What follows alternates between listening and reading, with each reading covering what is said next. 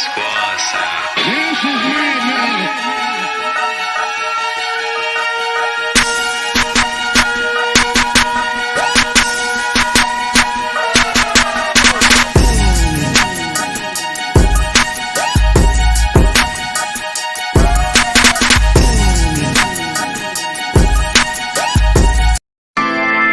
This is my passion. This is what I love to do. But some days, sometimes, I'm just like you, man. I hate this job. Damn, I hate this job. Damn, I hate this job. Damn, I hate my job. Damn, I hate this job. I'm just like you. Damn, I hate this job. Man, I hate this job. Man, I hate my job. From a good dream I wake, sun rays on my face, planning out my day, hoping this ain't the one that I catch a case. I feel so good, I feel so straight. My manager keep calling me saying, hurry up, you late. Hurry up, you late. Off. Y'all, man, I hate this job. Man, I hate this job. Been trying to play it cool, but it's hard to play it off. I've been hanging on to this bullshit, cause my car still ain't paid off. I know I'm on my way up, my boy just got laid off, so y'all, man, I hate this job. Man, I hate this job. These hoes here so ratchet, these niggas here so sneaky. Y'all don't even really pay enough for y'all to only pay bi-weekly. I'm trying to double up my cash, take this job, shove it up your ass. Yo, man, I hate this job. Sometimes I wanna say, walk in and slap my boss. This shit is getting hard. Damn, I hate this job. Gotta make it out of this struggle, bruh. And I don't really mean to take it out on you. You just a customer, but damn, I hate this job. Damn, I hate my job. Damn, I hate this job. Damn, I hate my job. Damn, I hate this job. Damn, I hate this job. Damn, I hate my job. Damn, I hate this job. We're the reason why your stockholders always stay afloat. Yet I'm asking, are they hiring? Like everywhere I go, schedule will say 9, but I think it's fine if I clock in at 9:04. I work 40 hours a week plus overtime just to be bro. So y'all, man, I hate this job. Hate that I applied. So much has transpired since the day that I was high. Told me I could advance, but you were telling me lies. Gotta give your notice before I quit, but you don't say shit right before I'm fired. Damn, man, I hate this job. Sometimes I wanna say, walk in and slap my boss. This shit is getting hard. Damn, I hate this job. Gotta make it out of this struggle, bruh. And I don't really mean to take it out on you. You just a customer, but damn, I hate this job.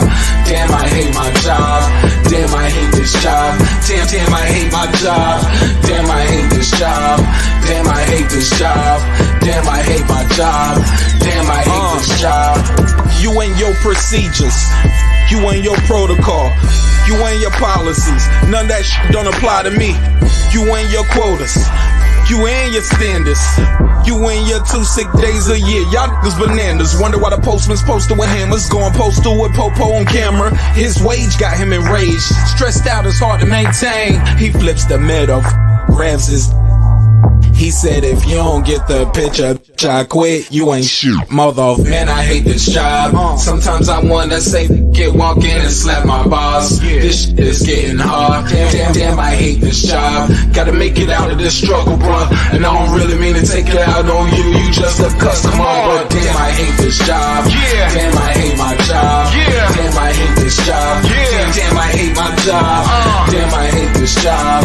Damn, I hate this job. Damn, I hate my job. Damn, I hate this job. Look, man, I hate this job. I put my pants on one leg at a time, just like you. I'm out here trying to take care of my family. Damn, I hate this job. It's not always glamorous, for real, but I do what I gotta do for me and mine, you know? Damn, I hate this job. Damn, I hate my job.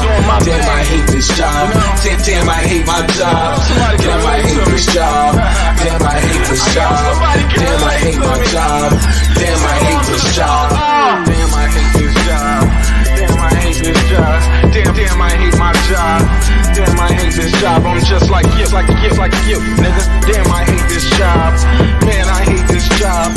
Man, I hate my job.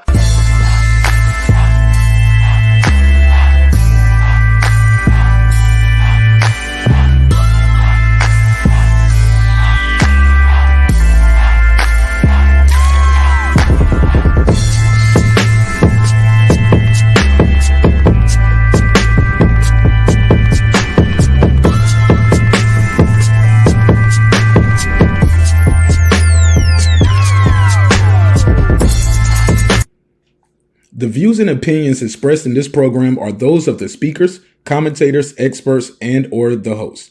They do not explicitly nor necessarily reflect nor represent the channel's policy or the views held by the channel or broadcaster. The broadcaster or its channel cannot be held accountable for all or any views expressed during the program. Basically, if I didn't say it, don't come for me. You come for the person who said it. And please don't sue me for somebody else's words. With that said, let's start the show, motherfucker. This that squad sound. This is madness.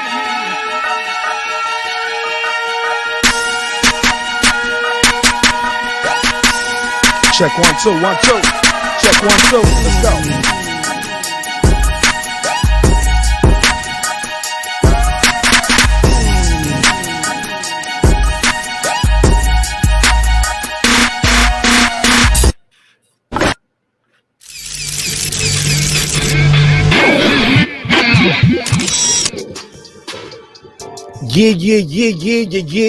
Yeah. What up, though? What's popping? What's happening? Yes, you rocking with the best. He is I am he. Welcome back home to everybody in the neighborhood to another great episode of Breaking the Beats. You already know what we're going to do. We're going to break down the business, entertainment, art, technology, sports, and anything else you and I feel like talking about. But I hope y'all don't want to talk about too much other than boxing tonight, because that's what we got on the docket. Got a lot to unpack. We got a lot to unpack. Let me make sure I got this link shared out. Shout out to everybody who's here early. I'm going to go through, do a quick roll call while I'm blasting the link out. Y'all go down, put your area code up. Let me know what side of the earth you are roaming the turf. Want to know where y'all from, man.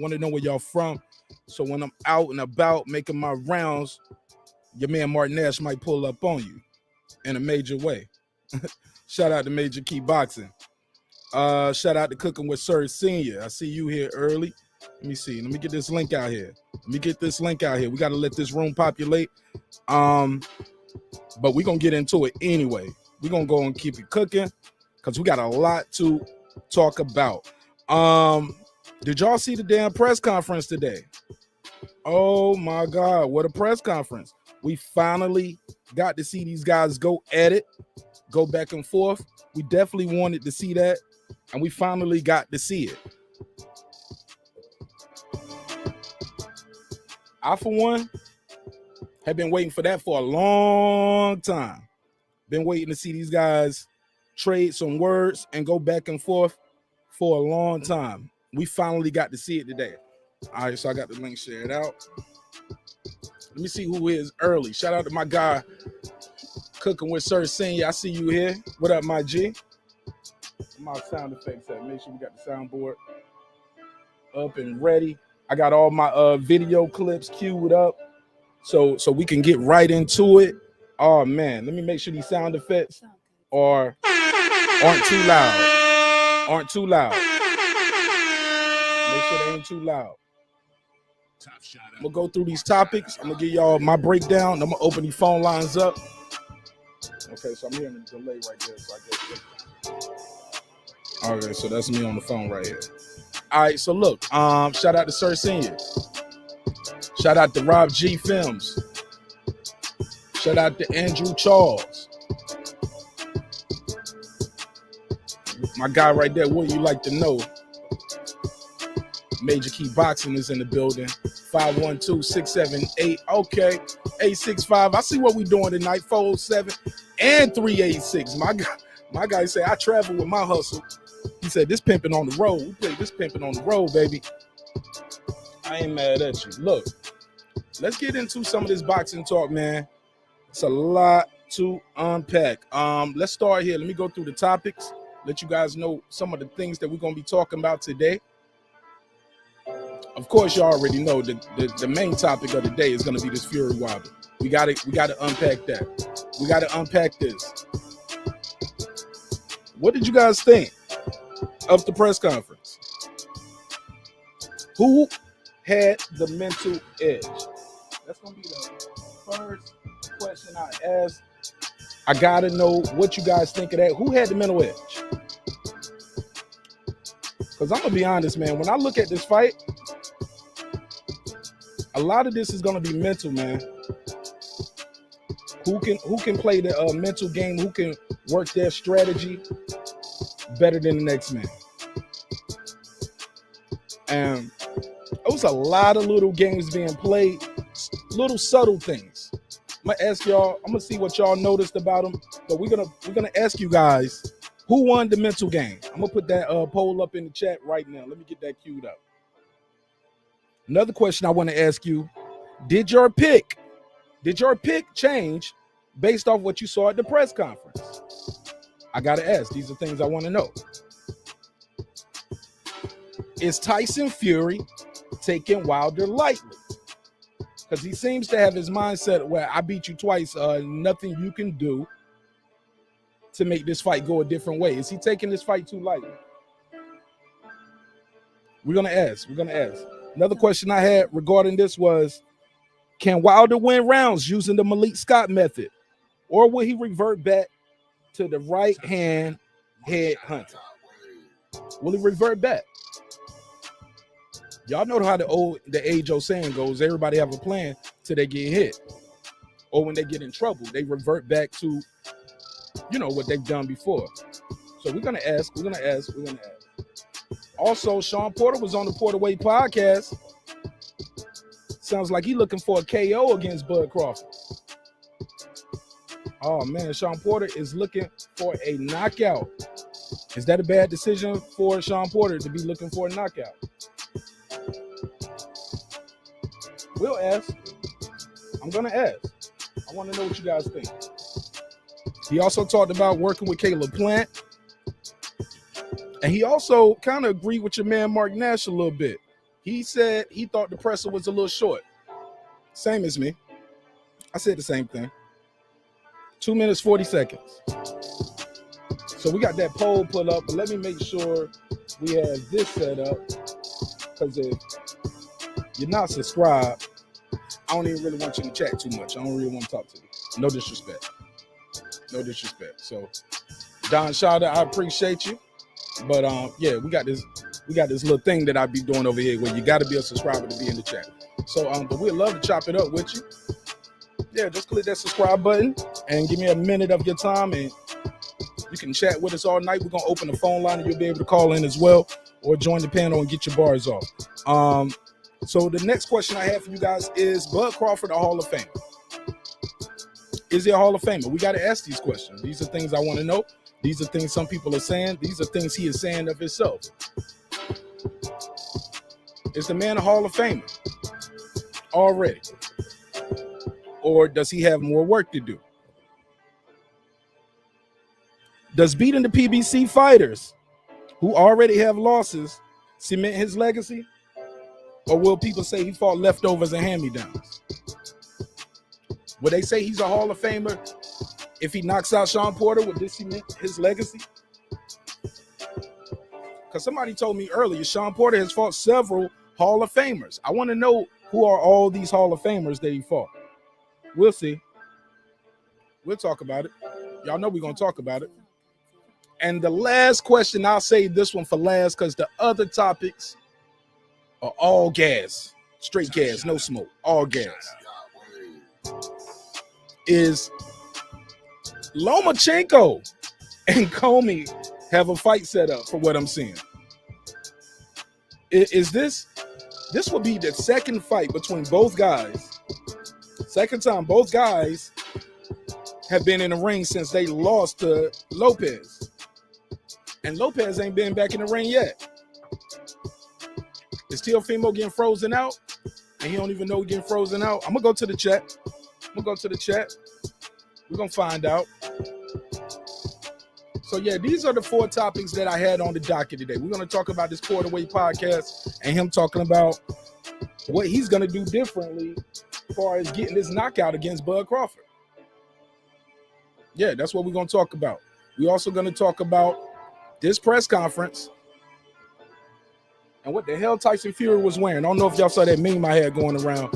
Tyson Fury looked like a bowl of Fruity Pebbles. I'll put the picture up. Y'all know I put the picture up. So with that said, man, we're going to discuss all of these things and more.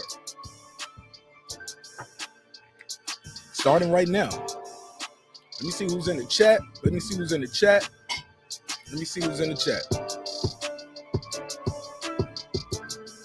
My guy Derek Lincoln is here. Transcendent Sports just pulled up. Let me put them on the screen. Let me put these guys on the screen, man. It's the homies right here. Yeah, man, we about to get into some good Bison talk. Shout out to Don Shata. The Shata. Top Shotter. Mark Shotter produced this beat that y'all hearing in the background. Yeah, I make beats, but this one right here is off the album Edith.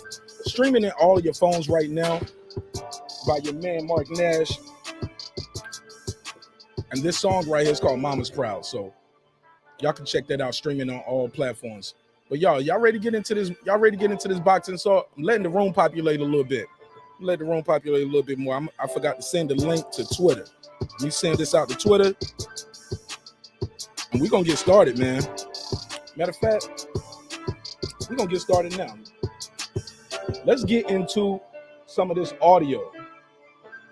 Some of this audio that you heard from Tyson Fury and Wilder. See, I was glad that they finally addressed the shit because I've never seen him actually talk to Fury face to face and they talk about what transpired that night.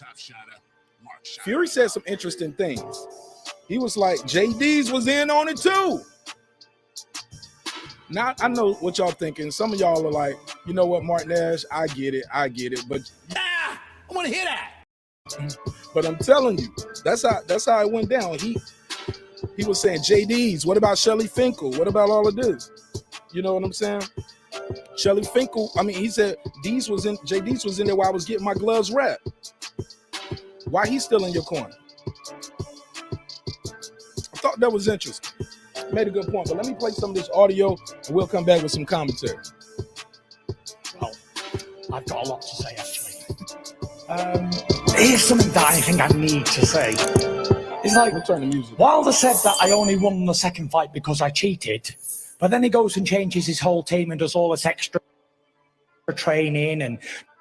Y'all let me know how the audio sounds. I've got a lot to say, actually. Here's something that I think I need to say.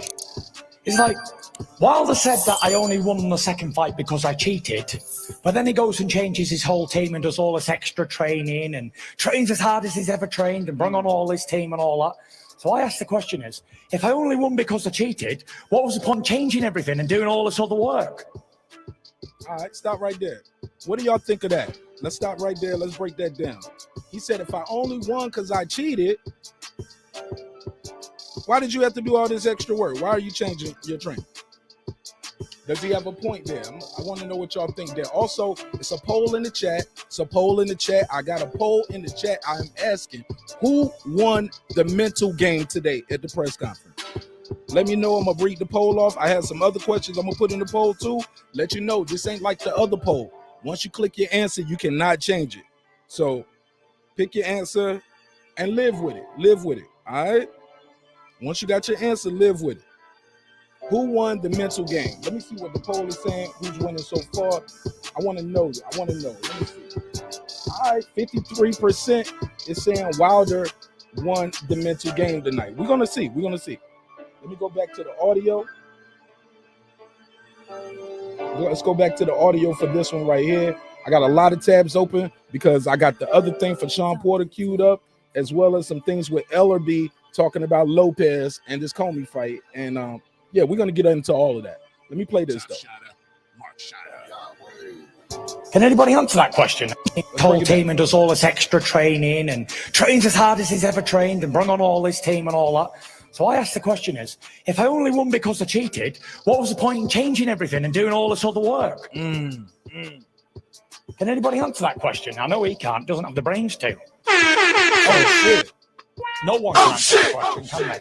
Talking big shit. The fact that I'm egg in your face, bitch, is the word. Oh, shit. That's what he said. And here's another one. He says he wants to do bad things to me and hurt me and do all this malice feelings and he's got anger and aggression. Well, for those who hold a hot coal with the intentions of throwing it at somebody, guess what? They're the ones who's going to get burnt. Ooh. Okay. Oh shit! Okay, Tyson Fury did a little philosophy right there. I like that metaphor. But here's the thing, man. I want to rewind that back a little bit. 'Cause I want y'all to hear what he said. Because right before he said that, he said something I thought was key. Let's run it back. Says he wants to do bad things to me and hurt me and do all this malice feelings, and he's got anger and aggression. Stop. Tyson Fury. Stop trying to get some sympathy, bro. It's a fight, man. It's a fight, bro. It's a fight. He shouldn't be in there saying, hey, he's my brother and I love him, man. Y'all about to go into the ring for the third time. It ain't no love, bro. Tyson Fury got to chill with that, trying to get some sympathy. Ain't nobody about to feel no sympathy for you, man. Okay? You talked about busting his eardrum, giving him a concussion. You're going to retire from boxing. You want to take money out of his family, like from his family. Like, bro, if by you saying you want to beat me in a boxing match, yeah, I do want to hurt you. This is my livelihood. I'm speaking from Deontay Wilder's point of view, of course, right? I don't have no problem with the trash talk. In fact, I believe many of us fans wanted more of the trash talking. We wanted more of this, right? Okay, let's keep it going. Because I'm all for this, man. I'm going to let y'all know this shit was exciting for me because they finally get heated. I'm going to play that part too. Let's keep it moving, though. Let's keep it moving. Shout out to everybody pulling up. My guy, Ron Finkley. XO, you already know how we go. Darren Lincoln, what you thinking, my GTSC? You know me. Let's keep it popping. Anders D, what up, homie? Welcome home. Welcome back to the neighborhood. Let's keep this shit popping. Well, for those who hold a hot coal with the intentions of throwing it at somebody, guess what? They're the ones who's going to get burnt. I like that. I don't want to hurt Deontay Wilder. I just want to beat him in a fight. And he knows what he's... But by beating him in a fight, you want to knock him out, right? You don't get paid for overtime. You don't want to just jab and hold all night. You want to... Bro, you about to punch this man in the face and in the torso. Possibly the back of the head, too. Who knows? It ain't no love. It ain't no love, bro. And it's okay if it ain't no love. But we ain't going to be up here trying to say, oh, man, he want to hurt me. He want to hurt me.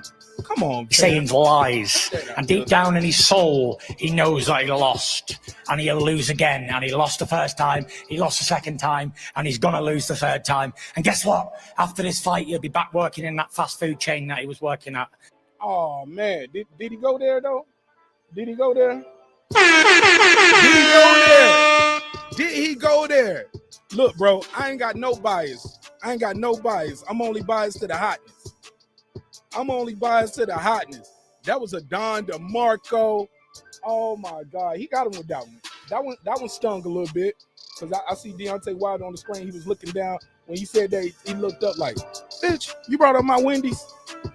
Third time, and guess what? After this fight, he'll be back working in that fast food chain that he was working at earlier on in his career. Damn, because that's the only place he's going to be welcome. Retirement for him. Retirement, Dosser. Okay, now he got to rise out of Wilder with that one because now Wilder gets right into it, and I love it. I fucking love it. Let's keep it going. Because that's the only place he's going to be welcome. Retirement for him. Retirement, Dosser. Retirement, Dosser. The answer to your question is why you changed for the first and second. Well, that ain't the answer to the question. That's another question. So that's not an answer. If I only won because I cheated, why do all this extra training? Because obviously you can beat me with the old training you was doing as long as I didn't cheat. Oh shit! You got to ask yourself the question. If I've done all this cheating, nervous energy. Yeah, then why has he not prepared himself? He hasn't done any extra steps at all to stop me from cheating again. Why you explain yourself? Okay, now I took a problem with that. Let me rewind a little bit, but I took a problem with he said, you haven't done any extra steps to stop me from cheating again if you thought I cheated. Tough shot. I hope not. I hope not. I hope not. If you're saying this man cheated, some things have to change. Maybe it starts with having the better person in the room to watch the gloves. So maybe that is one of the things. I'm gonna go back to the chat, but let's keep this moving. Let's keep this moving. I see the chat is lit, and I see the room is starting to populate. Shout out to everybody who pulling up. After we do this, I'm gonna open the phone lines up. I just want to get through this. It's about 4 or 5 minutes left of this, so I try not to pause it too much. But come on, man, this is entertainment. Let's go. For the first and second. We got time today, baby. No, that ain't the answer to. Tyson Fury didn't like that. He said, "Why did you change your coaches and your trainers 2 times? You know what I'm saying? You changed them twice. All right, so let's Retirement for him. It's easy to Retirement answer your dosser. question. Retirement dosser. The answer to your question is why you changed for the first and second. No, that ain't the answer to the question. That's another question. Got him. So that's not an answer. If I only won because I cheated, why do all this extra training? Got Because him. obviously you can beat me with the old training I was doing as long as I didn't So cheat. ask yourself that question. You got to ask yourself the question. If I've Oh, done all this shit. I see cheating, nervous energy. yeah, then why has he not prepared himself? He hasn't done any extra steps at all to stop me from cheating again. Why you explain yourself? Talk your I'm shit. not explaining myself. I'm asking you the question. You haven't denied any What have you allegations done to this point. I don't need to deny it because it's You know true. what I'm saying? You it's all haven't true. denied any I had knuckle allegations. dufters on. I had a You don't turbo even jets on want, me you don't feet. even want certain media in here to get. Oh shit! Oh my! Do y'all hear? It's getting heated. I don't look. Are y'all hearing what I'm hearing? Let me run it back a little bit. Run it back a little bit. Why you Because changed? obviously, Why you changed the first obviously and you second? can beat Why me you with the changed old first and training you was doing. second? The question. And second. Because he got a point. If you thought you won the first fight, Tyson Fury, why did you change your trainer? Tyson Fury never answers that. Retirement dosser. The answer to your question is why you changed for the first and second. No, that ain't the answer to the question. That's another question. So that's not an answer. If I only won because I cheated, why do all this extra training? Why you Because changed- obviously, why you changed the first and you can second? beat Why me you with the changed the old first and training you was second? doing as long as I didn't So cheat. ask yourself that question. Ask yourself that question. Ask yourself that question. That was I mean, that's a good one right there, right? Tough shot. Can we get a Don DeMarco for that? Don DeMarco. Fuck a Don DeMarco. We doing a Mark Nash. Hell yeah. And shout out to everybody who's pulling up as the room populating. As the room populates, I appreciate your time. I appreciate your energy. Please believe it. We are going to open the phone lines up and we're going to drop the link as well so you can get your bars off, spit your game, talk your shit. And let's talk about boxing. So let's keep this going. But please, please, please smash the like button on the way in the room, whether you for Wilder or Fury. And we got a poll in the chat. So please check the poll out. All right, so let's keep it moving. Y'all got to hear this. Y'all got to hear this. You got to ask yourself the question. If I've done all this cheating, I see nervous energy. Yeah, then why has he not prepared himself? He hasn't done any extra steps at all to stop me from cheating again. Why you explain yourself? I'm not explaining myself. I'm asking you the question. You haven't denied any What have you allegations done to this point. I don't need to deny it because it's You true. know what I'm saying? You it's haven't all true. denied any I had knuckle allegations. dufters on. I had a You don't turbo even jets on want, me you don't feet. even want certain media in here to give All you the of it. tough question. All You of have it. nobody. He said you don't want certain media in here to give you tough questions. Is that true? I don't know if that's true or not, but he is the champion. He is the A-side. Fair enough, right? What you will hear on other broadcasts, you will hear people calling him a cheater. The crowd and the media in the room are calling him a cheater at certain times. He took umbrage to that. Tyson Fury was standing up the entire presser. He was asked several times to have a seat by the young lady. He said, fuck that, I'm standing up. He said, I've been sitting down too long. I don't know if that's a metaphor or not. I'll let you decide. But Tyson Fury looked like he might be back on that gypsy dust. I don't know. I'm just taking guesses. I don't know. Maybe, allegedly. I don't know. I don't even know what gypsy dust is. Let's get it going. Let's keep it going. To give you the tough questions. And there's nobody in here that feel can ask me? me a tough question. So when it's like you're in that- denial and you're getting knocked out. Let's make it And happen. then you're going to retire. You retire. can't- you don't know nothing about Do knocking no yourself one a out. favor. You don't have and knockout retire. power. Your legacy's in bits. Even in my all the worst, excuses, even in my worst even all the time, excuses, you you've been still destroyed. hit like a bitch. I didn't no feel one's nothing. even believed you. I didn't They're feel all anything. laughing You were at you like wondering a why I little kept getting piece of up shit and what getting you up. really are. Because I didn't Everybody's laughing at feel you. nothing. You have no power. Million You're not excuses. a knockout artist. Well, I am knocked a you out, knockout didn't I, artist. Dosser? Nah, I Yeah. went out on. Oh shit! He was like, "You ain't got no power." He said, "Well, I knocked you out, Dosser." Oh, yo, I love this shit. This is why we watch boxing right here, yo. Because after all this shit talking, these guys got to get in the ring. And in the words of Don King, they got to back it up. That's what he told Berman Stavern. When he said, "I'm gonna kill you, motherfucker. I'm gonna kill you." Remember he said that to Wilder? Don King said, "Now, Berman, now you got to go in there and back all that up now. Because you know I leave with the winner." Everybody know Don King leaves with the winner. Yeah, we're going to keep this moving. Let's keep it moving. Let's keep it moving. On my feet. That's a I knockout. had a disloyal You got trainer to knocked throw the out, towel Dosser. in. Dosser. And guess what? When someone Knocked throw out. the towel in after the boss tell them not to do, the employee get fired. Yeah, but you said I had Termination. knuckle dusters on. JD is in the room while I had the fucking gloves on. That don't Why matter. didn't you say something then? Hey, Good question. Good question. He said JD's was in the room when I had the gloves on. Why he ain't say nothing? Why he ain't say nothing? We had some callers on our Monday show, and when they saw JD's in the corner, they was like, "Oh, I want to hear that. they did not like seeing JD's in the corner." Some of my callers, they were upset. They said JD's was in the room. So anything other than talking about JD's being in that room, oh yeah, man, we gotta. Oh yeah. So Wilder's gonna address that briefly, and they're gonna keep going back and forth. He's in on it don't too. worry about him. He's in on it. Don't worry about him. Is JD's in on it? Is he in on it? I handle I'm my in team behind like you. I handle my Shelly team. Finkel, he's in You on it handle too. yours like you handle yours. You're a weak man. You get knocked out. Thank you. End of. Thank you. I'm the only one that defended my title 10 times. I don't need to. I history don't as need to defend 6. titles. How many times That's have you? Stop. What you mean? Hold up. Hold up. Hold up. Hold up. Hold up. Tyson Fury. Tyson Fury. Tyson Fury. Fuck you mean you don't have to defend your title?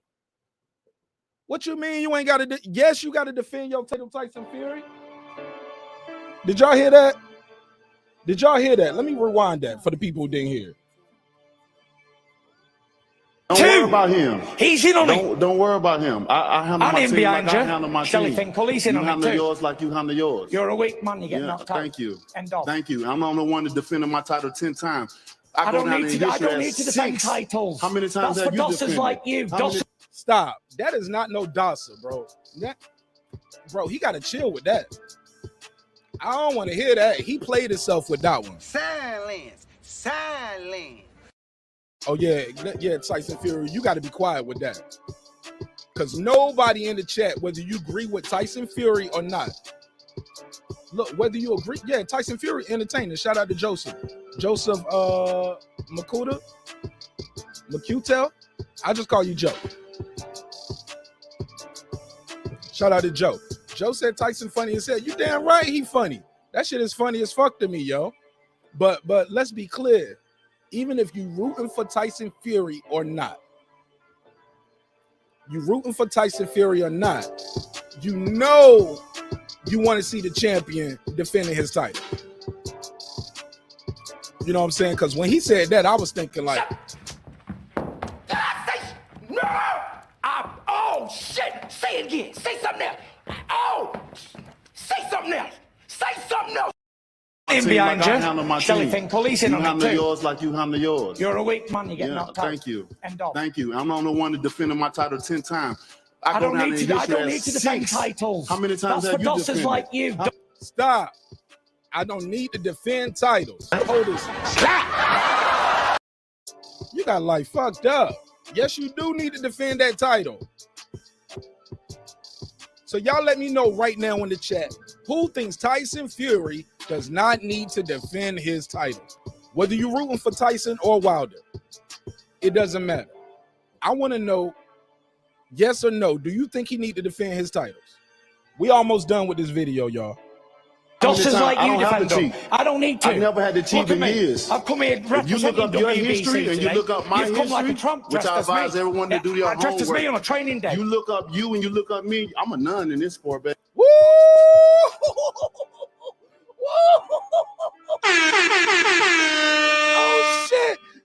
shit. Oh shit! Oh shit! He said, when you look me up and look you up. Hold up, man. Hold up. Let me play it again. Let me play it again. He said, when you look me up and look you up, I'm a nun in this shit. Entitled. How many times That's have for you doctors defended? like you. How many Doctors times? like I you don't have defend to them. cheat. I don't need to. I've never had to cheat Look at in me. years. I've come here If you representing look up your WBC history and you today. look up my You've come like a history, Trump which dressed. Okay, now see what you can't hear if you listen closely, Tyson Fury said, "Hey, I came up here wearing the WBC suit, which looks like Fruity Pebbles, by the way. What my picture? Let me make sure I load my picture up." He said, "I'm wearing the WBC suit. You come in here wearing Trump colors, looking like," he said something like looking like me wearing Trump colors. Let me play that again. I don't want to misquote him. What'd he say? Entitled. How many times That's have for you doctors defended? like you. How many Doctors times? like I you don't have defend to them. cheat. I don't need to. I've never had to cheat Look at in me. years. I've come here If you representing look up your WBC history and you today. look up my You've come like a history, Trump which dressed I as me. advise everyone to do their Dressed as me homework. on a training day. You look up you and you look up me. I'm a nun in this sport, baby. You ain't I don't nothing. have to cheat. You will only. He got him with that one. Like, we've never heard Deontay Wilder's name mixed up in any shenanigans. I believe he had an issue one time where I believe might have been some weed in the truck at best, but no enhancement drugs, no boar meat, no manipulation of gloves with the Christian hammer, none of these shape-shifting gloves that we talk about now. Whether you think he cheated or not, that ain't what we here for. We talking about this press conference. Whether you think he cheated or not, Tyson Fury is distracting right here. He's negating. He can't sit still. He's literally pacing back and forth. Been in my title 10 times. He literally just said, "I do not have to defend my title." And then right after that, he said, "I ain't never took no shots in my ass." Pause. That's what Wilder said. And he said, "I'm a nun in this shit compared to you. I'm a saint."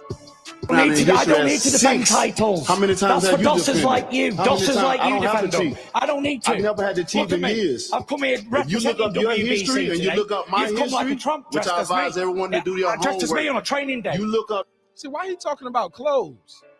Reminds me with Jermaine Dupri and Diddy start talking about money. You and you look up me. I'm a nun in this sport, baby.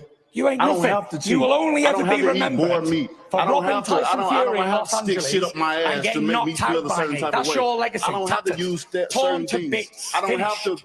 to manipulate my gloves. I don't have to do You those do. things. You have to do it So all. at You night- have to do it all. So at night when because I you look into are the a mirror, loser. at And night you're when I being look into trained the by a mirror, I loser. know I'm a So that real makes two king, a real losers. champion. And you're going to get knocked You out feel on me? Saturday night. I don't- No problem. I don't feel you because you're a And if I lying don't little step another gossip, glove up in insecure my life, I'm piece of good. shit. That's and you the get knocked difference the fuck between out, me and you. bitch. I don't have to fight another day in my life.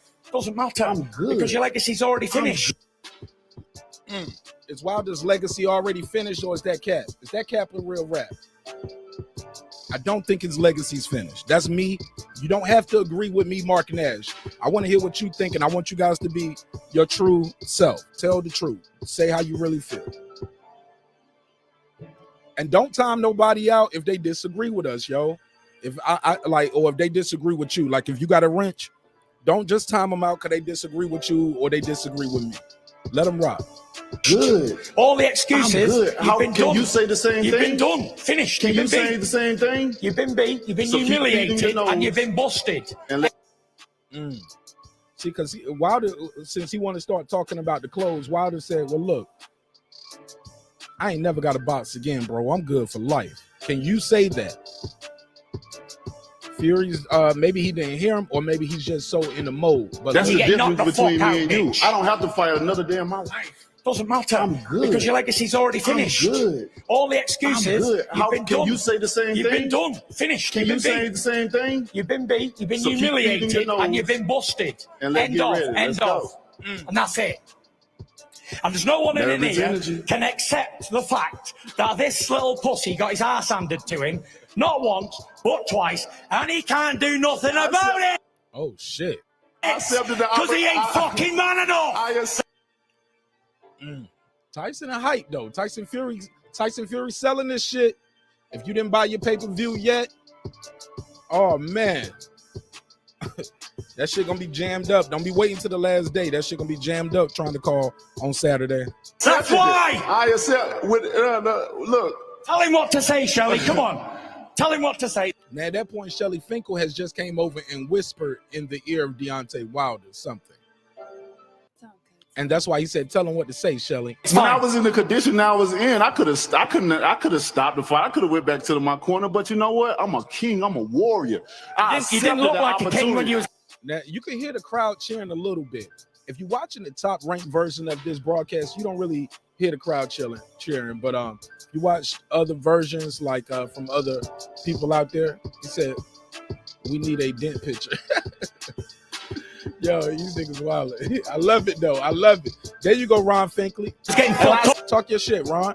Ron Finkley. He's rooting for Fury, and he's a black guy, so you can't say he's racist, right? He's a black guy. And he's rooting for Fury. I accepted what I was going through to still fight you. Yeah, you look like a dosser. You didn't look like a king. It. And you still couldn't knock me out. You still couldn't like do a dosser. But guess what? If you look like a dosser and I look like the king. And you was in the situation when I you was in that corner getting your head punched in, your trainer JD, someone please he done everything for Mark Breland. And right then it looked like Wilder started really having fun with it. So that's just a little clip of that press conference. Like I said, man, I didn't go through the whole thing. Let me get back in uniform. Let me get back in uniform for you. But I didn't play the whole version of it. Just wanted to play that clip and ask you guys, like I asked in the chat, we got a poll going on in the chat. Who won the mental game? Who won the mental edge? He said, that's not man enough, but you scared. Okay, shout out to Sir Senior. Let me go here. Joe said, fun fact, Tyson Fury broke both Wilder's and his trainer Malik Scott's eardrums. Okay. The Boxing Lounge said, Wilder won the mental game.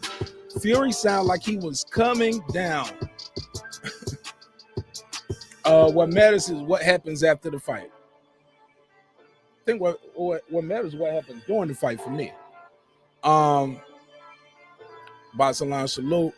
You see what Transcendent Sports said. Transcendent Sports said, all warfare based on deception. What did he say right there? Put my banner up. He said, all warfare is based on deception. If your opponent is the choleric temper, seek to irritate him, pretend to be weak, that he may be. Oh, my damn glasses. There we go. Put my damn glasses on, champ. There we go. Look like it's right here now. He said, pretend to be weak, that he may grow arrogant. The art of war. Thank you. Thank you. I like that. All right. Shout out to the OG, Mr. Terrence Bailey Sr. He said, salute Mark. Wilder was a Jedi Knight on stage. He triggered Fury's crack G. Oh, shit. What the drop is? Yeah, y'all let me know if those drops too loud, too. I can turn it down if it's too loud. But with that said, let me open the phone line up. I want to get y'all take on this. Do I got one more clip? I think I got one more clip from this presser. You know what? We'll come back to it. Let me get y'all, I'm going to open the phone line up. 678-381-1938. 678-381-1938. Call in. Give me your take on the press conference. Who do you think had the mental edge? Who you think won that battle, that first battle right here? Because, you know, the weigh-in is like another battle, another chess match that's going on where guys are looking for little slight competitive edges. And I'm here for it. 678-381-1938. 678-381-1938. Absolutely. We go through the chat. I know I missed a lot of them, so I'm gonna go backwards while I'm waiting for the next call, and I'll address some of this. Okay. All right, so he said it was gems all in the pressure. Shout out to Ron Finkel. He said a live crowd would have been wild. It would have. I don't know why they didn't choose to do that. I don't know why they didn't choose to do that. I really think it would have helped. I'm gonna close this poll out, and I'm gonna ask you guys the next one. It looks like it's 60-40 Wilder for people who saying who won the mental edge. The next question I'm gonna ask you guys is, did your pick change based on what you saw at the presser? All right. So did your pick change based off who you saw at the presser? And that poll is up right now. Y'all let me know what y'all think. All right. He said Wilder argues like a child. He's a dummy. Just saying. Dumb crap. He didn't say nothing for a long time, actually. He was there quiet. Top shotter. And yeah, it kind of got a little crazy, but it's all good. 915, you on the line. What's your name and where you calling from? What's going on, Mark? It's Terrence. Hey, Mr. Bailey, Senior, how you doing, sir? I'm good, man. Good to hear your voice. Hey, Talk look, to man, me, man. Say again? I said it's good to hear your voice, my brother. Talk to me. How you feel? Man, I'm good, man. Hey, look, that whole thing that happened today, man. Look, all of it was entertaining as hell, man. I definitely appreciated how Wilder, you know what I'm saying, he kept his composure when he said silence was golden, and he kept his silence. But then when it was time for him to speak, he made old boy look like a fool. You know what I'm saying? So I guess we all could take a page out of the brother's playbook. You know what I'm saying? When you're quiet and you sit back and you watch and you listen, you know what I'm saying, you absorb, you take in more. And that's what the brother did. He observed and he took in more. So when Fury started talking that dumb stuff, man, you know what I'm saying, Wilder basically pulled like a Jedi Knight trick on him. You know what I'm saying? Everything that Fury was trying to do, trying to get a rise out of D turned all that right back on him. It wasn't Wilder that walked out of the presser, you know what I'm saying, upset and pissed off. It was Fury. Fury walked out depressed and dejected and upset and whatnot. Yeah, I heard some of the press was booing him. The media was booing him. Fury was getting booed. You know what I'm saying? So we'll see what happens in the actual stadium, in the actual venue, because 443, call right back. I'm after Terrence finish. I only can talk to one person at one time, so I'll just call right back. 443. Go ahead, Mr. Bailey. Yeah, we can't say that the race soldiers aren't going to show up at the venue like they did last time. You know what I'm saying? They spit it. You know what I'm saying? They spit on D. They threw stuff at him and all kinds of stuff or whatnot. But Bob Arum is already complaining, saying that the interview was skewed towards Wilder because it's Fox. Hey, turnabout is fair play though. Turnabout is fair play because it was a complete opposite in the last fight. They brought Harold Lemon's racist ass out there. The last great black fighter from the South. Maybe approved him. Maybe he's out of touch. Maybe Harold's a little out of touch. He is super old. Respect, with all respect. He's been out of touch since they hired him. That dude. Okay, look, I tell you what. Back in the day, we was looking to get rid of her. We was looking forward to Harold Letterman hanging it up and firing him, and we was looking for what's the white boy? The white boy be on ESPN with Stephen A. Max Kellerman. Yeah, this is when Max Kellerman first came on the scene. And when Max Kellerman was trying to get in, we was like, yo, this dude's a breath of fresh air. Yo, this dude telling like it is. This dude is on one. But then once he became a corporate man, he went downhill. For sure. You know what I'm saying? I know exactly what you're saying. But before he got that, you know what I'm saying, that major contract, we was like, okay, get rid of Letterman and not Letterman, Merchant, Harold Merchant. Get rid of Merchant and Larry Merchant. Yeah. Man, look, they all look alike. Anyway, But Get look, rid of man. that dude. But look, Mr. Bailey, I got the phone lines are lit up, man. I got other people trying to Yeah. call in. All right, bro. I'm out. But yeah, I'm out. you're more than welcome to call back, though. All right, Anytime, peace. my brother. Appreciate it, man. Sorry, man. My man said they all. I can't even repeat that. Hey, look, 678-381-1938. 678-381-1938. Trying to get your opinion on the Wilder. 443, you on the MIC. What's your name and where you calling from? Bless up yourself there, Mark. Man, how you be, man? I'm blessed, my brother. Happy to be here. What's up? Troy Graham. Absolutely. I already know. Troy Grizzy. Always stay busy. Okay. What up, bro? And just for the record, Harold Letterman died in 2019. So I don't know how he was there at any press conference. So, just to let everybody know that. And you know what? I always want to ask this question when it comes to Wilder and race and all that. The first half of his career, you never heard any race business with him. When he was a Golden Boy, when he was up and coming, he was a Golden Boy. When he won the championship, when did all this black and white business start with him? Because he was a happy country guy and all that. When did he become the king of black people and a super black man? Because he wasn't that when he first started. So when did all this back and forth with him and black and white folks start? I'm just curious. Can anybody tell me? Good question. Maybe the next caller will call in and tell me. Go ahead.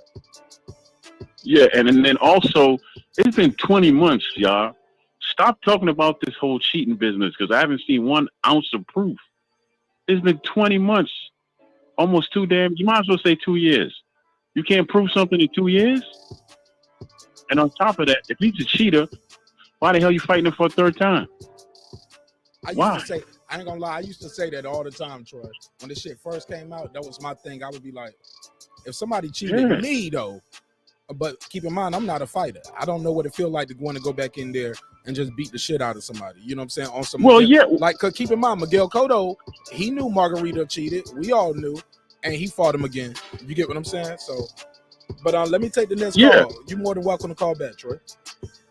All right, man. My brother, thanks. 305, you on the line. What's your name and where you calling from? What's going on, Mark? It's me, Don Shada. First of all, hey, what's up, Shada? Official gallery real quick. Speak up a little bit for me. I'm sorry, man. I'm just tired, man. It's getting close to fight with you. Know what I'm saying? Yeah, you got it on speakerphone or something? Take it off speakerphone and just put it right to your ear, maybe. Yeah, I'm sorry. Hang on 1 second. Let me get my AirPods. Yeah, take your time, man. We appreciate you calling in. Okay. No problem, Pete.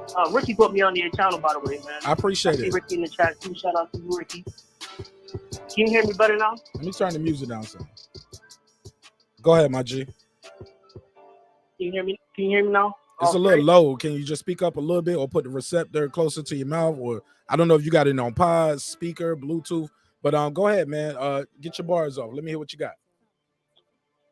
I'm gonna make this short and simple, man. Tyson Fury is a fucking cheater. You're an idiot if you didn't look at the official gallery.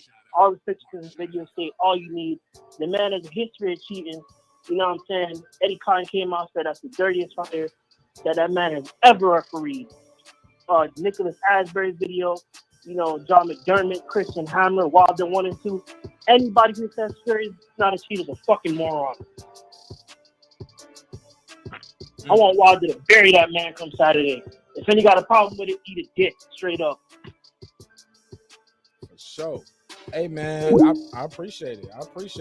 He's passionate. He's super passionate. I love the passion. 678-381-1938, 678-381-1938. Love to hear your voice about these opinions. I want you to voice your opinion, should I say. So I'm going to go back through reading some more of the chats and before I close this one out, because we got other dope topics that I want to get into. I want to spend about an hour on each topic. You know what I'm saying? But this one's going to be definitely a little longer than an hour. I know the Loma and that last one, I spent about 30 on that and closed it out, but definitely want to give you guys about an hour of each of these topics. So this one might be an hour and a half. Go ahead, D-Ray. You got the floor.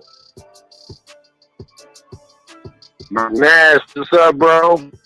Hey, man, I'm out here trying to be great, man. The show's growing every day. How you feel? Hey, keep doing your thing, bro. Keep doing your thing. Hey, great content by you today, man. I want to thank you and appreciate it, bro. It's what we need. For sure. I appreciate it. Hey, give me your take on the topic on the docket right now. First one on the docket, we're talking about Wilder, Fury, the press conference that went down today. It was major, was graphic. They finally got to talk to each other face to face in front of the world about the allegations. Who do you think won the mental edge in the press conference that you saw today? I think Bomb Squad won, on the mental edge for the fact of Fury didn't want to, really face those questions or accusations, as we call them, and today he had to face them. But I think that's the other thing, too, is if we do get the fair fight that we all demand, we have to leave that here and move forward to whatever happens in the third fight, bro, because I think it's going to be an all-time great one, with a series because it has the intrigue and, don't nobody know what happened and don't nobody really know what's going to happen, Okay.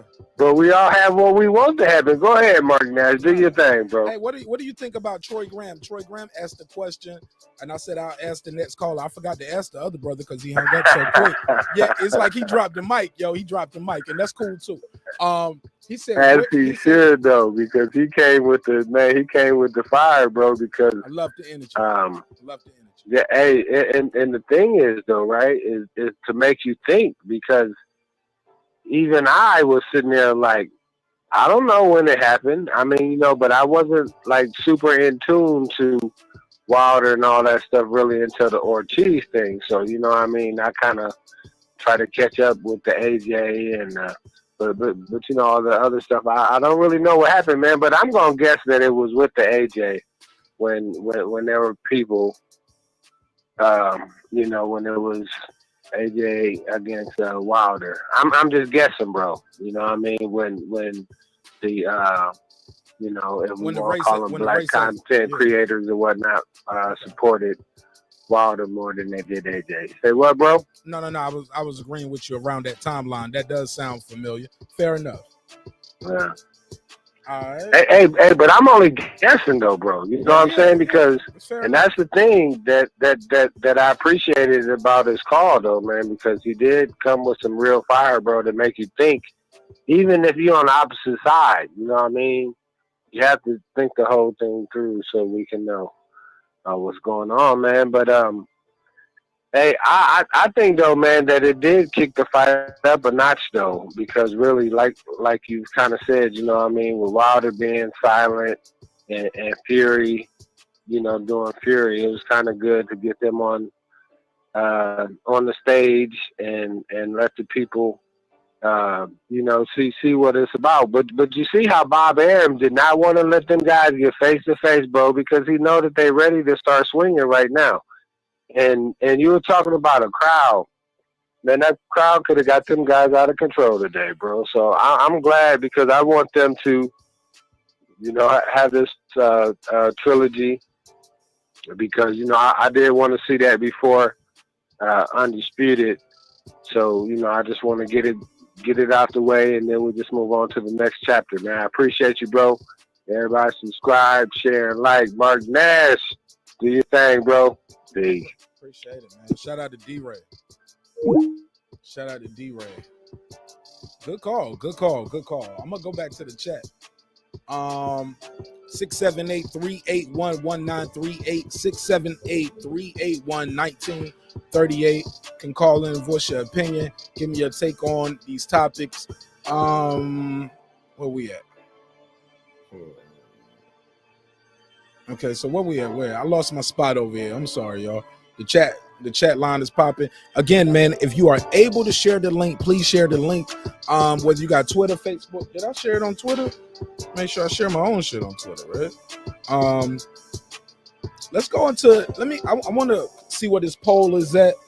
Got to check the poll while I'm sharing this to Twitter. Multitasking, man. Let me see what this poll is at. Okay, 97%. Okay, so nobody was feeling no kind of false bravado today. Everybody was like, yo, whoever I pick, I'm still with him. But I see 3% though out of 29 votes. So we got 41 people in here. We got a poll in the chat. I want to see, okay, and then we got 30 votes. Yeah, but I want to see you got 43 people in here. I want to see what you guys got. The poll is in the chat. And let me know what you guys are thinking when it comes to this topic. But it is a live call-in show, so I want you guys to utilize the phone line. That's why we pay for it. And definitely want to hear what you guys got to say. It's another topic on the docket, and I have another question in the poll. I see the poll number. Yo, it's not changing. Hey, look, it's crazy because people are still voting, but it's not changing. Okay, so you guys are pretty much locked in. You guys are pretty much locked in with who you picking for the most part. 97%. 607, you online. What's your name and where you calling from? I can't hear you, my brother. 607. I'm sorry. Hello? Hey, yeah, this Jerron again, bro. Hey, Jerron again. Yeah, what's up, bro? Jerron again. How you doing, Jerron again? No. Jerron. Remember I called the other night. I'm fucking with you, jeez. I'm fucking with you. I know. It's all Hey, look, Joe. Hey, Jerron, did you see that press conference today, bro? come on, man. You know I've seen it, man. Hold up. I'm a dude. What the hell was Tyson Fury wearing, bro? I don't get into that right there now. No, because he the clothes. No, look, he brought it up. The clothes. He brought it up. I ain't I don't get into that. I don't talk about people's clothes and stuff. I don't do that. Tyson Fury said my guy Deontay Wilder was up there looking like a Trump supporter, and he said I'm wearing the WBC suit. Look at me. Yeah, Tyson Fury, he's just a clown, man. That's how he rolls. You know, he's trying to bring entertainment, whatever. You know, but I'm going to tell you something. Wilder got up under his skin because he knows it's true. It's true. That's why he called Wilder a bitch when he talked at the end. See, not Wilder. Fury loves attention. Can't you tell? He loves attention. He loves it. That's what gets him going. Is the attention. He loves the attention. And he got pissed off because it's the truth. He know he cheated in that fight, man. It's facts. He wouldn't have got pissed off. You know what I'm saying? So he mad as a motherfucker. I think he had some nervous energy up there. I ain't saying he's scared because fighters, they fight. This is what they do. So I know they ain't scared. But Wilder did have to carry him to court to get the third fight too. Now that's right? crazy. Now that's crazy. Huh? I said, and that's crazy. Think about it. He didn't want to fight. He didn't really want to fight Wilder. He didn't want to fight Wilder, man. But come on now. And Saturday night, it's gonna be. I think while it lasts, it's gonna be good. But I see a devastating knockout, man. Wilder gonna knock him out. And I believe he's gonna knock him out with something that we least expect. Because everybody thinking it's gonna be the right hand, but Wilder got power in both hands. So you got to realize he got power in both hands. When he knocked Fury down in that first fight, right hand, left hook. Remember? Thank you. And that left hook was there all night. Look, that fight right there might have been one of the reasons I got into this YouTube boxing talk, because I was ruining the night for everybody because I was like, oh no, the first fight, and then when he dropped the first time, and I'm counting rounds. You get what I'm saying? And when he dropped him again, I said, oh man, he got to get him out of here. They was nah.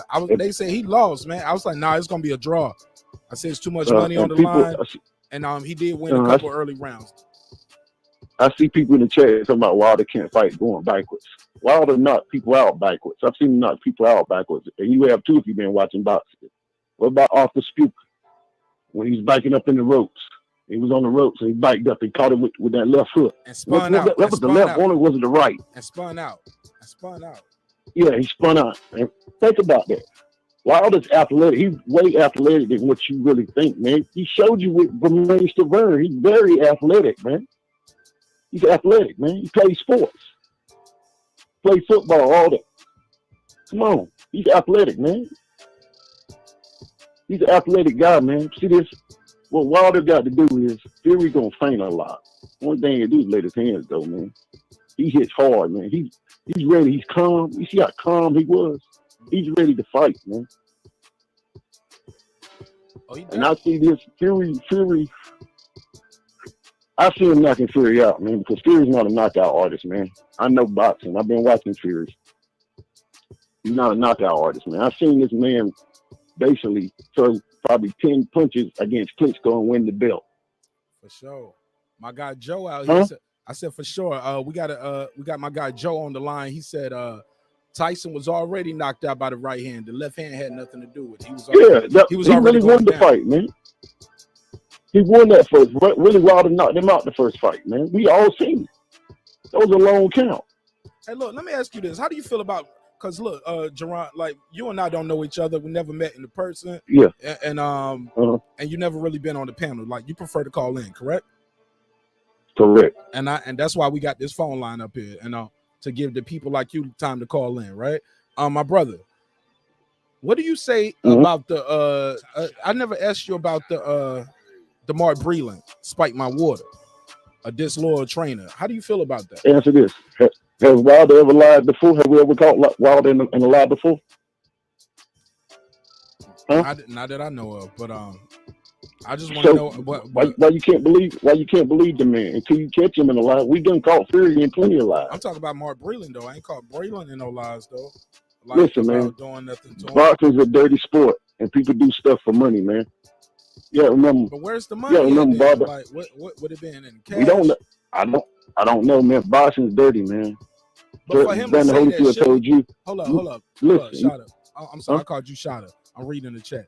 But Jerron, for him to say that, shouldn't he, in your mind, should he have some kind of physical evidence? And we got a poll in the chat.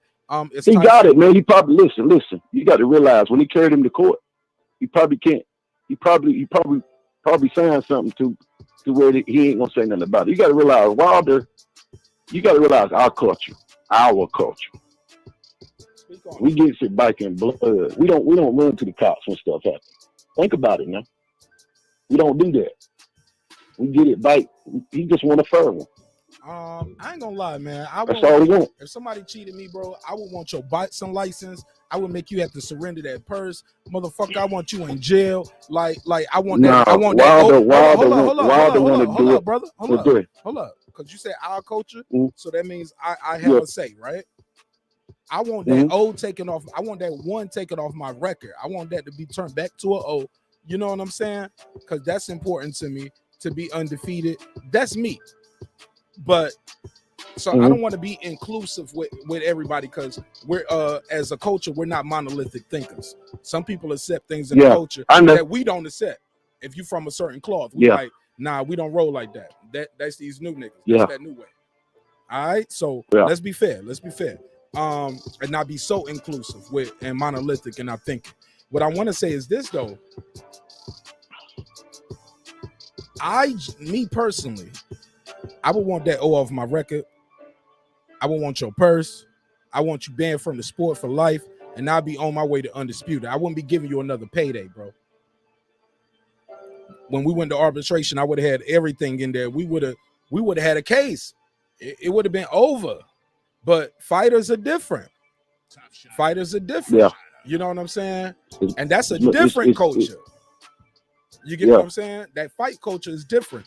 We know for a fact that Margarito cheated, but Mosley still wanted to. Cotto still wanted to fight him. Mosley still fought him that same night. Just take that concrete out the gloves, and I still go and whoop his ass tonight. Big fat. And a lot of fighters cheat. They just don't get caught, man. They, at the highest level, listen, at the highest level, a lot of fight is cheap, man. Boxing is a dirty sport. If you remember, Vander Holyfield told you when they told him he had the heart problem, he said he thought he was drugged in. Remember that? He just said it about a month ago. Yeah. The real deal Holyfield? Absolutely. Man, but he also had some allegations. I've been watching boxing. But brother, I've been watching boxing. To be fair, Holyfield did have some allegations. Huh? Holyfield had allegations of him not being on the up and even too. Allegations. Yeah, man, that's what I'm saying. Boxing is it's the dirtiest sport, man. The dirtiest sport, bro. Boxing is the dirtiest sport, man.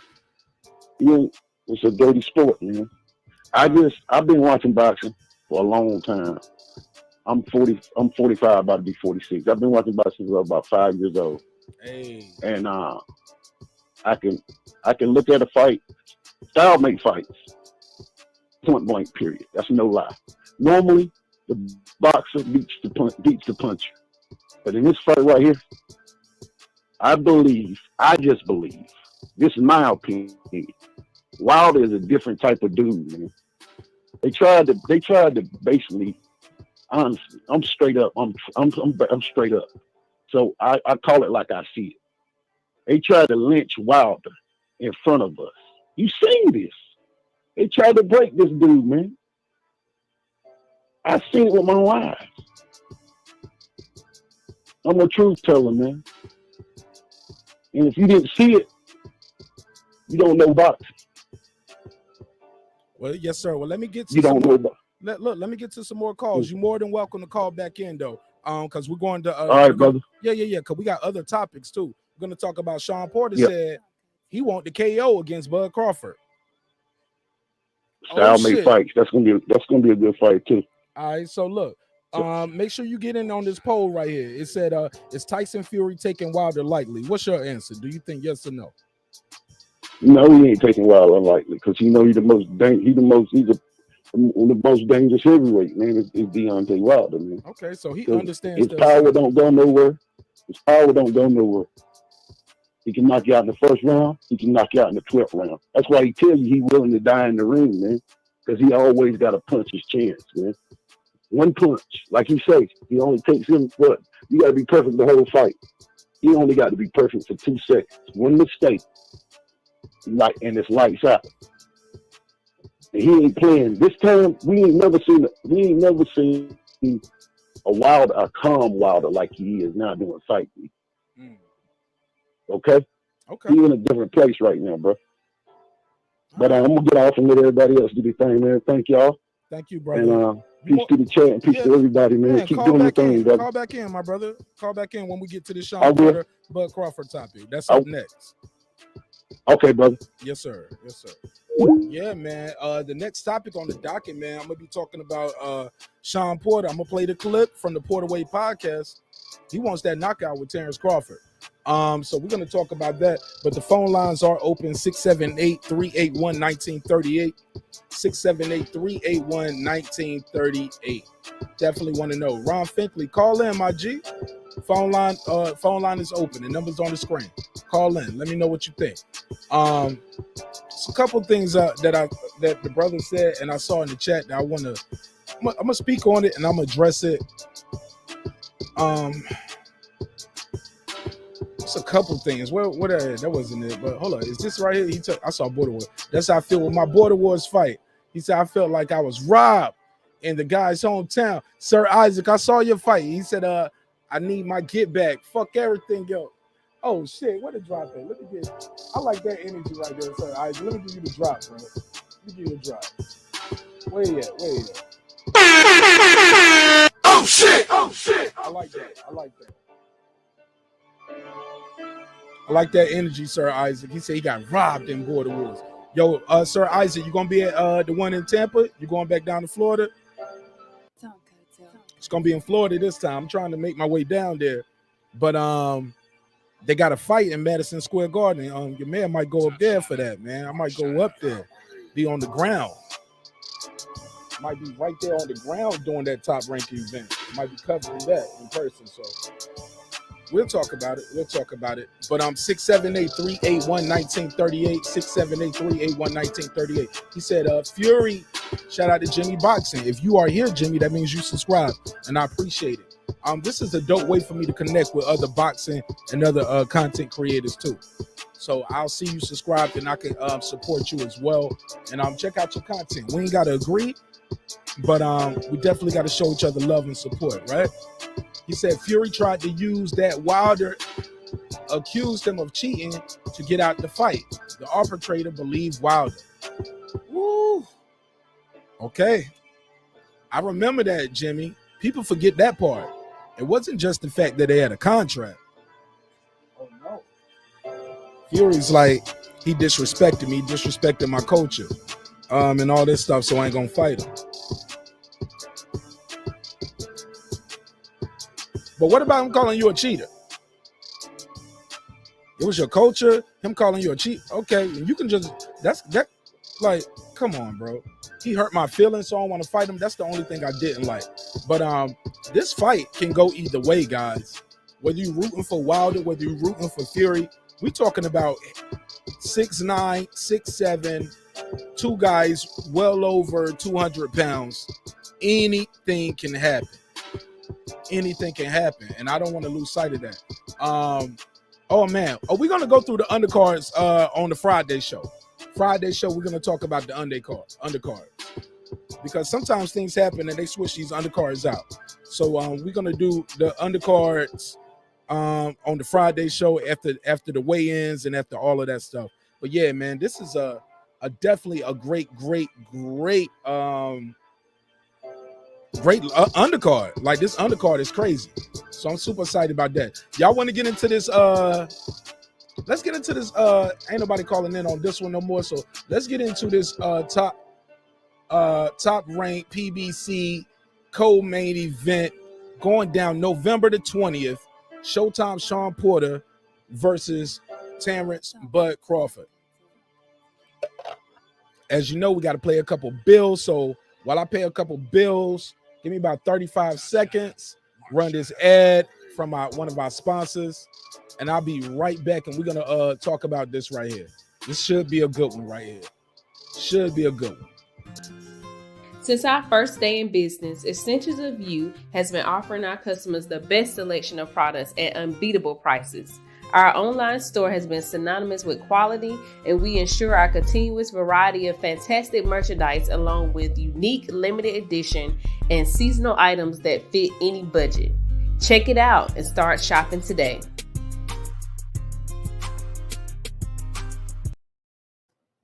Oh yeah, man, I used to pull out weave. Now I'm up here helping somebody sling bundles. Who would have known? So look, man, if you are somebody you know interested in being a sponsor, yo, my email is in the description block of this and every video. Holler at me. We can work something out. No budget's too big, no budget's too small. We're gonna work that thing out. And yeah, look forward to hearing from you. Let's get back to the show. So Showtime Shawn Porter was on the Porter Way podcast, and he was talking real spicy, yo. Shawn Porter was talking spicy. Y'all already know we got the file. Let's go right to it. Let's go right to it. Let's go right into it. Here we go. Now I did a prequel to this show earlier today. Today we're gonna play the clip. I want y'all to hear what Shawn Porter had to say. He got inspired by somebody sending him a clip talking about the fight. And they're gonna ask Shawn about going for the knockout, being prepared for Bud Crawford mentally. He's gonna talk about he's working with Caleb Plant. All right, let's hear it. Just the energy that this dude came with is exactly what's needed for this fight. Roll that video right quick. Oh, my man Anthony, this is for that motherfucker Showtime Shawn Porter, man. He about to go inside that ring and put that motherfucking gorilla pressure on this motherfucking Nebraska ass nigga. Nah, I y'all know me. I don't really clenched your fist as you were listening. I don't really condone the language. However, it's the beeps. In certain situations, it's necessary. Yeah.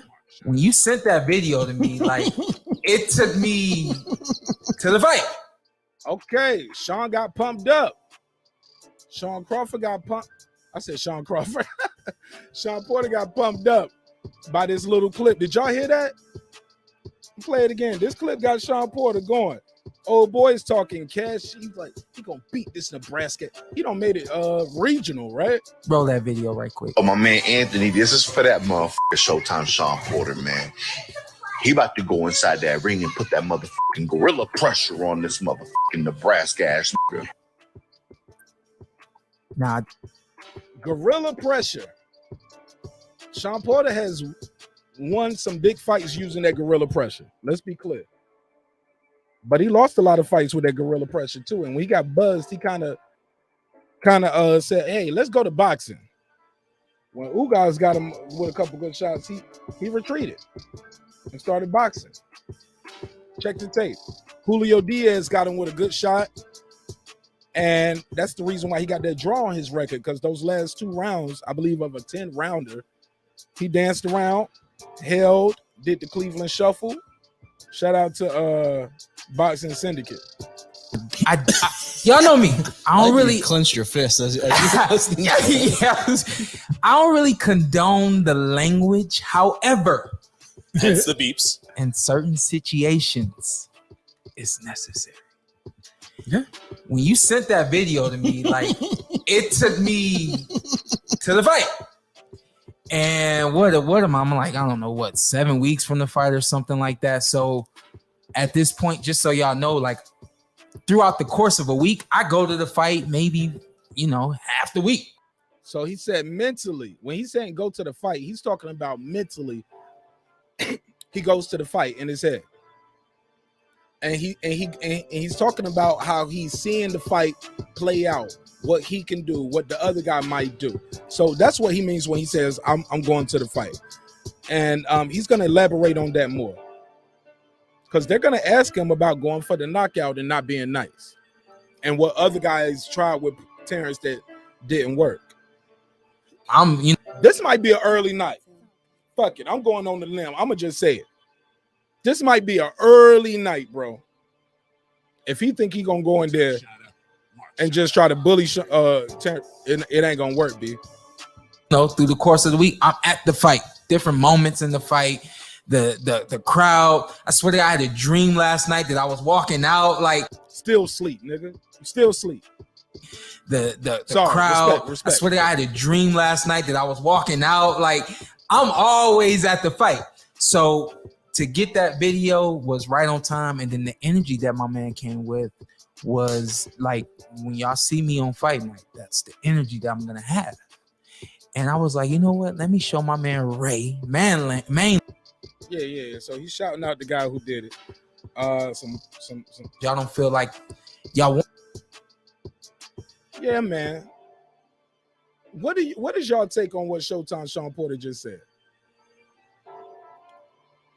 He said he about to apply that gorilla pressure to Terrence Crawford. He might go through that blender, bro. He might be putting his hand in the blender right here. Energy for me took me to. So he says, he's talking about the guy. He says, if this guy got this energy for me, it sounds like he needed this. It sounds like he needed this. And we gonna put it up, you know what I mean? Because we want to have fun with this. But like I said, man, that thing took me to a whole nother level. And I was like, if my man got this energy for me, which y'all can only imagine what my energy gonna be. He cleaned it up right there. He said, he was like, he was about to say, what should my energy be for myself? In my mind, that's what he was. Then he changed it to you can only imagine. Got this energy for me. Which y'all can only imagine what my energy gonna be like on fight night. You know what I mean? So shout out to Mainland Ray. Appreciate you for that video, big dog. Not here to play nice message at all, So I think this Sean Keitel. I forgot this guy's name, but I think he's from Fight Hype though. Shout out to Mainland Ray. Appreciate you for that video. Shout out to big Mainland dog. Ray. I'm gonna follow. Not a message at all. You know, you just like what the man had to say, but is it at all an indicator that you're not here to play nice? No, I'm not. Shawn Porter said he ain't here to play nice. I don't know when Bud Crawford ever came in there to play nice. So was he trying to be nice before with Errol Spence? Was he trying to be nice before with Thurman? Was he trying to be nice against Brooke? Was he trying to be nice with Formella? Because his own crew joked with him about trying to get rounds in. Why he didn't knock out Formella. I'm just saying, I'm gonna go through the chat. Let me catch up though. Let me catch up with the chat. I'm not. And chill. I appreciate you, yo. If you in the chat, that means you sub, yo. I'm gonna fuck with you, man. I appreciate you. Thanks for your love, your support, and the energy. And thanks for participating. I don't know if y'all seen the 2 minute stint. What would you call it? Stint? Brief cameo. Yeah, the briefest cameo of ever. It was like when Stan Lee's in a Marvel movie. Right. So right now they talking about that interview that they did trying to promote the fight, saying the same thing your man Mark Nash was saying about like, yo, this is too short to be promoting a fight. 2 minutes and 40 seconds is not long enough to be for the fight announcement. You ask him a question, you ask Shawn a question, then you ask Bud the last question, and that was it. That's it. That's all they got so far. I don't know what's going on with that, but I get it though. Maybe they're gonna spend more of the money on presser, on a better presser. Hopefully it's open to the public, but we got to do better with this pay-per-view, baby. That's why I call them flop rank, drop rank. Damn show ain't being top ranked right now. That is not how you promote with your partner ESPN. 2 minutes and 40 seconds. My video covering the fight was longer than that. With that, I digress on that. They asked Shawn Porter about not being nice. Let's have him in there for a second. The Stan Lee, yeah. And they talked about how short the presser is. Let's go on that. Yeah, let's call it the Stan Lee. Myself and Terrence made our official announcement. See you later, bud. This weekend. And they came with me with one question. Yeah, what did y'all think about that when y'all saw that? With that, I see you later, bud. Were y'all feeling that? Was that the shit? I get it. They closing you out. You don't have that much time left. So you got to get your bars off how you get them off. But I don't know. He could have said that then. He going to sleep. He could have said that when he was fading out. You know what I'm saying? He didn't say that. He just, see you later, bud. I think they're going to address that part too. Truly disappointed with that though. But if you, go on talk that shit to Terrence Crawford. You'll get under his skin. It'll really go down. Question, right? And then after that question, I could tell by his next question to Bud that was it. That was gonna be it. I was like, my jaw dropped a little bit. I was like, what? And I'm like, oh no. I gotta say something else, you know what I mean? And I was like, I haven't seen my dude Bud in forever. So wrong mentality. You calling him your dude. That ain't your dude right now, Shawn Porter. That ain't your dude. That ain't your homie. That ain't your ace. He used to be all that, but now he want to punch you in your face. That ain't your homie. See, I don't like Shawn Porter's mentality right there. I don't like his mentality saying, I ain't seen my dude Bud in a while. That ain't your homie. Bud Crawford has already said on camera, nah, he my enemy right now. Maybe down the line we can revisit being friends. He didn't even say like after the fight we can be friends again. He said maybe down the line we can revisit this. Come on. Come on, Shawn Porter. It's not your friend. He's not your friend, man. See you later. What? And I'm like, oh no. I gotta say something else, you know what I mean? And I was like, and that's all he could come up with. See you later, bud. Come on, man. Get that moist shit up out of here, yo. I haven't seen my dude Bud in forever. So see you later, bud. And he cheesing in the camera. Like, and he thought he did something with that. He thought he did something with that, y'all. Bruh.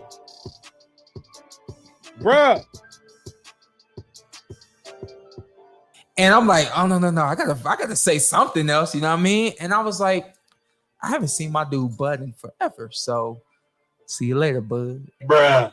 Yeah, and you also jammed a lot into your answer of that question, which was necessary based on how short the segment ended up being. It was like, yeah, what do you think? You were just like, yeah, well, this. I was like, keep going. Because I gotta make it clear. I gotta make it. I was out there doing the stretch. I was like, stretch. But I gotta make it clear. Like every fighter, you're supposed to go to the ring with the mentality that. And that's what I said too. See, Shawn Porter saying the exact same thing I said, and people call me a hater. I said Shawn Porter saying what he's supposed to say. He's supposed to say, oh yeah, I'm going to beat this guy. I guarantee I'm gonna win. What he supposed to say? Hopefully, maybe. I'm gonna try, I'm gonna do my best. I'm gonna just keep my fingers crossed. No, Shawn Porter saying what he's supposed to say. I gotta make it clear. I gotta make it. I was out there doing the stretch. I was like, stretch. But I gotta make it clear. Like every fighter, you're supposed to go to the ring with the mentality that I'm gonna win, the mentality that I'm gonna upset the crowd, I'm gonna upset the fighter, I'm taking this belt. Everything you're supposed to have that confidence, and you're supposed to have that belief in yourself. And this is what I believe about everybody that Terrence has been in the ring with. Those guys haven't gone to the ring with that mindset. Here we go. And this is when he started talking about that gorilla pressure. I'm gonna lead with my head and lunge in on your ass. Shawn Porter going to sleep, bro. He come in there with this gorilla pressure. Click. His head gonna go one way, his body gonna go the other way. It's gonna look worse than arrow spins. When arrow spins drop him, it's gonna look worse than that. And again, I said I don't disrespect anybody that's been in the ring with Bud. I don't disrespect anything that he's done. Utmost respect for him. But when I do take a look at it, I'm not the guy talking about his resume ain't this, his resume ain't that, da da da da da da. But when I do take a look at it, I try to find, okay, what's the differences between myself and those other guys? Where's the separation? Mentally, emotionally, I'm 100% going to knock this dude out. No, I'm not playing that. And I don't think that anybody else is going to that mentality to beat him. Let's run that. You know, Ant mentioned just now that you know how to sell a fight. Terrence. Did you hear it? Did you hear it? Shawn Porter, out of his own mouth, said he's going for the knockout.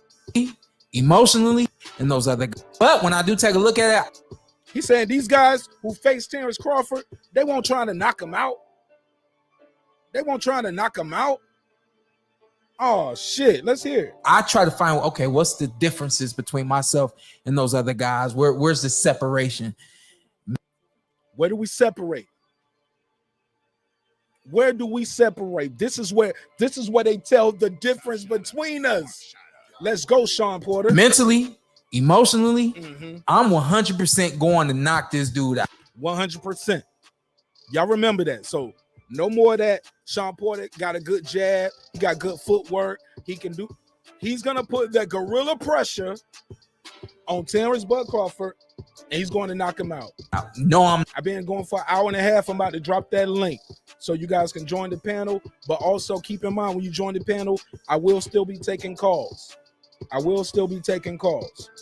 Not playing nice. And I don't think that anybody else has gone to the ring with that mentality to beat him. You know, Ant mentioned just now that you know how to sell a fight. Terrence is... Okay, let's stop right there. I'm going to the poll, and I'm looking at some teams, right? I'm looking at some teams on the poll. And what I'm seeing over here, I'm looking at the poll. It was 50-50. I need y'all to click the poll. Some people are saying it's about... I said, do you think Porter can knock out Crawford? 53% to 47%. That's interesting. We got... it's going up and down, but at our peak so far, we had 65 people in it. That was a different poll. I appreciate that. That's a different poll. Okay, now it's at 50-50, yes and no. So people are saying yes, some people are saying no. I want y'all to click that poll in the chat and let me know, do you think Shawn Porter can knock out Terrence Crawford. I'm not going to lead the witness. I'm not going to tell you Shawn Porter's knockout ratio or when the last time he knocked somebody out. I'm going to take the man on his word. He said 100%. He's trying to knock out Crawford. Emotionally, I'm 100% going to knock this dude out. No, I'm not playing nice. I love and it. I don't think that anybody else has gone to the ring with that mentality. To Do y'all think that's true? Nobody else is winning there with that mentality. Let me go to the chat. Beat him. Ant mentioned just now that you know how to sell a fight. Terrence is of the school of I don't give two shits about interviews. He said you're supposed to feel that way. He said Bud goes in there and it's automatic.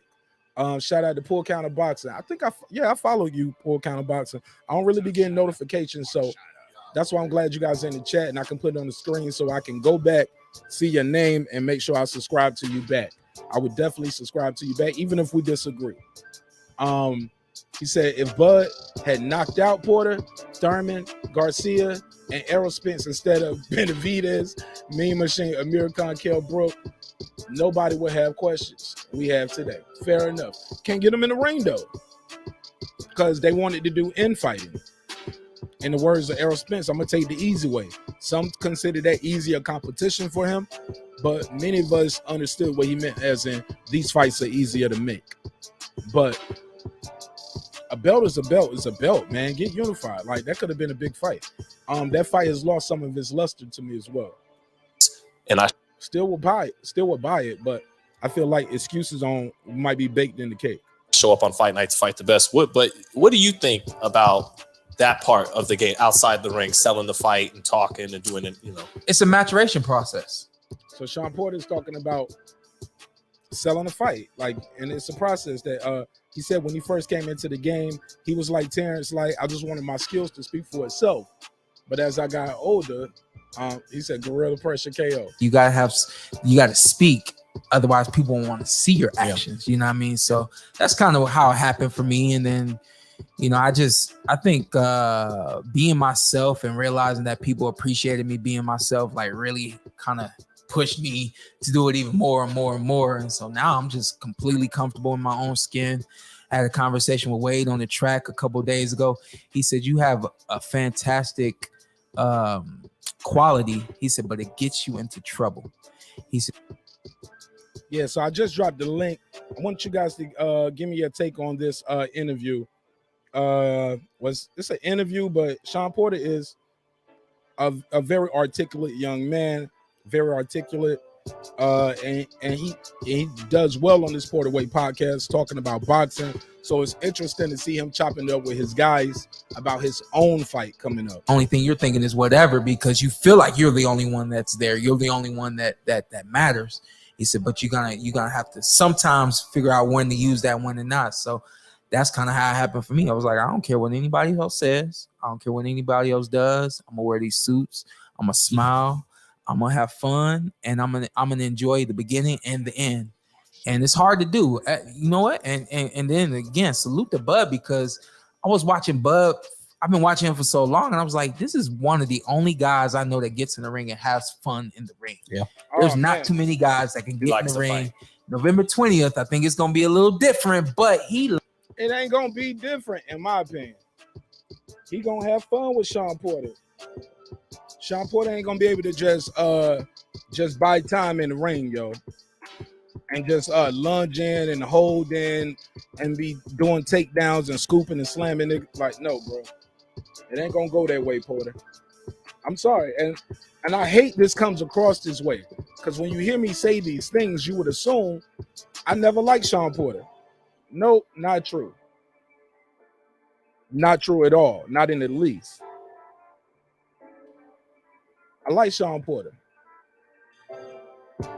But in this fight, I just don't see it happening for him. I don't see it going the Porter way. Hold up. Did y'all see what I just did there? I don't see it going the Porter. Come on, man. Let me get it. That was all right. It was all right. I'll try. So I'll drop the link out there again. Here we go. And now I'm going to pin this comment so you guys can call in or join the panel. Give me your voice on this topic, and I will go to the next topic after that. Let me see where we at. Where's my comment? Yeah, so just want to know what you guys think about that. Again, it's all love and respect. We're talking boxing. The other topic I had on the docket while I'm waiting for you guys is Bud Crawford a Hall of Famer already? Or does he need a victory over one of these guys? Because I've heard that before. I've heard people say he's already a Hall of Famer. I've heard him say it himself. I'm already a Hall of Famer. Does he need a victory over one of the guys they consider a top welterweight? Is Shawn Porter a Hall of Famer already? So just want to know, get your guys' take on that. That's what we on right here. Little boxing talk. Ain't nothing wrong with little boxing talk. 678-381-1938. 678-381-1938. 678-381-1938. That's the number you can call in. Or if you international, you add me on Skype, and you can call for free. All the way from London town or wherever you're from. So with that said, let me get back to the chat. See what they're talking about over here. But Porter is going for the KO. Let me see what that poll is like too. What is the poll saying? All right, 52% to 48%. And we got about 27 votes saying Shawn Porter can knock out Bud Crawford. Interesting. It's a good one right there.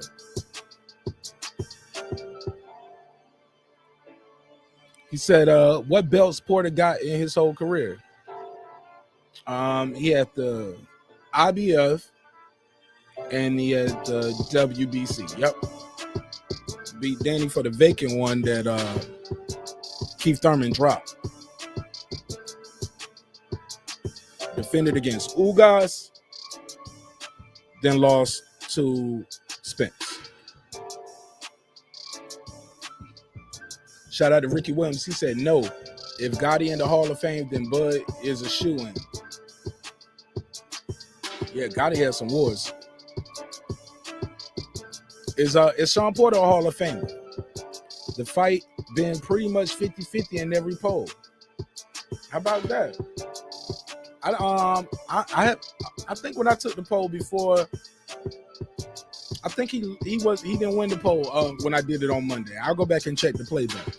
But here's the thing: if Bud Crawford hasn't fought anybody, why is this a 50-50 fight? The link is out there, the number is out there.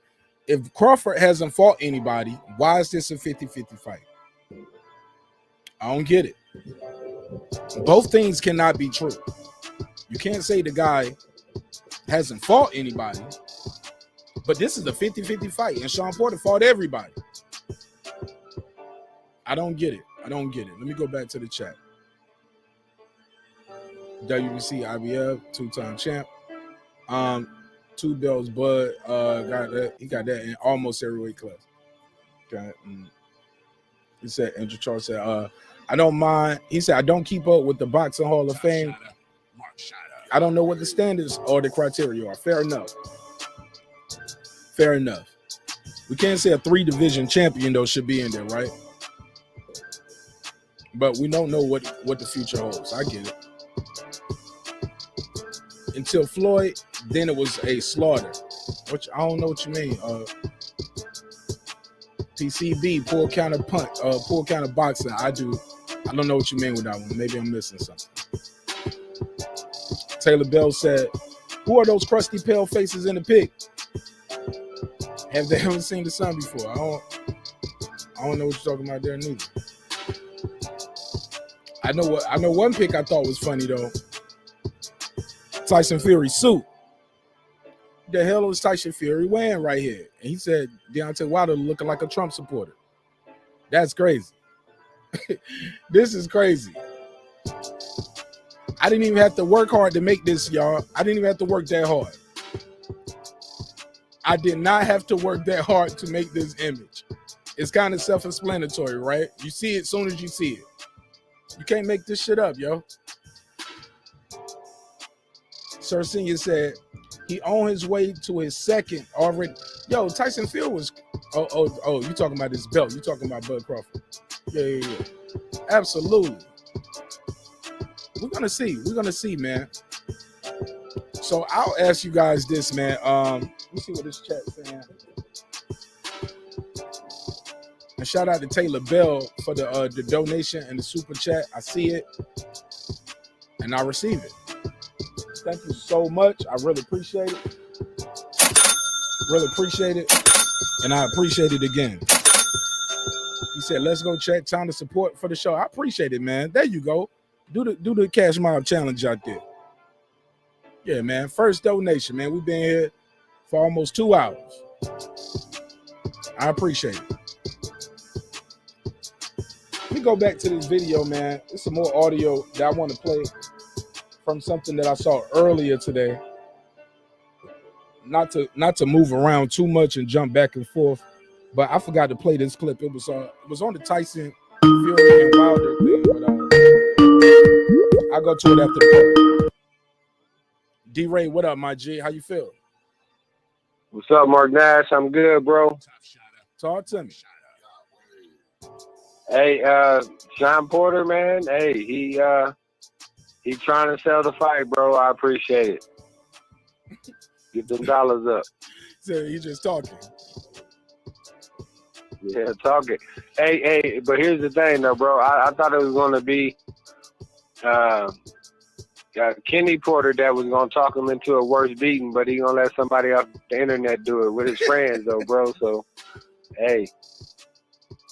He's going to have to have a show after the fight there with him, too, though. Hold on. Let me give you a drop. Let me give you a drop. Oh, shit. Absolutely. You said you thought it was going to be Kenny. Yeah. Hey, man, but speaking of Kenny, though, bro, I was just thinking about something, though. You know, he is probably one of the coaches, though, that knows Bud the best, bro. You know what I mean? From when him, you know, kind of just getting him up out of Omaha when he first was going international and trying to, you know, do the U.S. team and all that. Very So I what's that? I said very possible. Yeah, well, I'm just saying, man, that I think that he has insight that maybe, you know, all those other trainers don't necessarily have. Even a Garcia. No. Go ahead, bro. Yeah. I disagree slightly because Bud's style has been refined so much since the amateurs. I don't think he displays an amateur style. With all due respect, sometimes Shawn Porter does have an amateur style, where it's just like it's not about placing the punches in the proper place to hurt the man. It's more about scoring and winging off shots. In my opinion, I could be wrong though. That's just my look on it. I think that you 100% right, bro. I'm just saying that I think that he got one of the first looks at Bud, and kind of like you saying, style, trying to coach him up to get him to do this and that, and maybe he didn't follow the instructions. Maybe he did this one better than that. Maybe he went, you know, however it go. But I'm just saying that I think that they both know that they in for a guerrilla fight if that's where they want to take it, bro. So just be prepared for it, man. That's all I'm saying, bro. You know, like your man EJ told him, keep the same energy, bro. And you know, all the people that's rooting for Porter, man, y'all do y'all thing. Y'all call in the Mark Nash. Y'all tell him that Shawn Porter gonna let y'all know he gonna throw a headbutt or something like that. Oh shit! And then really get Bud mad. Hold on, that's really gonna get him mad though, bro. So, like you saying, the more aggressive that he comes out or what have you is gonna dictate, you know, maybe him not making it to the final bell. It's like a fan blade, D-Ray. It's like how fast does he want that? It's like a fan blade. Like how fast do you want that blade to spin around? You get what I'm saying? Yeah. And I'm gonna say this, bro, and I'm gonna go. And kind of like what you're saying, bro. It's do you want to take 1,000 punches or do you just want to be that one? And that's the thing, though, is that Porter does have that, like he gonna run into something that he don't see, style. And then, like you said, bro, he gonna be talking about he had a dream again about them carrying him out for the ring walk, bro. But anyway, I just want to say, man, everybody subscribe, like, and share. My man, Mark Nash. Keep breaking the beat, bro. Appreciate you. Appreciate you, man. Yeah, we're going to keep breaking the beat. Shout out to D-Ray. That's my guy out there. He is in Bud Crawford territory. And again, shout out to Taylor Bell for the donation. We really need it, and we really appreciate it. And I see Champion Heart has matched you and raised you in the super chat. Before I get into that, let me introduce my guy, Major Key Boxing. Just pulled up on the channel and the panel. Major Key, what's good, my brother? That sounds like my house on Christmas, bro. All the damn kids I got, bro. But yeah, I appreciate that, man. That was the correct intro. He said, "Yo, it sound like where my drop said, where my drop at? Here we go." For real though, but I appreciate your time. I appreciate your energy, my brother.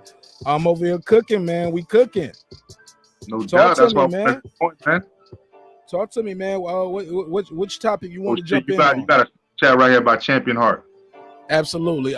Which topic you wanted to jump? Matter of fact, let me jump into that super chat real quick because we do appreciate the donations and we need it. He said, "Salute to Mark Nash.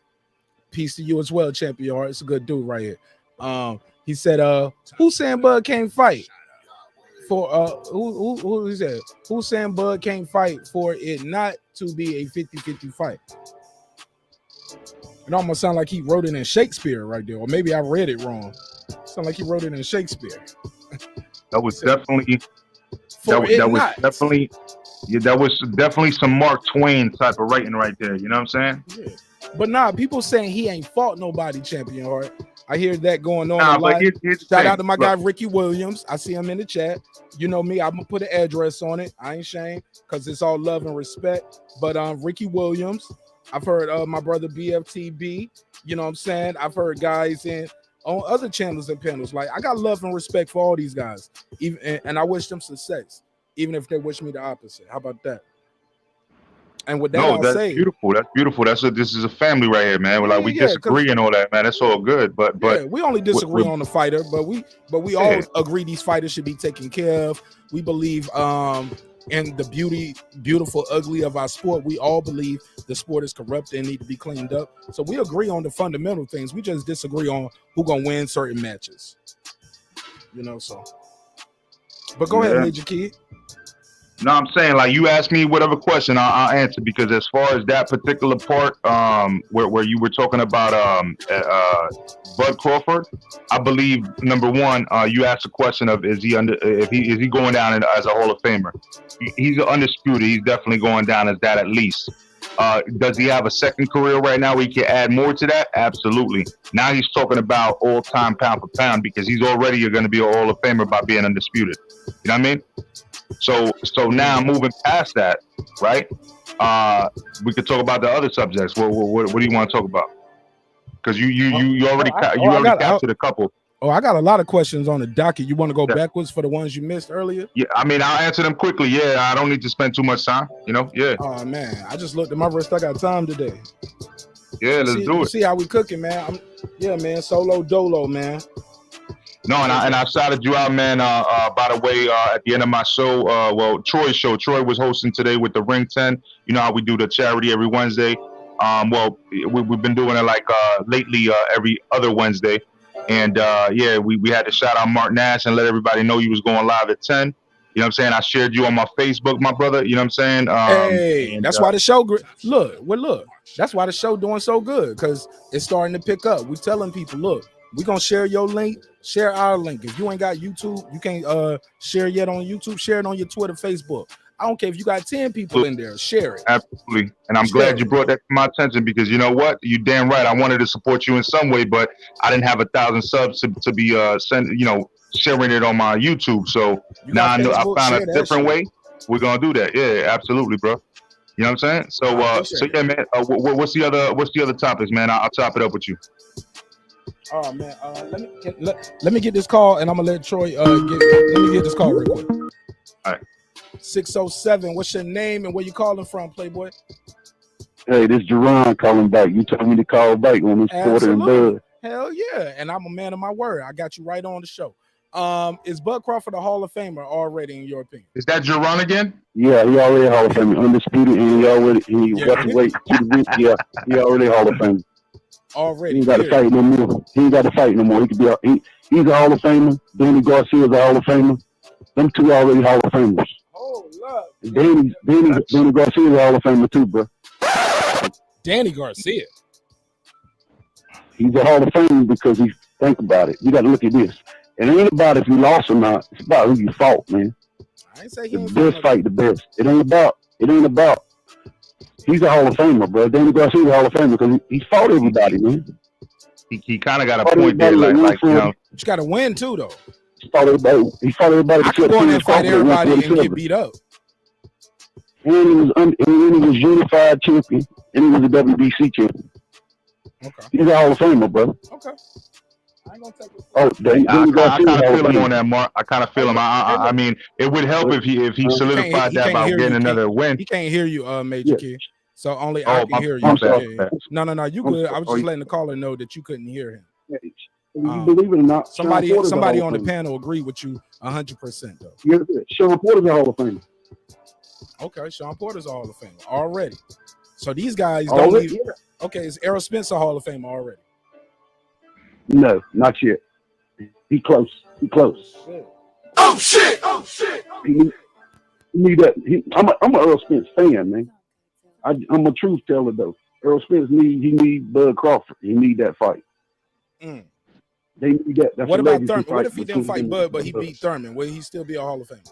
Or beat Ugas and become a 3-belt unified champion? He need Bud Crawford on his legacy, but Bud don't need him. Yeah, but he need that. He need another division too. Oh, if he can beat Bud Crawford, he's there. Is Keith Thurman a Hall of Famer already? Huh? Is Keith Thurman a Hall of Famer? Keith Thurman? Yeah. Keith Thurman. You know, hold on. He's unified champ. Hold on, shit. I don't think he always gonna be known from ducking Errol Spence. Keith Thurman is gonna be known for ducking Errol Spence. I don't think he's a Hall of Famer because he took look how many years he ain't fighting enough. He defended the belt a couple times, 3-4 times. He beat Shawn Porter. Only people the biggest name on his resume is Shawn Porter, Danny Garcia, right? Well, he fought Pacquiao. He fought Pacquiao. Yeah, he did fight Pacquiao. Yeah, he fought Pacquiao. That's the biggest name. I think he lost a split decision. If we're giving Shawn Porter credit for losses, we got to give him credit for his split decision loss as well. Correct? Shawn Porter fought somebody that he wouldn't fight. Man. That's a legacy. He need a legacy fight. But then, hold up now. Now he didn't have the belt when he was calling out Keith. Remember, he wanted Keith's belt. He beat Kell Brook. He was calling out Keith. No. He took his attention off. He took his attention off Keith and just lasered in on Kell Brook. And once he beat Kell Brook, he defended against Ocampos. Next fight was what? Mikey Garcia, right? Yeah. Next fight after that was what? I didn't say Errol Spence was a Hall of Famer though. Okay, yeah, I'm just saying, like when Keith Thurman was calling him out, he didn't have a belt. Keith was telling him same thing he told Bud, get a belt first. But look, I want to get back to the panel and I want to open the phone line back up. But call back in, man. Call back in. Every time I go live, I'm gonna open this phone line up. The number is gonna change because I'm not gonna keep paying for Skype if people don't use the number. I'll just use a different phone number because the international people, I only use Skype for my international people. I can use Google Voice for everybody in America, and it'd be free. Skype is so the people can call in internationally, but the people internationally just click the link. So that's cool too. But brother, it's much love, much respect. I got a couple other questions for you. Are you gonna be listening in, or do you need me to ask you the question now? Ask me now. I ask you now. Hey, Vasiliy click the link, bro. Click the link. Lomachenko versus Commey. Are you excited about that fight? And should the winner get to face Lopez? Lomachenko versus Commey. Yeah. Yeah, I'm excited about that fight. Should the winner get a fight with Lopez automatically? Yeah, I'm excited about that fight. Yeah, the winner should get the fight against Lopez because Richard Commey's a better fighter than what Speak up. You sound muffled. Speak up. He got caught. Okay, I heard you. Richard Commey's a better fighter. Got caught. Man, I appreciate you, Jerron again. Jerron again. I got you, my brother. Thank you so much. God bless you. Thank you so much for your time. Thank you for your energy. King Asia Mav, Troy Graham just pulled up to the panel. What's up, fellas? How y'all doing? I'm doing great. You know I am. Hell yeah, Taylor B. I'm using Google Voice because the international people click the link. Like they don't call in anyway, so I'm gonna switch from Skype to and save some money with and just use my Google Voice for the phone line. It's all the same because when I first bought it, I thought I needed that to do this a certain way, but I'd already started paying for it. And you know me, I'm one of them people. I'm like, it's only a couple of dollars. You don't even notice that out the account. Spend more than that on pizza. But got an all-star panel here, all-star guests. Where do we start? Troy Graham. We left off with Major Key saying he wanted to ask about these other topics. We coming down to the second half of the show because we do have another segment. Actually, we already in the second half of the show. I've been moving a little fast. So we're talking about Bud Crawford versus Porter. Porter is going for the knockout. A caller sent in something to the Porter Way podcast, told Shawn Porter he need to be putting gorilla pressure on Shawn Porter. And he said, yeah, he has some choice words. I play it again for the people who are just tuning in. Is exactly what's needed for this fight. Roll that video right quick. Oh, my man Anthony, this is for that motherfucker Showtime Shawn Porter, man. He about to go inside that ring and put that motherfucking gorilla pressure on this motherfucking Nebraska ass nigga. Yeah. And when they asked Shawn about the knockout, Shawn said, these guys ain't going in there with Bud Crawford looking for no knockout. And you're supposed to have that belief in yourself. And this is what I believe about everybody that Terrence has been in the ring with. Those guys haven't gone to the ring with that mindset. And again, I said I don't disrespect anybody that's been in the ring with Bud. I don't disrespect anything that he's done. Utmost respect. You better not. For him. But when I do take a look at it, I'm not the guy talking about his resume ain't this, his resume ain't that, da da da da da da. But when I do take a look at I like that because he hears the whispers on the street. He's not stupid. He got a podcast. He's on the internet. He know what people are saying. He's a fighter. He knows the real for real. He's not playing that game, but he is saying this. Yeah, I try to find, okay, what's the differences between myself and those other guys? Where's the separation? Mentally, emotionally, I'm 100% going to knock this dude out. No, I'm not playing nice. And I don't think that anybody else has gone to the ring with that mentality to beat him. Okay. With that said, let me go in order of appearance, not order of importance. We're just going in the order if you guys pulled up. Troy Graham, give me your take on Shawn Porter going for the knockout. Can Shawn Porter knock out Terrence Crawford? Troy Graham, you got the floor. 2 minutes. It's possible, yeah. It's possible, but it just makes for a more interesting fight because all he does is come forward. So he's going to make Crawford. Troy, unmute your mic. Go for it. Unmute your mic. There you go. I'm talking to myself. I said, yes, it's possible. It's possible that it can happen. It just makes for a more fun fight because he comes forward. He comes forward, so he just makes it easier for Crawford to find him with those long arms of his and catch him at the end of his punches. So it'll be an interesting fight. I'm still going with Crawford to beat Porter, though. Okay, is Terrence Bud Crawford a Hall of Famer already? Yes. Is Porter a Hall of Famer already? No. Is Spence a Hall of Famer already? No. Danny Garcia? No. Mikey Garcia? No. Keith Thurman. No.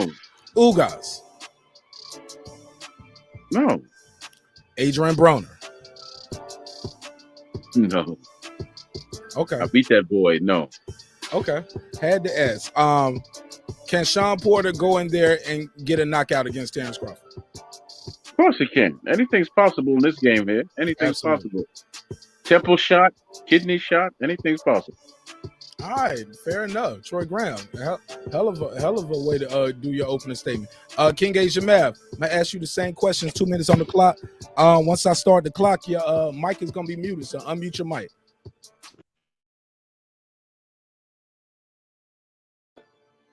Hey, King Asia Mav. Mic unmuted. Okay, let's try it again. Unmute it again, so I don't want you to lose none of your time. Shawn Porter said he's gonna go in there and knock out Crawford. Can Shawn Porter get a knockout? Oh yeah, that's like a 75% possibility. Absolutely. Is Shawn Porter is Terrence Bud Crawford a Hall of Famer already? Yeah, I would say yeah. How about Shawn Porter? Yep. Danny Garcia. That's fringe, but I'll go with no. Mikey Garcia. Yeah. Mikey Garcia's Hall of Fame. Errol Spence. Definitely, yeah. Keith Thurman. Yeah. Ugas. Just like Garcia, fringe, so I'll say no. I talk with a list. If it sounds like I'm saying friends, I'm saying fringe. No. You good. You good. I'm just trying to remember the question. Can Shawn Porter go in there with the gorilla style and beat Bud Crawford, in your opinion? Oh, yeah. All right, fair enough. Sure. Have an open statement. Shelton Moore, same questions for you. Let me reset the time on the clock. King Asia Mav, hold up. I'd be remiss if I didn't do this. King Asia Mav, how you feel, my G? Oh, you know me, 56 sitting on 56 mil, as we all should feel. And as you know, if you're looking for me, you can find me next to the dime piece. But if I'm slacking on my macking, I'll settle for the dime piece. I want to hear that. Dimes only. Nah, I'm joking. Nah, ain't no slacking on our macking. We're going to keep it rocking, keep it pushing. Mr. Shelton Moore, you have the floor. Please unmute your mic, sir. How you feel? Feel pretty good, brother. How you doing? Man, I'm always good, even when it's bad, my brother. I'm just trying to grow the show, trying to expand the brand, work with dope people, get my voice heard, have a platform where other people can get their words off as well. And support other content creators.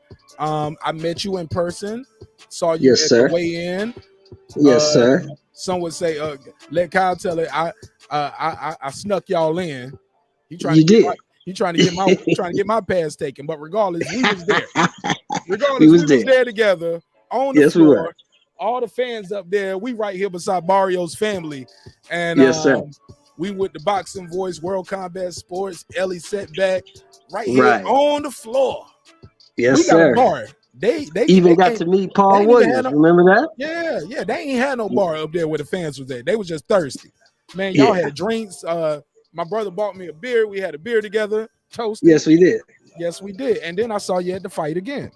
Yes, sir. Fight. Yeah, man. Yes, Good sir. brother right here. So give me your take on what's going on right here. Shawn Porter saying he's going in there looking for the knockout. He said Terrence Crawford has never faced these guys who have went in there trying to get the knockout. You already know how it goes, because we want to give everybody a chance to speak and give everybody a chance to call in, because that's important for me, for the people, because some people ain't gonna join the panel. As soon as they click and they say take control of my mic and my camera, hell no. I just call though. I'm like, Sprint took control when you call, but whatever, that's a whole nother thing. But yeah, so I want to make sure we keep the phone lines open. Shawn Porter had a caller to IG post saying he gonna put that gorilla pressure on on Crawford. He's gonna knock him out. Right. Give me your take on everything we discussed. Did you need the questions again, or you got it? Now you can give me the questions again. I can answer them one by one. Okay. All right, unmute your mic for me. Basically, do you believe Shawn Porter can go in there? Have you what can and stop Terrence Bud Crawford? It's probable, highly unlikely, but probable. Okay. Do you think that should Shawn Porter box Terrence Crawford, or should he go in there and try to take his head off? He can't box with Crawford. He needs to do what he does best.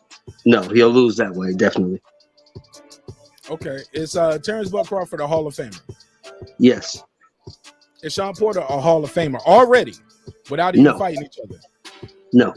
Okay, Shawn Porter is not a Hall of Famer. How about Thurman? No. How about Spence?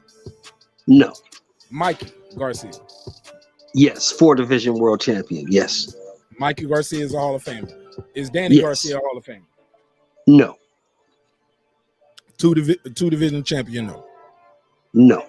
Okay. How about Ugas? No. Okay. What? Damn, I'm missing something. Does Crawford need a KO victory? This is a question I forgot to ask you guys, and I'll open it back up and let you guys have a free range real quick. Does Crawford need a KO victory over Porter to cement his legacy? No. But the haters will say yes. Does he need to beat other PBC fighters, even if it's a knockout or decision? Does he need to beat other PBC fighters to get credit from the fans and maybe the media? Yes. From the fans and media, yes. Okay. Well, that's all I had for that topic right now. My bad. I'm supposed to let it go to 0. See what happens when you get to 0, right? That shit hurt your ears. Yeah, that's kind of ugly. That's kind of ugly. Yeah, it posted. Look, I actually had this drop right here. When it got to 0, it's supposed to say this. Shut the fuck up. Yeah, but my wife was like, that's too much. She was like, that's too much. She said, I would never call your show if after 2 minutes you told me. Shut the fuck up. She was like, I'll never call in. You will break my little heart. And I was like, man, we talking about fighting. We talking about battle rap. We talking about race relations. Yeah, at that point, you might be talking too much. But oh, can I give you guys some breaking news? Oh man, please. They just signed the fight. Which one? Gervonta Davis versus Rolly Romero, December 5th at Staples Center. I'll be there. Oh shit! Oh shit! Oh shit! Are you kidding me? I'll be there. Put the link in the private chat. Put the link in the private chat. I'm about to make another thumbnail. We're going to talk I will definitely be there. Talk about that. Tank versus Rolly in LA. Yes, sir. Oh my god! You know how I put that in the chat on the Ricky Williams show, Mark. I'm sorry. Say that. You know how to have it. Say it again, bro. I said I put that on the Ricky Williams show. I put that in the chat. Yeah, I was setting up my all my little drops and my thumbnails to get my video. I shared the link and I was listening in the chat, but I wasn't watching and reading the chat. Yeah, I was just listening to the show, so I didn't. You know how the atmosphere was in Atlanta, so you think how it's gonna be in Los Angeles? That's crazy. Man, we were playing the guessing game, bro. Shelton, you've been ducking me, bro. Oh, the man Major, what's up, brother? I've been ducking you, man. I finally found you though. It's on now. It's on. It's on.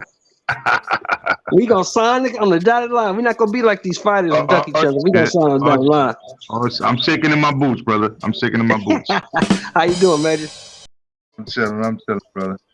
All right, so look, let's get into it, man. I had the other topic I had on the docket was Lomachenko versus damn, man, I had a brain freeze. Oh yeah, Commey. Lomachenko versus Commey. Supposed to go down. According to ESPN, this fight was inked for December the 11th, Madison Square Garden. Who wins this fight? And should the winner get the Lopez rematch. Also, I was talking to Ricky Williams, man. He and I, see what I did there? I was about to say me and him. He and I, we disagree on a lot of things, but one thing for certain and two things for sure. It seems like Bob Arum kind of got T.O. on the shelf, and he don't even know it. And you ain't even know it. Because you know what's funny about that? Hold on. You know what's funny about that? I just want to say that. I'll pass you the mic first as soon as I say this. It's very short. Yeah. Because if that's true, if T.O. doesn't fight by December, because they got to find another opponent, right? Because they're obviously not fighting on the 16th. My G, that's going to be the guy you beat. Both of them have fought twice since you beat them. You ain't fought once. You getting cold out here, baby. And this fight right here, this Kambosos shit, ain't the one. This ain't the one people looking for. I like T.O. I want money on T.O. I'm rooting for T.O. I like when he went against the grain, against the boss, Bob Arum. But come on, man. It's the guys, both guys you beat have fought twice or about to fight twice since you fought once, bro. Or at least they got the deal inked for the second fight against each other. Is Bob Arum pulling some strings, freezing them out low key? Remember when? Let me go to Shelton first, and then we'll open it up. Y'all can free smoke that thing, get your bars off, and I'll take a bathroom break. But go ahead, Shelton. Do you remember when all this started? What Bob told you? You remember what Bob said about this fight when all this stuff started when he went to Triller and all this stuff? I remember him talking about Eddie, and he said it'll never work. Triller doesn't have any money. You remember that? I remember that, but I remember him saying it wouldn't be advantageous to Eddie to bid on this if he wants. That's what he said 6 months ago, brother. He said it'll never work. Triller doesn't have any money. Looks like old Bobby was right, wasn't he? They had money for J-Lo. Did J-Lo ever confirm that? There we go. So, like I said, Bob knew this was going to happen. Bob told you he'll be back. Now he's back, and he's beholden to Uncle Bob. But today, Matchroom picked up that fight, right? Kambosos and T.O. You know that, right? No, I didn't. Oh, for same day? Matchroom picked it up. Yeah, they picked it up today. Oh, no, they're going to fight in Madison Square Garden. Don't know when, but they're going to fight in Madison Square Garden. Still no date, though. But Matchroom Boxing got it. I haven't heard no date yet. I just know Matchroom picked it up. They got the bid, and they fight in Madison Square Garden. That's all I know. What's the source? That's from Boxing News 24. I don't know if it's confirmed either, but I heard that as well. Go ahead, Major Key. You got the floor. No, I'm saying, Shelton's absolutely right, yo. Bob Arum, with his crowd status, said, chickens always come home to roost. He was absolutely fucking right. You know what I'm saying? Like, he was very confident about it. He'd been around for the ages, you know what I'm saying? Some say he was there in 3000 BC when the Egyptians started boxing, you know what I mean? And, he is what it is, like, when it comes to boxing, man. Like Bob Arum knows what the fuck he's doing in this game. Very old, very spiteful type of guy. You don't want to rub him the wrong way. And he got rubbed the wrong way. And he said, let me show these guys what it's about, And at the end of the day, Triller had to pay out money without getting any product in return. You know what I'm saying? They were in breach of contract. So now you got the second best option there, the second highest bidder with the Zone. You know what I mean? And they want to make that come to fruition. Apparently October 5th in Staples Center. Not October 5th. I apologize. What was it? But it was a Staples Center, I believe. But yeah, nevertheless, they're gonna make whatever the fuck they want to make happen with this whole fight, and they're gonna make the money out of it. And it's not really a lot of investment. They don't have to fulfill, what Triller did. And man, this is just like for me, I'm already subscribed for a year, so for me it's free. You know what I mean? It's not a big deal for me. Now I get to see it for free instead of worrying about signing up to another fucking app and doing some other shit. You know, I just watch it on the zone, and that's that. Fair enough. Go ahead. Let's pass it around. Yeah, I was gonna say, wasted opportunity, man. You know, great talented young man, but a lot of wasted time, wasted opportunity. It's been over a year now since he won, and he was so hot at one point. Now it's like, if he fights, right? And I'm gonna say this as well. Maybe Top Rank did have something to do with that, but we'll never know, which is a good thing. And I'll say this to to the good brother, Ricky Williams. I was so looking forward, for the wildest smoke from you tonight, but obviously, you're not the guy that I thought you were. You just want to stay in the chat and be a chat warrior. So I'm gonna go to sleep, man. I was so looking for the wildest smoke from him tonight, but he obviously doesn't. You're getting called out, Ricky Williams. Get your ass up here, man. Obviously, he doesn't have that much belief in his man. And for the record, kings don't twerk. They just don't twerk. Okay.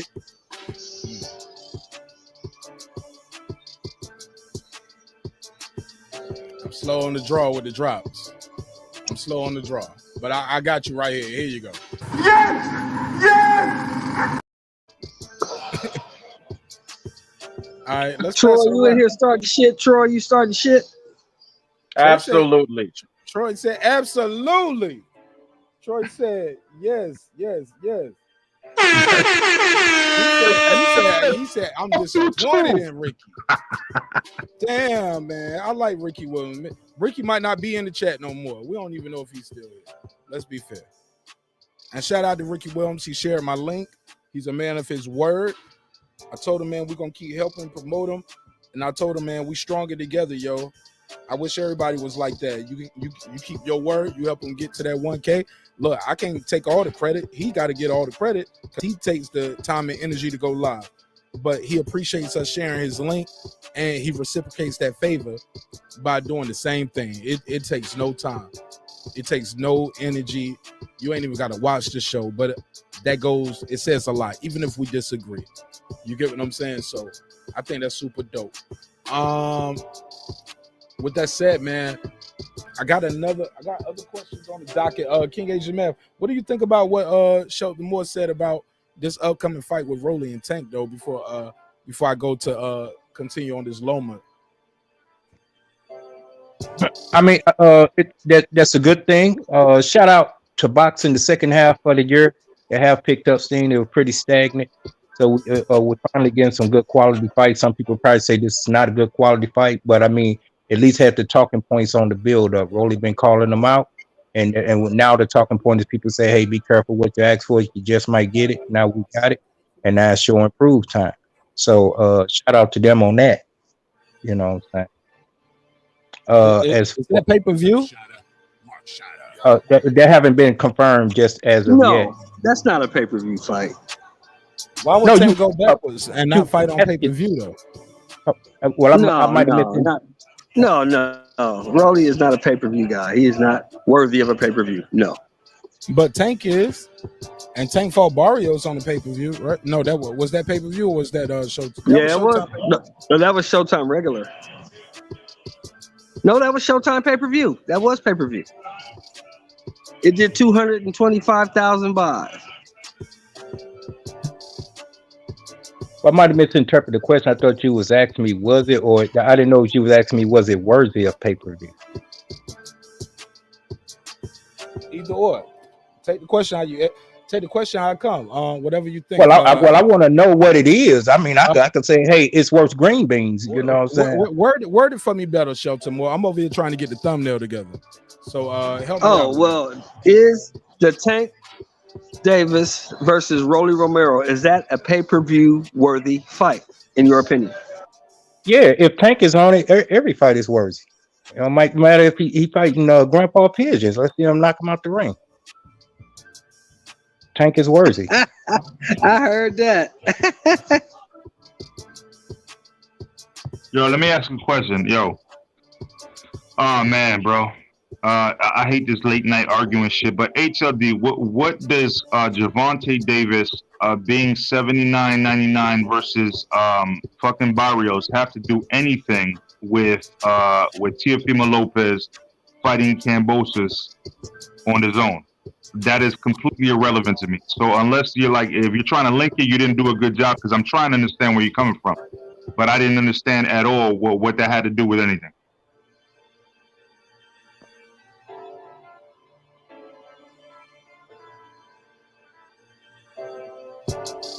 Yeah, I don't get it neither. I don't get it neither. I didn't even see that in the chat. What did I miss?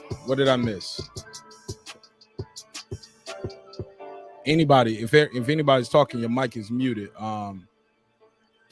HLD, just pull up, man. You know what time it is. The link is pinned at the top, my G. You know what's up. It's so good. I'm listening. My ears are perked up. You know what I'm saying? Like, you know, I'm listening, bro. But I mean, that just didn't make no sense. HLD, that's my family, man, right there, yo. I know he disagree with other niggas in the family sometimes, but that's what family do. It is what it is, right? That's why I'm not coming on like, you see what I'm saying? Like, if somebody takes it sideways, it's on them. But I'm just coming out. I'm saying, like, can you clarify your point? You know what I'm saying? Because we're talking boxing, and that didn't make sense to me at all. You know what I mean? I don't know what he said. Tell me what he said, though. What he say? I feel like Ice Cube. What he say?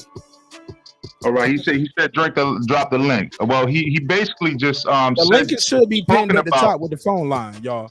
Okay, all right. At the top. Yeah. So, but no, he was saying basically that he was talking about the tank fight, right? 79.99.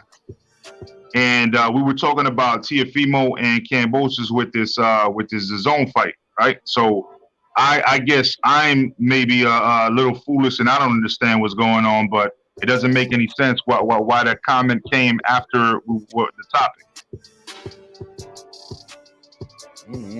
And show some more. King Asia Mel, Troy Graham. Can y'all make any sense of this? I'm lost. I'm a little confused once again. If I don't know what it is, I don't know what I'm responding to. So maybe I need a little bit more clarification on what it is I'm responding to. Once again, I could throw any response to. Where I'm at. That's exactly where I'm at.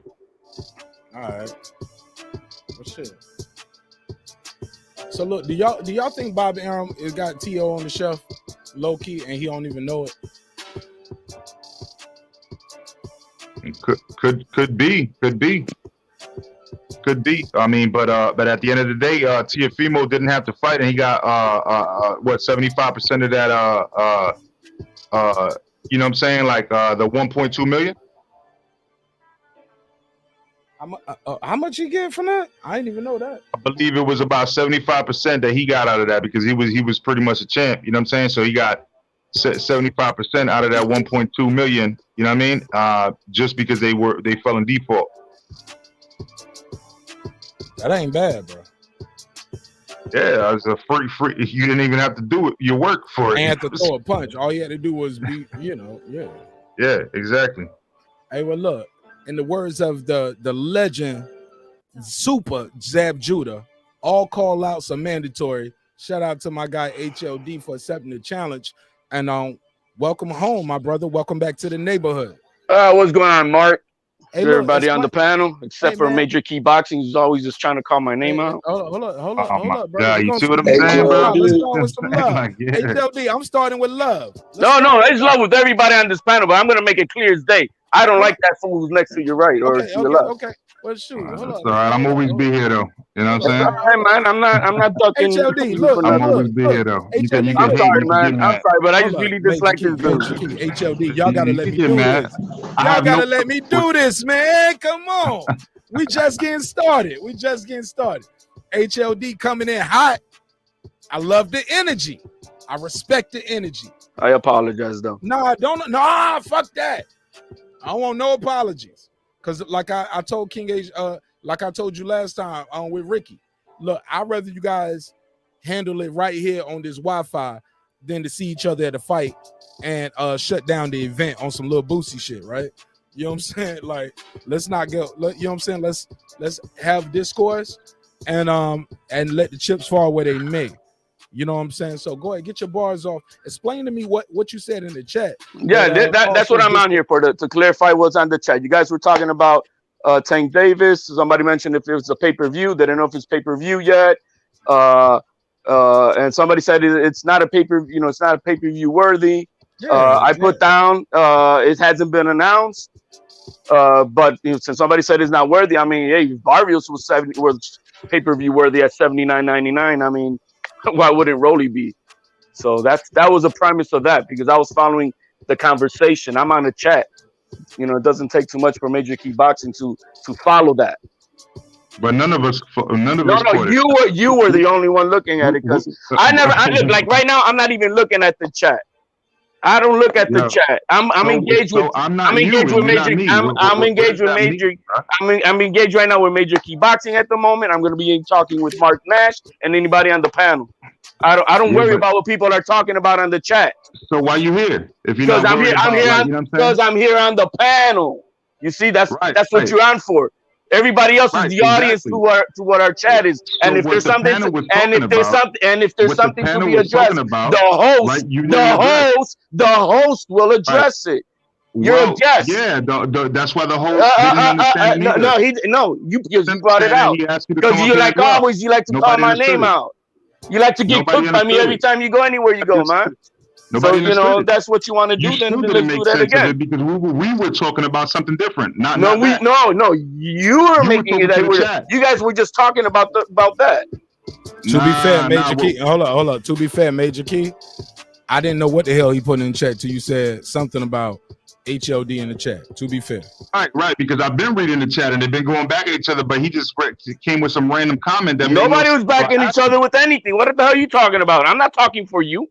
I'm not chatting on the thing for you, man. I'm not talking to you neither, bro. Well, you the one who called me out, bro. So I mean, about that particular comment. All right, and you try to demise what I'm saying. But instead, when you're the retard over here, not understanding what you were just saying. But you get your panties in a bunch because you. No, man, because I don't like your fucking bitch ass, bro. I can't, bro. I don't like your bitch ass, bro. I don't fuck your face, bro. Your pineapple face. Here we go with your pineapple face. Grandeur, bro. Pineapple face, but what's your face look like? Because you don't. Yo, man, none of your business, bro. All right then, because you're a bitch. But every time you see my name, you need to be calling me out. Every time you see my name, you find that you need an attraction by me, bro. What is that?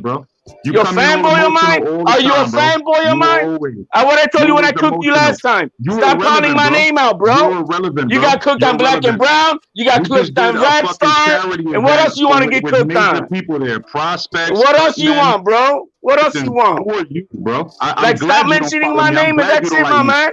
It's not about glad, bro. It's not a choice. It's not a choice, man. It's not a choice. And everybody knows that. No, you're a snake, bro. You're the click bitch, bro. You're a fucking snake, You're a click bitch, bro. Nobody likes you, bro. You a fuck? Hey, man. Hey, look. I'm sorry, man. This is not what I came for. No. At this point, you sorry? I'm not. No. At this point, I gotta come in and take over because now we ain't even talking about boxing no more. We ain't even talking about whatever it is, whatever it was, and whatever it is. Let's get it back to boxing. That was fun. We entertained it for a bit. Let's get it back to boxing. Right? If he can, because some people like that, but some people came here for the boxing talk. So we had fun. HLD, like, so you saying this fight is pay-per-view? No, the Gervonta had all we know that it's been changed from a Saturday to a Sunday now, so December 5th. But it hasn't been announced officially if it's going to be a pay-per-view or not. In your opinion, is it a pay-per-view fight? Is what I'm asking, my brother. If Barrios was a pay-per-view, I ask you that. I say yeah. I say Rolly is. There we go. I say Rolly is. You know what I mean? Because what they fighting for right here? I guess bragging rights, man. Because that's about it. You know that Rolly's a troll. Do we know the weight? What title? To my understanding, it's going to be at 135. All right, Mr. Shelton Moore, you got the floor. What's your take on this, man? Is this fight pay-per-view? Okay, Major Key, HLD. Okay, go ahead, Major Key. Shelton Moore, I can't hear him. Show your mic muted. Actually, yes. I don't give a fuck about Mario Barrios versus Tank because that wasn't pay-per-view. So this is not pay-per-view neither. So I don't give a fuck what if you was a dumbass and paid for it, that's your fucking problem. Learn how to fucking follow boxing correctly. Ouch. I paid for tickets. And I went to that fight. Tickets. Made me feel like a sucker. Like, nigga, you went to that fight like you that was your hometown. That was your hometown, brother. I salute you for going to your hometown, trying to support a hometown event. You know what I'm saying? I get you. That I ain't gonna lie. That's really look. I ain't gonna lie. I was thinking about not going to the Shakur Stevenson Heron fight, bro, because it costs money to go. The cheapest ticket is about $150, bro. That's some nosebleed shit. $150. But that's an interesting fight right there, man. Yeah, but $150 just for the ticket. That's without the tax. That's without me catching the paying for parking at the train station, catching an Uber down, because I'm probably have to catch an Uber back. Like at the end of the day, when you count the ticket, everything, this might be a $250, $300 night on the low end. You know what I'm saying? By the end of the night, I'm like, man, I can have more fun calling the fight and chopping it up with y'all here. But I'm like, but it's right here in the city. I gotta go because I know I'm gonna see some of y'all there. You know what I'm saying? I say if you can go, man. I'm gonna have a red bucket balled up and stuffed in my pocket whenever I see somebody from the show. They be like, let's take a picture. I'll be like, hold up. Well, to be honest with you, Mark, that's the only reason I'm going, because it's in the city. 100. Like, I gotta go. I feel like I gotta go. Especially when I was Why would I go DJ all the way to Atlanta for a fight, but not go to a fight that's 15 minutes away from me? That's a good one, though. Like, this was a good one, too, but I don't know if I see a stoppage in this fight. Which fight are you talking about, Mark? I'm sorry. I'm talking about the one here in Atlanta where I'm at, Shakur Stevenson versus Heron. I don't think there's going to be a knockout in that one. Me neither, man. If there is a knockout, it'll be from Herring. It won't be from Stevenson. Oh, shit.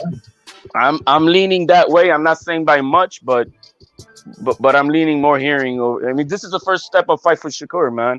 You know, if he proves us wrong, amen. You know what I mean? I don't really have a dog in this fight, but just by looking at what I see, and I got Herring edged out by the unmeasurable things, which is his experience. He's battle tested, his focus, and his heart.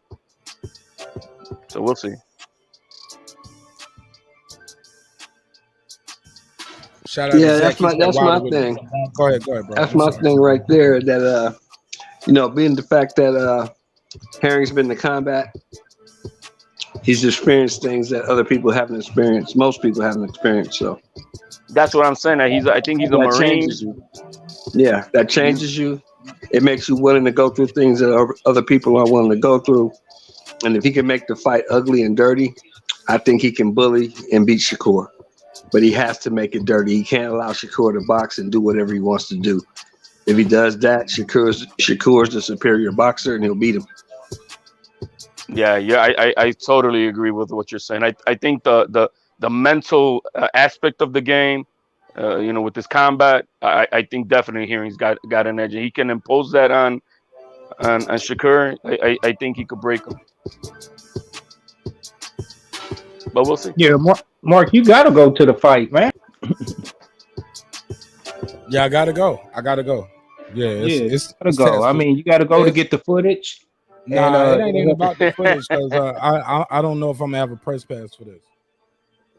So because it's so close and I didn't submit yet. I don't know their cutoff date.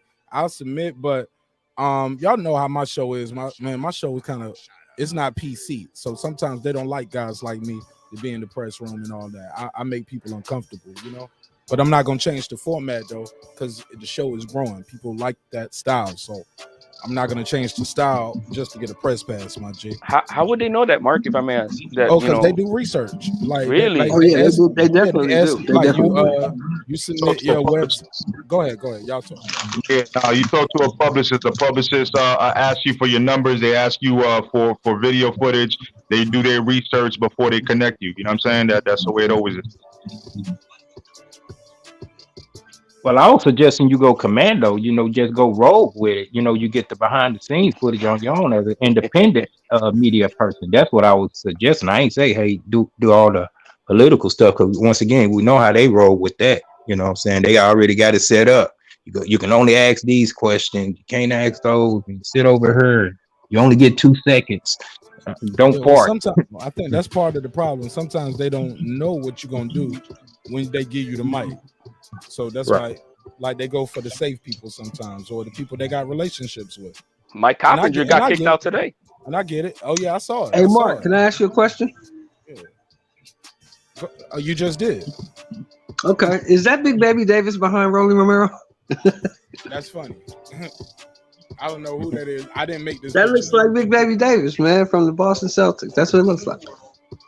It kind of do look like him, Shelton. No, man, but I wanted to ask you another question. I want to ask you. I haven't talked to you for a while, so I haven't heard your take on this fight, man. This fight we got Saturday night. How you seeing it?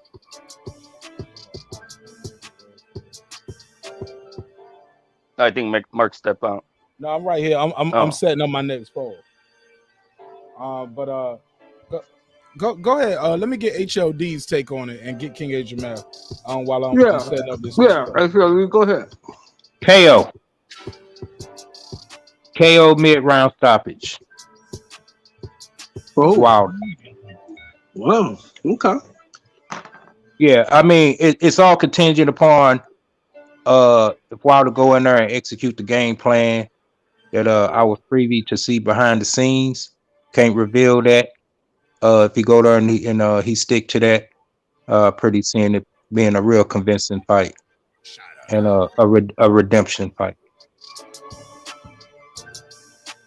And I'm glad to announce, also breaking on her, all 1,000,000% grateful that he not just taking the full credit, but I was the one to initiate the movement behind Glovegate. 1,000,000,000% appreciative of it. Okay. Point taken. HLD, what's your view on this fight? KO. Around. And for which person? HLD, I can't hear you. Your mic is muted if you're still talking. Wilder or Fury, and if so, which round, and how do you have them winning, my brother? All right, HLD dropped off. Major Key, Wilder or Fury, how do you see this fight playing out? Also, the question I was asking guys earlier, the first poll I had up was, who won the mental games that were played tonight? Yeah, I got Fury round 8, a knockout, and here's the thing, I don't feel like this had any relevance. I feel with 96%, 97% that said that there was no relevance to this, because at the end of the day, Wilder was more vocal than the first time, but it didn't change Fury. Fury was just as vocal. You know what I'm saying? So the poll actually said, did that make you change your pick? So that means the guys who were picking Wilder are still picking Wilder. The guys True. Yeah. That's true. Good clarification there. But I'm saying, like, me myself, that to me that whole press conference didn't change my view at all. To me it was just, okay, Wilder spoke this time. He didn't speak the first time. He spoke this time. Great. I'm glad to hear him. But that just tells me that now he's more involved in the fight. But he was involved in the second fight and the first fight. Doesn't make a difference to me.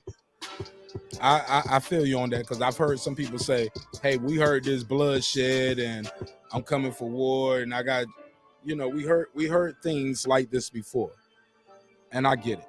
But still, he came in there with that one punch, all I need. I want to know, can he win rounds with the Malik Scott method? Excuse me. HLD, who do you got? Wilder or Fury? And how do you see this fight playing out?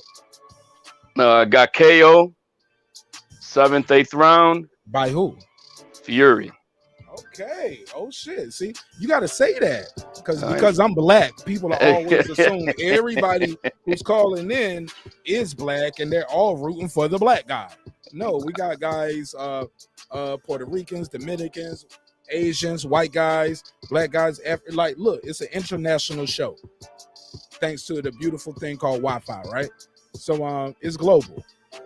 But yes, you are an American, and you're picking the UK guy to win, not because of race or country, pride, revenge. You just think he's what? Like, how? Why do you think he's gonna win? His skill set are much superior than What you Wilder's. say, egg weights? Yeah, his egg weights are much superior than Wilder's. His skills are much superior than Wilder's. It's not something that he learned, overnight. Something that he's been doing since he was a kid.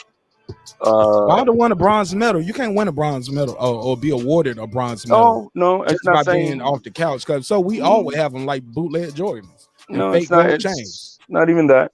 It's not even that. But whatever he's trying to learn now is something that you don't learn in 18 months. And when it comes to boxing skills, it's like breathing. Your reactions have to be just like breathing. It's just reactionary, and you don't even think about it. He's gonna Fury be having better though. Didn't you get better from the first fight to the second fight? You changed the game plan. The game changed plan the you can trainer, change. The game and plan. you changed your trainer. You changed your weight. You changed your diet. You know what I'm saying? You changed things. Instead Yeah, of but coming not in your lighter- skills. I don't think so. I don't think you can change your skills that you've been doing over, he's been doing it now since he's like 18, 19, and now he's like 35. So, he's been doing what he's been doing for that long. I don't think there's not that much. Fury's been boxing longer, and Fury was able to do things different. Fair?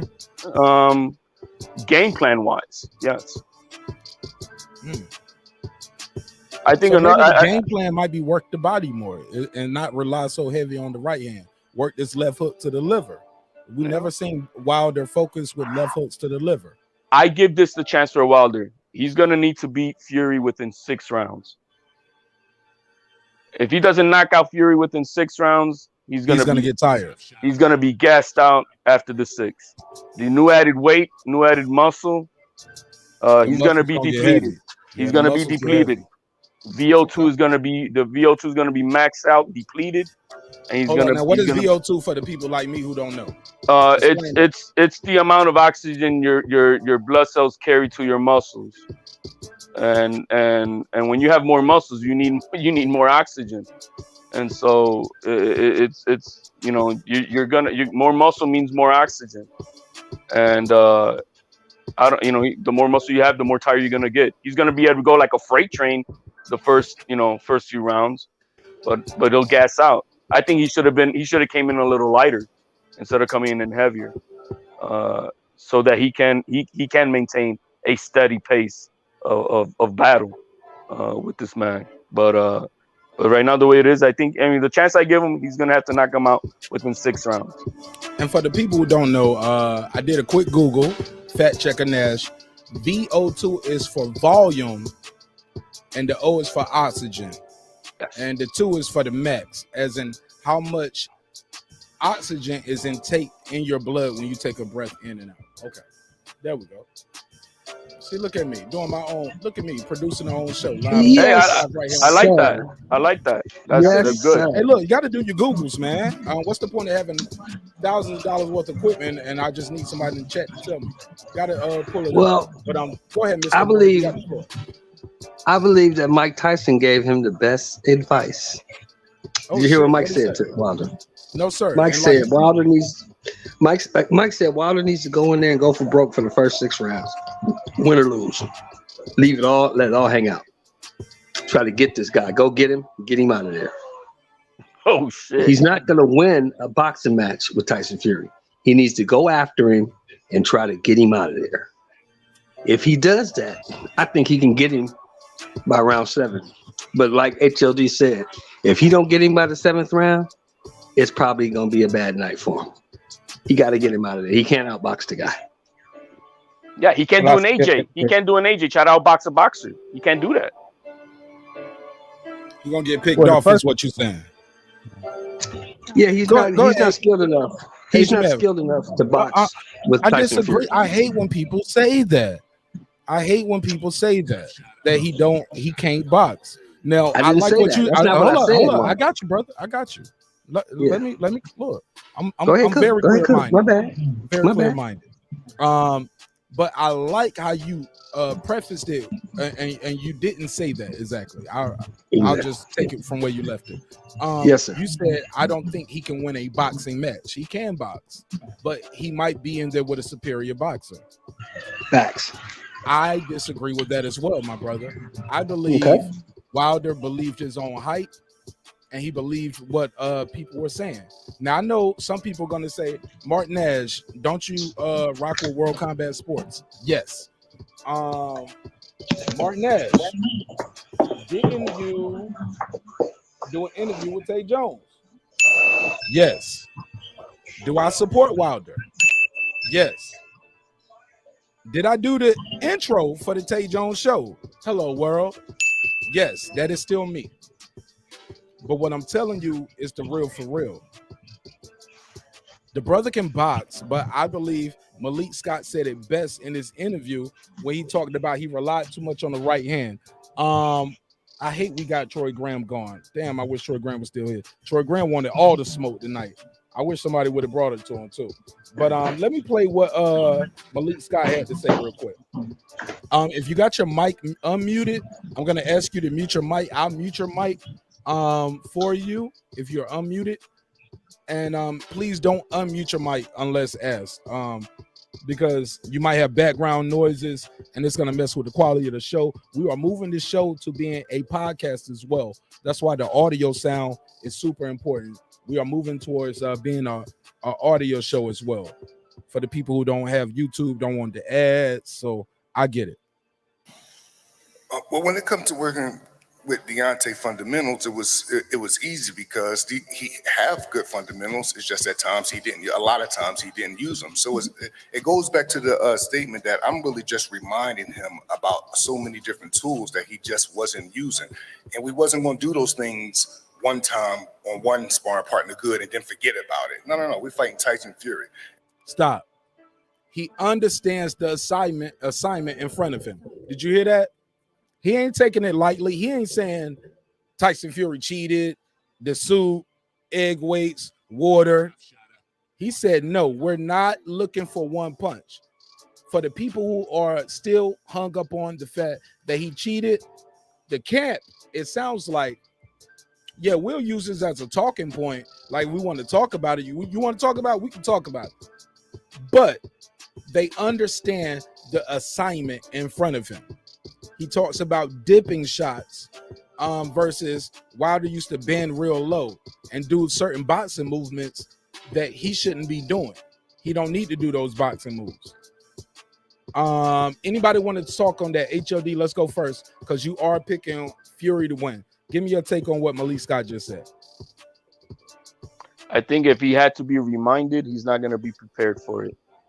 Simple as that. Because this, like I said, boxing, your reactions and things that you do has to be as natural as your breathing. You don't think about it. So if he has to be reminded about it, that means he's going to be thinking about it in the ring, which is what's going to cause those hesitation, leave him open to getting knocked out.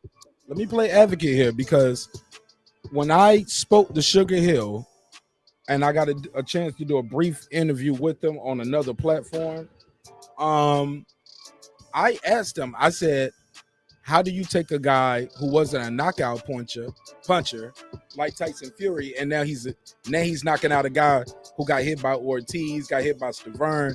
Like this guy Wilder has, he took some hits. Now your guy is a knockout artist. How do you do that? His reply was, I taught him how to throw punches properly.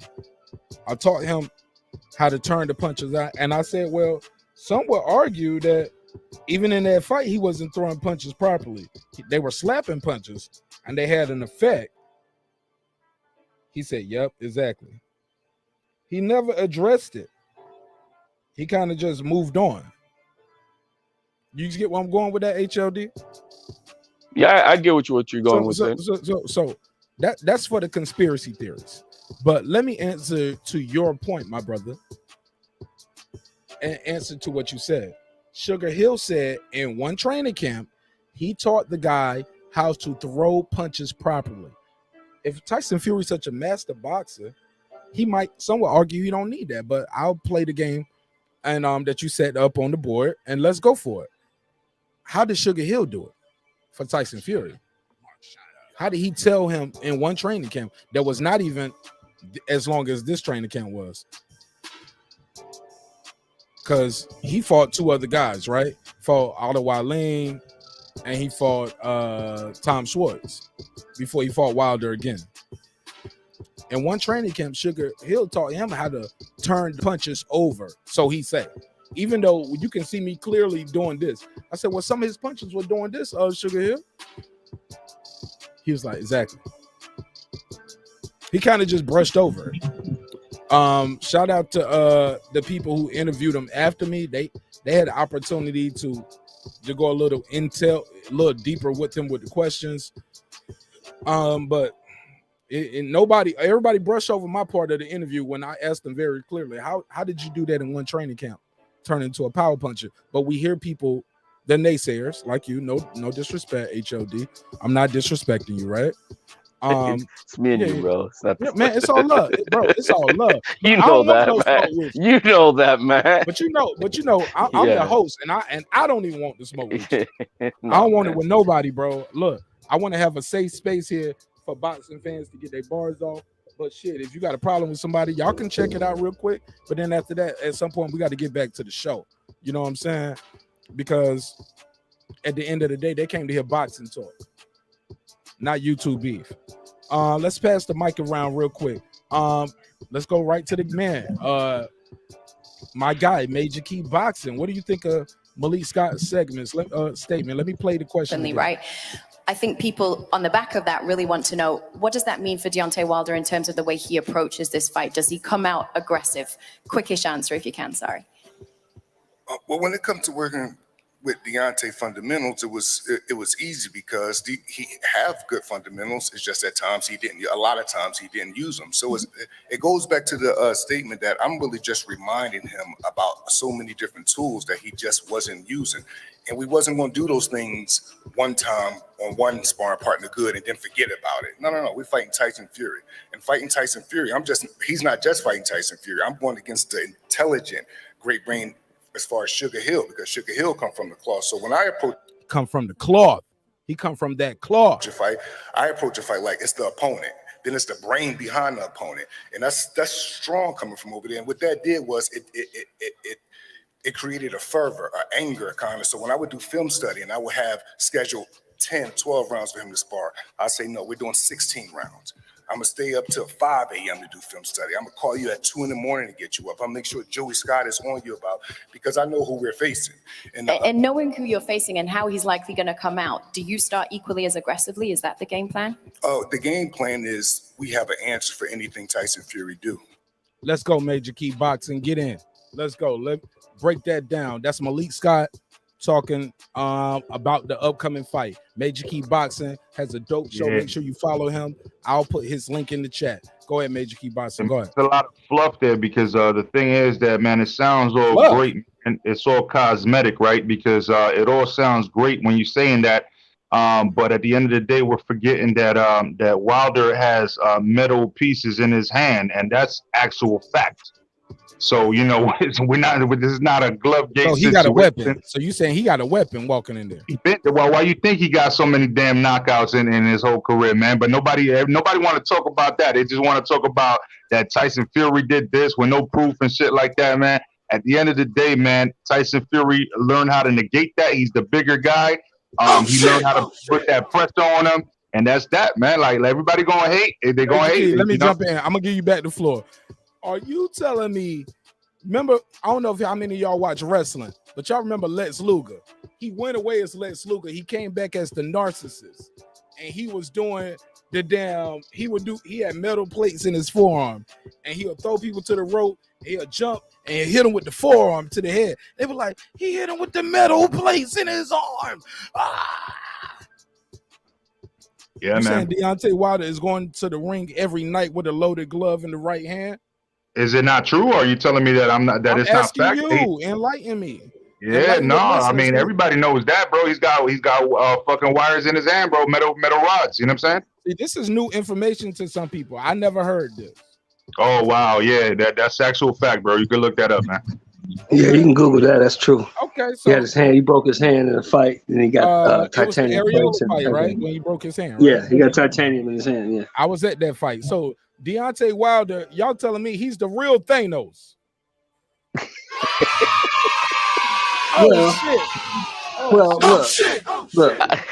Look. The guy has 42 fights. He has 41 knockouts. That's irrefutable. Is what it is.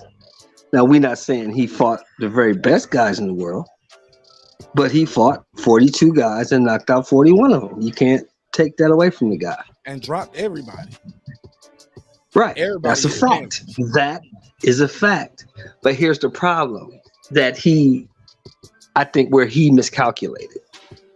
He said after the first fight that Tyson Fury was pillow fisted. Am I right? He said it again tonight. Did you hear that tonight? I played the clip. I didn't hear it tonight. I didn't watch the press conference. He said it again. He said, you ain't knock out nobody. He said, even when you was hitting me, I ain't feel nothing. Well, that's cap. It took because a lower corner to stop it. But that's cap because if you watch the second fight. Somebody in the chat write 1855 so I don't lose my spot. Or in the private chat, write 1855. Please write 1855. Yeah, and that's all cap because if you watch the second fight in round two, Tyson Fury hit him with a stiff jab, and when he hit him with when he hit that man with that jab, you can see his eyes buck. Go ahead, my bad. That's me. I'm messing up. Yeah, he hit that when he hit that man with the jab, his eyes bucked, and he never recovered from that. So he felt because the problem where he miscalculated was this. The first fight, Tyson Fury fought that entire fight damn near on the back foot. So the punches don't feel that hard. But in the second fight, Tyson Fury was coming forward. Now, I don't care who you are or where you're from. If a 275-pound man is coming forward and punching you, moving forward, it's going to feel way different. Wow. It's going to hurt. That's what happened. He got bullied in the second fight. So his whole key. Let's play this part. Go ahead. Say what you got to say. Land, you're playing that. Go ahead. His whole key. He cannot allow Tyson Fury to come forward. He has to come forward. If Tyson Fury can back him up, this fight will be a repeat of fight 2. All right, let me play this. Here's something that I think I need to say.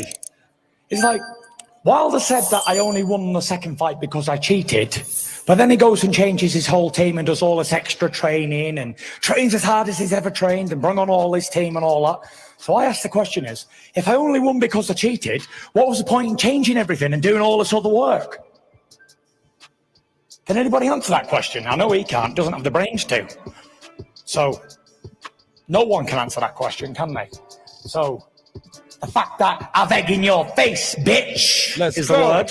Let's go. That's what we say. I love it. And it's another one. He says he wants to do bad things to me and hurt me and do all this malice feelings and he's got anger and aggression. Tyson. Well, for those who hold a hot coal with the intentions of throwing it at somebody, guess what? They're the ones who's going to get burned. I don't want to hurt Deontay Wilder.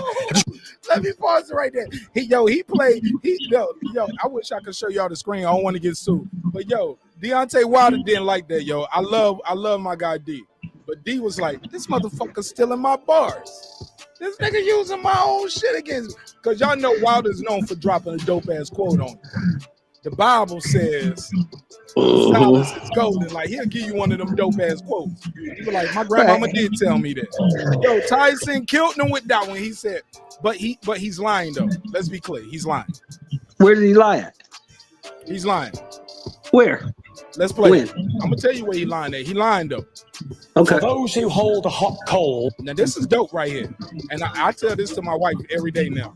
Since this is gonna be my new slogan. I'm gonna put it on the refrigerator right beside the grocery list, like onions, tomatoes, ketchup, And this quote. chicken wings, and I'm gonna say And this quote. And this quote. With the intentions of throwing out somebody, guess what? They're the ones who's gonna get burnt. I don't. And that means gonorrhea too if you cheat on me, baby. Don't cheat on me. God gonna tarnish your womb if you cheat on thou husband, Martinez. Let me keep it going. Want to hurt Deontay Wilder. This is where he lying at, Cheryl Moore. And I'm muting your mic because you have a whooping sound and I don't want to mess up the audio. So I'm gonna play the audio, and after this, you can jump right back in. Body, guess what? They're the ones who's gonna get burnt. I don't want to hurt Deontay Wilder. That's a lie. You want to knock me out? That's a lie. Let's keep it going. Trying to beat him in a fight. I'm just trying to beat him in a fight. You want to take my livelihood from my family. You want to take everything I worked for and I built for. You want to take it away from me. You talking about, I just want to beat him in a fight. Man, I'm fighting for my life. Ain't that what R. Kelly said? I'm fighting for my life. Okay? He's fighting for his life, his livelihood, his family, his legacy. Everything is on the line. No excuses. They should have called this fight no excuses.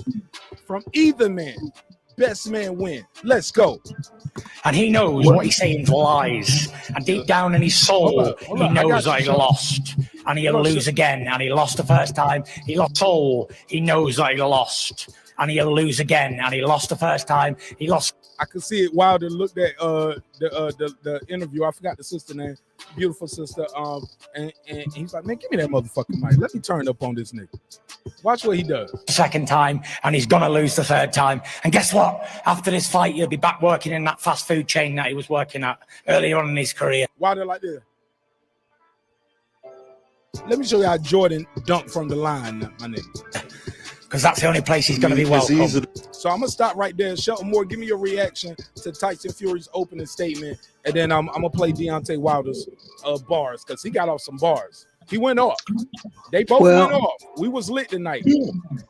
Well, I don't think Fury said anything that was wrong or out of pocket. What? Nah. You want me to run the tape back? I beg in your face. Can answer that question. Everything and it's all this extra training. That's what he said. In and train. He said why? He said if you thought you. He said why are you change your trainer? But he changed his trainer after from the first fight to the second fight. Wilder kept the same trainer for 2 fights. But this is the thing. This is what I said. I said this when all this stuff started. Let's go. If you believe that the only reason that you lost was because he cheated, because that's what you said. Oh, he said if you truly believe the only reason you lost was because he cheated, why would you need to change anything? Because he can't beat you unless he cheats. Can I answer that question? Yes. If Tyson Fury feels he won the first fight, why did he change his trainer for the second fight? That's because let's go, OG. Let's go, OG. Because he felt that he needed to improve. Deontay Wilder has not said that he felt he needed to improve. Deontay Wilder said the only reason I lost is because he cheated. So I didn't hear that. I didn't hear that quote. That's not I don't want to get sued. That's not a quote. He said he cheated. He named several things. He said he had to cheat to beat me. I heard that's a quote. You can look that up. He said he had to cheat to beat me. Fair enough. And even in the circumstances I was under, he still could knock me out. That's exactly what he said. So if you truly believe that the only way he could beat you was to cheat, if you really believe that, you don't need to change anything because man on man, he can't beat you. That's what you're saying. But if you changing your trainer, you changing your diet, you adding 20 pounds of muscle, you training for 19 months, that tells me you don't believe hold on. Why that cheating is why he beat you. You believe you needed to improve. Now you cheating. It's not How his much fault. hold on, because you said 19 months. It's not his fault that it went this long. It's not his fault. Oh, Tyson no, got I'm not COVID. blaming him for Hold that. up, I'm not blaming him for that. Hold up, brother. Now, I was quiet. No, Okay, go ahead, bro. Go ahead, bro. 15 seconds. You got it.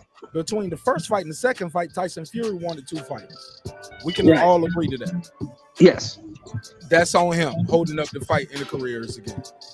Between the second and the third fight, Tyson Fury held it up twice. Once for COVID, but before that, it was arbitration because he didn't want to fight the guy again. He spent millions of dollars to not fight the guy. Right. I agree. Come on, bro. It went like he had excuses for not doing the fight. So if you want to say Wilder had excuses, what about this guy? What are all his excuses for? He won the fight. I never seen the guy win the fight go silent on their Instagram and Twitter. People calling me a cheater and showing pictures of my glove and tagging me everywhere. And he goes dark and makes his shit private, and that's crazy. I never seen a winner do that. So, but let's continue though. Let's continue. Well, I'll just say this. I'll be real short. Oh, he's ahead. better than me. And you got time, my brother. I'm gonna let you cook. Yeah, he's better than me. Because if you said all this shit about me cheating and this, that, and the other, I wouldn't fight your ass no matter who said it. I wouldn't fight you no more. Fuck you. You would throw the belt. Hold up. Oh shit. You would throw the belt in the trash? Oh shit! Oh shit! I'm a man, and my integrity comes before anything. I'm not in the $1 million club, so I'm saying that from the club I'm in. So if it's me, the belt away. But what about fuck if you was I'm Wilder? not fighting you. Fuck you. Let me flip the script, and let me open this up to the rest of the brothers on the panel. If you was, do you guys agree with Shelton? Like, if Wilder called you a cheater, would you still fight him? If you could, and would you make him prove in court that I cheated? Or also, if you were Wilder and you know this guy cheated you, would you make him prove in court? Hey, yo, you cheated me, so I want my O back on my record. Please mute your mic, whoever that is. Please mute your mic. Would you want that O back? Say, no, I know you cheated me, so I want my O back. I'm going to sue you. I want your purse, or as much as the law would let me take your purse, because I can prove you cheated. But also, I want my O back, and I ain't even got to fight you no more. You null and void, you cheating ass bitch. I'm going to fight for undisputed, or however that go, or I'm going to fight whoever I want to fight while I'm waiting for the undisputed to clear up. But I'm not going to fight you again if you cheated me, and I can prove it. And if you slandered me, and I can prove it, I'm not going to fight you again. Let me hear both sides of the spectrum. I'm going to start with HLD, and after that, we'll pass it around. HLD, I saw you was trying to get in earlier. Go ahead, bro. Kind of went into 3 parts here. Yes, real quick. I set the table. I always set the table with a buffet of questions. So you guys can pick and eat what you choose. Well, you said why would Fury change trainer? Well, he saw what he did on the 12th round in the first fight.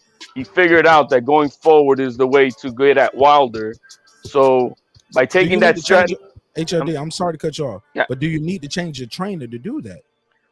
Yeah, you're fighting in as a heavyweight champion. I mean, yeah, you're gonna do whatever you got to do to come at your best. And what he did is he found the best guy in the business to pressure forward fighting in the heavyweight, and that was Crunk. And so that's all he did.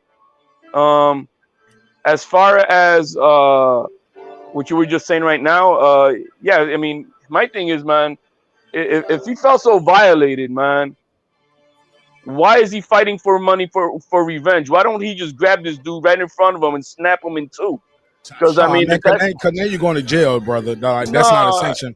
That's not it. Hold on, HLD, we can't do that because we can't promote violence on the street like that. YouTube will take my channel. The kids I mentor will look at me totally different.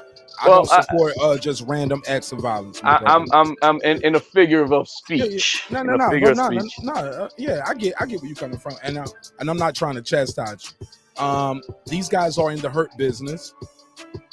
Let's not tell them just to lure the guy in. Tell him you think we won't fight on pay-per-view, but now I'm about to fight you right here on stage and injure old people and kids. But we're gonna fight. But but you drugged me, man. You drugged me, bro. But if you can prove it, let's bring it back to what we had said before. If you can prove those things, my brother, let's handle that in the court of law. Just how we got that would be the civil way. Yes, that would be the civil way. And you get your O back. You get your O back. Yeah. You can take his money. Absolutely. You can take his boxing license. Absolutely. But let's go with Shelton Moore's point of view. I told Tay Jones that myself. That where's the evidence? They could avoid all of this. I told that to Tay Jones myself. I'm like, why didn't you? Where's the evidence, man? You could avoid all of this. Take it to court. You don't have to fight this dude. You establish your all this stuff. I told him back in like February, something like that. What was his answer? Oh, we're waiting. We're waiting for the time is right. Blah blah blah. I'm like, yeah, man. We're about to fight and we still don't got nothing. So what are we waiting for? A book? Yeah, I don't like that. I don't like those. I'm gonna be honest. Look, I'm a straight shooter, man. Call it right down the book. I love Tay Jones. He was one of the first, if not the second, pro boxers I ever interviewed. Right. Shout out to World Combat Sports for setting that up. But and I made the intro for his show. He just had a good knockout recently, I believe. Absolutely, and the media kind of chastised him for celebrating a win. I don't know if you saw that, but some people. No, man, that's not cool. Yeah, ESPN was kind of upset. I was like, well, he lost to Ndango, and he's been back. He's on the winning path again. Like, he should be celebrating, and he stopped the guy. Fuck what his record was. Like, guys fight guys a lot of times where they record say you shouldn't stop him. I mean, you should stop him, but you don't. So I'm never gonna chastise the brother for celebrating a win. He's going in there in gladiator mode, bro. Like, y'all gotta chill with that. But I think it's the division of the promotional companies that causes guys at ESPN to pick shots at little Tay Jones. Come on, man. Like, y'all ain't covering Tay Jones fights like that. But y'all saw he was having a viral moment with the knockout, and they tried to take it away from him because he had such a viral knockout. Like, y'all give Jake Paul his credit for a viral knockout over who? What was the basketball player? What's the basketball player that he beat up? Nate Robinson. Nate Robinson. You get what I'm saying? So, like, let's stop the shit. Like, where he shouldn't be celebrating a knockout win over the guy he fought because Tay Jones should be fighting. Man, he fought Ndango. Ndango stopped him. He shouldn't have been in there with Ndango. Mark, it's not a coincidence that it was ESPN doing that, though. I'm sorry, but I'm saying it's not a coincidence that it was ESPN giving them some shit. Exactly. You know what I mean? But you know what, though? But since they are the quote-unquote worldwide leader in sports, other people picked it up. And I don't think that was fair to Tay Jones. And I think they tried to overcast and, shadow his win because of the promotional obligations to another fighter. But we got to call the shit clean, man. That was a good knockout, man. And it was a good punch. It was a good shot. Anybody else will be telling them, oh, good shot, good knockout. Hey, look, Carl. Y'all know Carl, right? Carl Dynamite. He had a good knockout on PBC. Nobody was knocking that. You get what I'm saying? He fought a guy that he should have knocked out too. Some will argue. Shout out. I think him and Lil Mo used to be married. He was on that show, Hip Hop Couples. That was my show. I was like, yo, they up here smoking weed and talking about relationships. I'm like, baby, come join. You're going to love this show. But with that, I digress, man. Let me open it back up. Having too much fun on the show, but if I ain't having fun, I wouldn't do the show. I promise y'all. The shit would have been over 2 hours ago if I wasn't having fun doing it. Major Key Boxing, Shelter Moore, King Asia Mav, HLD is on the MIC. Shout out to everybody's pulling up. I'm going to open the phone lines back up as well and get some more of you guys' calls. Shout out to the people who are new to the channel, because if you see them in the chat, they are a subscriber. So they are a part of the neighborhood. Even if we disagree, let's show them love and respect. Tell them welcome to the neighborhood, right? Shout out to Abnet. Can't say that, man. I'm going to just call you AG. AG, what up? I don't want to mess up your name. He said, do you think he's scared of the guy who he beat twice? Hell no. I wouldn't be scared. I don't think Fury is scared. Does anybody up here think Fury is scared of Wilder? Let's let the new subscriber know he dealing with some real ones over here. Who up here think anybody is scared of anybody? Go ahead. Or should I play the crickets? No, you gotta play the crickets. Why is there a term called duck? It ain't always because of the politics, the money, the network, the venue, and all this. You know, some of them guys tell it. You just gotta tell that they're scared. You gotta read in between the lines. Shout out to Sugar Ray Leonard. He even confessed, even though he didn't duck the fighter, he admitted that he was scared of Roberto Duran. I mean, it was years later, but I mean, it's time. You know, he could speak his truth. And he was scared of that dude. But ducking wasn't even a part. You know, they weren't cut from the ducking cloth. Now cats, oh shit, I'm scared I could duck. They use that tool now. Now, I'm not gonna say who's scared of who, but I'm quite sure there are some fighters that you saying Ryan Garcia is not scared to fight certain fighters. I ain't say that. No, I know you that. No. That was me on the rhetorical being facetious type shit. For those that out there listening that probably can't interpret. But if you had if I gave you $1 trillion to bet to say is he scared or is he not scared, you'll be a stupid person and make the wrong bet and lose that $1 trillion. Because he ain't gonna ring with everybody because he's scared. Shit, let me get my guy Major Key up here because he got a dope ass show, and I gotta get people familiar with his voice and his thoughts, views, and opinions because he does have a dope ass show that we gotta help him promote because he's my guy. I met him in the physical form, and we disagree on a lot of shit too, especially on hip hop. We definitely disagree on hip hop. I think we disagree on a lot of boxing things too, but I respect this man for what he's doing and what he's trying to do as far as giving these legends a chance to have their voice heard by the new generation. Because a lot of these legends don't even know how to work the damn StreamYard or the phone. They be like, come here, baby. You don't see them over here like this. Let me see. Okay. So we on the StreamYard, huh? So I just clicked the link. Can you hear me now? I'm like, nigga, bruh. Major Key, talk to us about what you're doing with your channel, working with the legends, and get into some more of this dope ass boxing talk. I would be remiss if I didn't give you the floor, my brother. And this is gonna be my last comment because I gotta wake up. I've been up since 6. No, don't say nothing. Don't say nothing about that. I don't want you to discourage nobody else who got to get up. Let's talk about the topic. For me. Yeah, don't say it though. Don't say it. Please don't say it. Because people gonna be like, I got to get up too. It's almost 2:00. Yeah. Be quiet. You don't want to be up for 8 hours, man. You don't want to be up for 8 hours. But anyway, let's talk about boxing in the channel. Let's go. Look. My point, brother, is this. I had this dude on Monday. Okay. And did you watch the show on Monday? What dude? I'm sorry. That's what I'm asking you. Did you watch the show on Monday?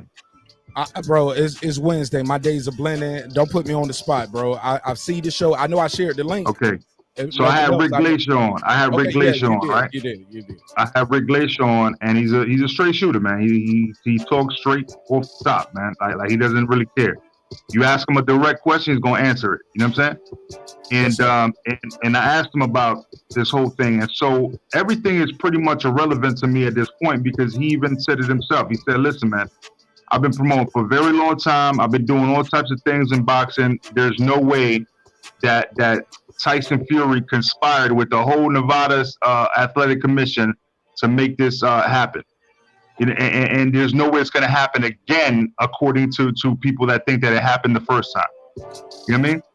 So my point being that this is all irrelevant. The fact of the matter is that Tyson Fury beat him, and if you want to go ahead and side with him, that's great because the odds are going to be better for me to bet on. You know what I'm saying? And I'm going to make more money off of this. I appreciate you guys that buy into this bullshit. You know what I'm saying? Because at the end of the day, it's bullshit.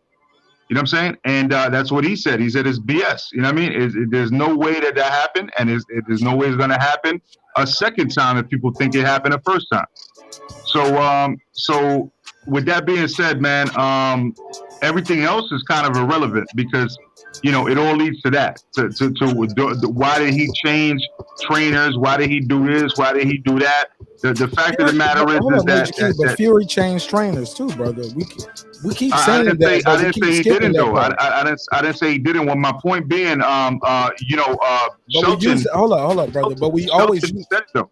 Shelton already said it though. Let me trade bars with you though. You're not the first one to say that tonight, and I've heard other users, and I say users like they doing drugs. I heard other callers, subscribers, people in the chat. They're using that as a caveat that they keep going back to. They keep saying, Deontay Wilder, if everything went great, why did you change the trainer? He's already said that. He said, I changed the trainer because the other trainer didn't stick to the code.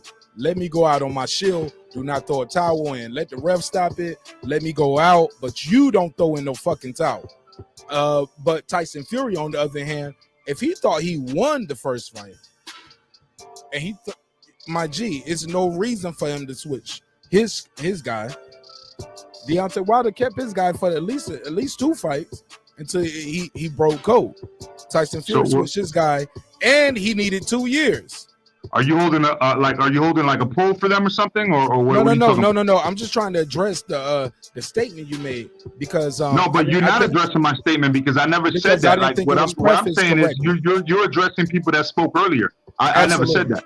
But you did just say I'm actually agreeing with Shelton Moore. What he said was that hey, there's things that I can work on, which is what he said. So he wants to work on things, whereas Wilder's saying that there's an excuse why he didn't win. Okay, those are 2 different topics. So I didn't say what you said. I said what Shelton Moore is saying, which is fucking Tyson Fury whooped his ass, and that's that. You know what I mean? And I can't get any clearer about that. But however, yeah, man, I'm gonna digress with that and just say, man, you know, I'm not gonna say it actually because you asked me not to say it, but you know what I mean? It's all love. Tell people where they can follow you at. Good night, Major. Right, tell people where they can follow you at, my brother. Yeah, you already know Major Key Boxing, man. You know, on YouTube, Major Key Boxing. On Instagram, Major Key Boxing on Facebook, man. And we also sharing Mark Nash's link. You know what I mean? And we showing love to the family over here, man. You know what I'm saying? I'll holler at you tomorrow, man. Absolutely. Good night, Major. Have a good night, bro. Yeah, you too, Shawn. All right, peace, bro. And peace, King Asia. Peace. All right, man. Hey, look, one hand wash the other, both wash the face, man.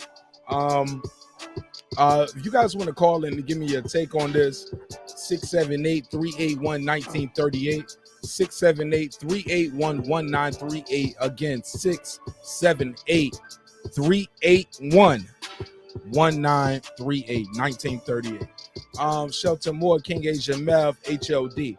You guys got the floor. Talk to me. Well, I back to this, you know, why did Fury change the thing? Look, he's the one who felt cheated in the first fight. And so that's why there was a draw. That's why he keeps saying, I won the first fight. But what he learned in that 12th round in that first fight was, I got to put the pressure, the gorilla pressure, up on Wilder.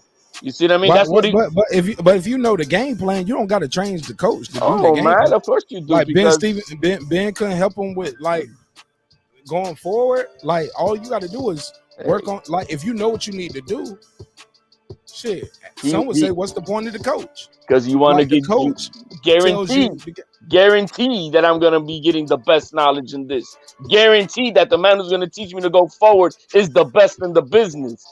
So I'm gonna make sure I'm gonna knock out the duster. You know what I mean? Okay, let's be fair. Prior to this fight, who was calling Sugar Hill the best in the business? Tell the truth. Hold on, wait for it now. Wait for it. Prior to this fight, who was calling Sugar Hill the best heavyweight coach in the business? I'll wait. Nobody. Nobody. Should I wait a little longer? Let me wait a little longer.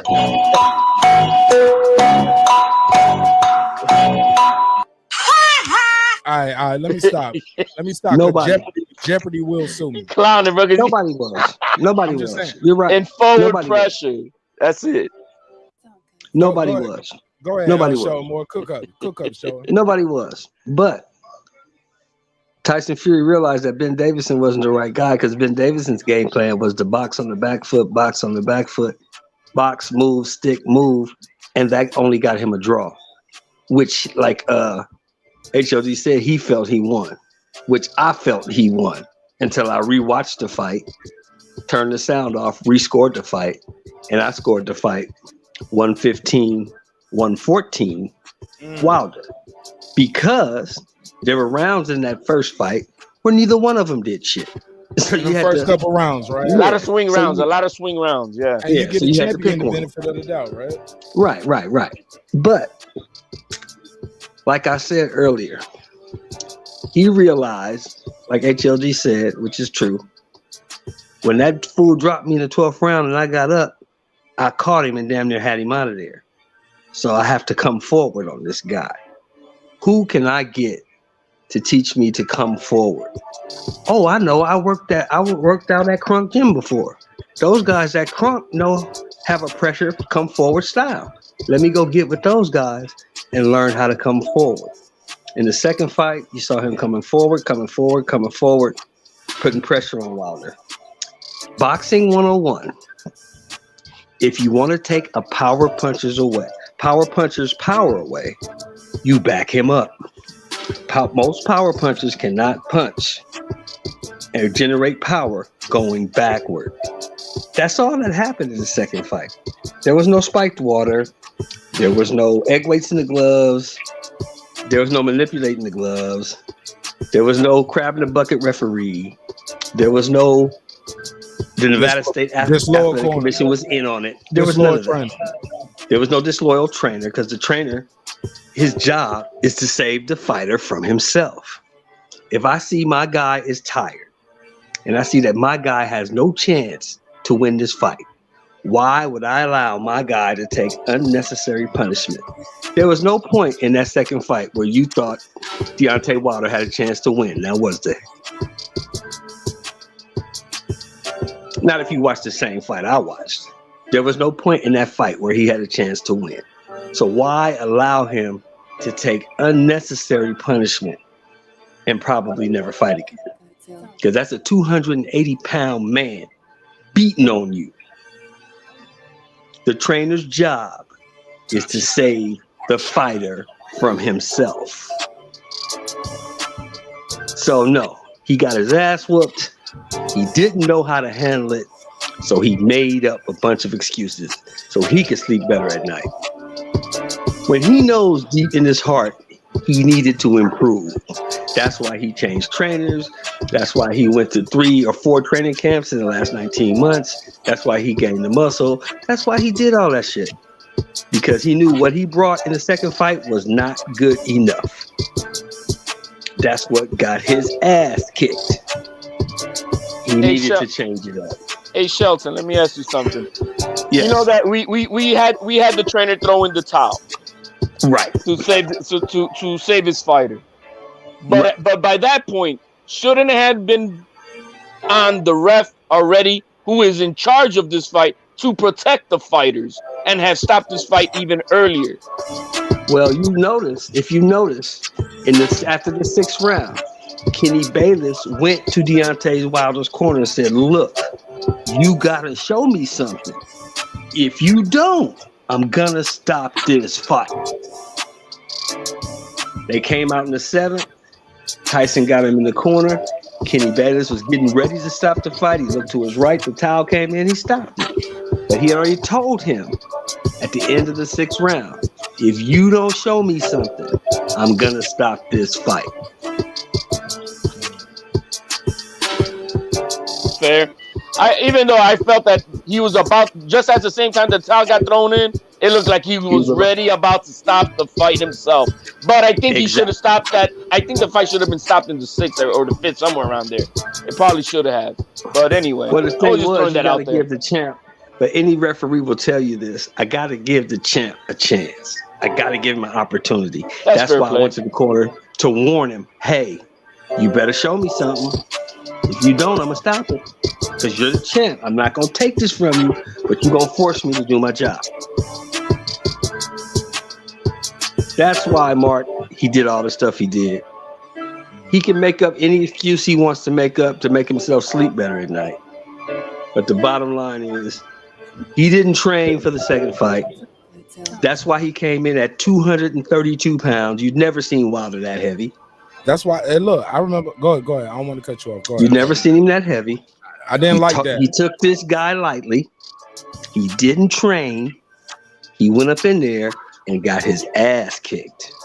That's why he changed everything for this fight, bro. And nobody can tell me anything different. What I did find interesting was I heard him say in the Brian Custer interview, he has a nutritionist. He has a doctor with him in camp now. I'm like, oh shit.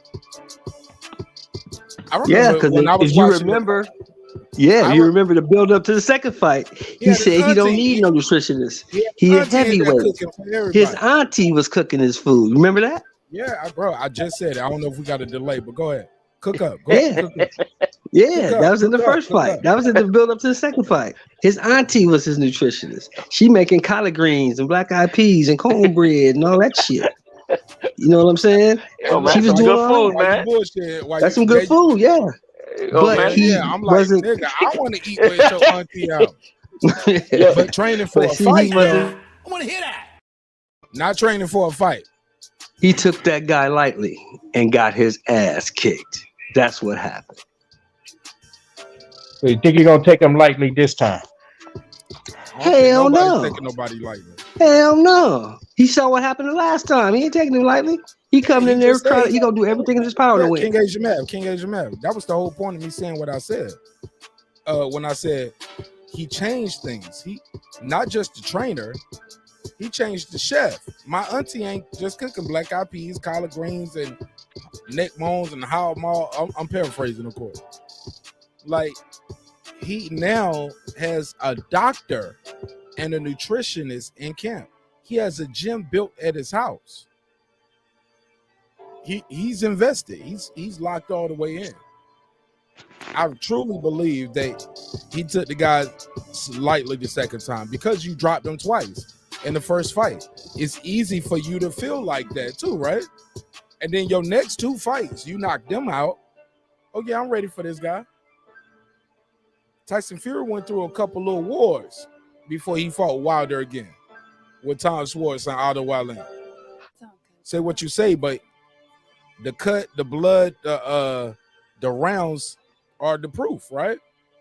He got more rounds in than Wilder before for the second fight. HLD, give me your take on that. Hey, I'm. Did he have the Krung Gym already with them for those other two fights after the first one, or No. So it was just for the training of the Wilder fight for the rematch. Okay. I don't know what they did behind the scenes, but yeah, he didn't reveal Sugar Hill until his third fight after fighting Wilder the first time. I personally wish that it didn't take an ass beating for him to want to get his shit together. I wish he should have done that from day one. He should have had the Mamba mentality from the beginning. He didn't need somebody to kick his ass to put his shit in gear. He should have been on. You talking about Wilder or you talking about Fury after the first fight? No, I'm talking about Wilder. I think he didn't need to be waiting for somebody to kick his ass to get his shit together. I think he should have had the Mamba mentality from the beginning. Regardless of the competition you may face or not face, you are doing your absolute best to be the best. And he wasn't doing that apparently. And I wish he did. Because who knows what type of a real phenom we would have faced against Tyson Fury the first time. Probably would have cleaned them out, right? But, so he, it just proves that I wish he would have done all that stuff from day one. That's what I'm saying. Yeah, but that's why they say boxing is the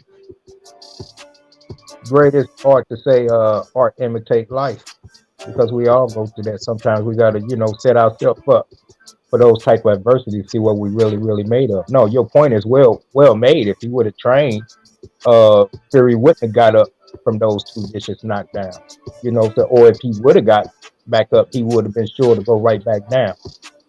But now, and I don't even like talking about the past fights, that they had. What happened. I just feel the energy now is that it's just going to be strictly redemption, and I've said Fury is yet. You're breaking up, bro. You're breaking up. Fury is yet to face anything to be redeemed. You're breaking up. I don't know why it's breaking. Yeah, we'll come back to him. Yeah, your mic ain't working, bro. Or it's choppy. Try it again. Say it again. What you say? 2 1 2. All right, try it again. Go ahead. I can hear you now. Can you hear me? Yeah, I can hear you now. Go ahead. I just think this fight is just strictly about redemption, and Wilder has the biggest point to be redeemed on. Go ahead, Shawn. No, I was just looking at some of the comments you had. Interact with it. What you got? You know what I'm saying? And the one guy says, if Fury never manipulated his gloves, why would Wilder have a dent in his head? Well, if you Google it, bones don't dent, they break. He didn't have a dent. What he had was a hematoma on his jaw from getting hit on that side of the face. He doesn't have a dent, because if he had a dent in his head, you'd see the dent now. You don't see the dent now, do you? So, I'll say again, bones don't dent, they break. You can't dent a bone. We did do a Google on that, and we showed dented bones.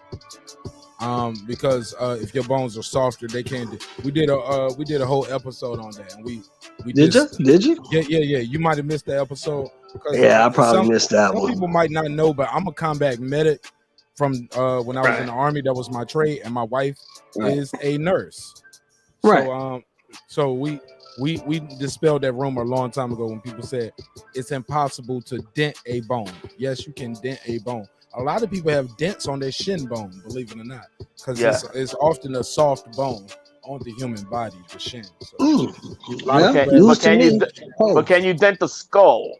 Yes, you can. Google it. It's I've never seen it. I'm telling you. We already did it. I hear you. I'm not going to argue with you. And when in doubt, do your Googles. Yeah, I'm not going to argue with you. You say you Googled it, you Googled it. You know what I'm saying? I'm just saying 55 years, I've never seen it. And there's surgeries that people do too, to try to recorrect that too. Super expensive, but dentist skulls. Yeah, but you can't. Yeah, you can't dent your skull. Believe it. You say he had a doctor report saying the bone. Okay, well, whatever. He had a dent. Fine. He dented his head. But shit, you got hit by a 6'9", almost 300 280 pound man. Yeah, like that's possible too. Most heavyweights ain't that big. But Mark, what did they use? A dent puller to pull it out? What to fix it? I mean, what they do to fix the Wilder's? But Mark just said that they have a very expensive procedure they could do to fix it. So maybe so, maybe no. You can't get it I don't fixed, know. but often, sometimes, like once the swelling go down, you know, depending on how you gain weight in your face. Like my thing is, how did he clear? You know, did he clear? Obviously, he cleared medical, but obviously, whatever the case may be, that's not going to be no excuse.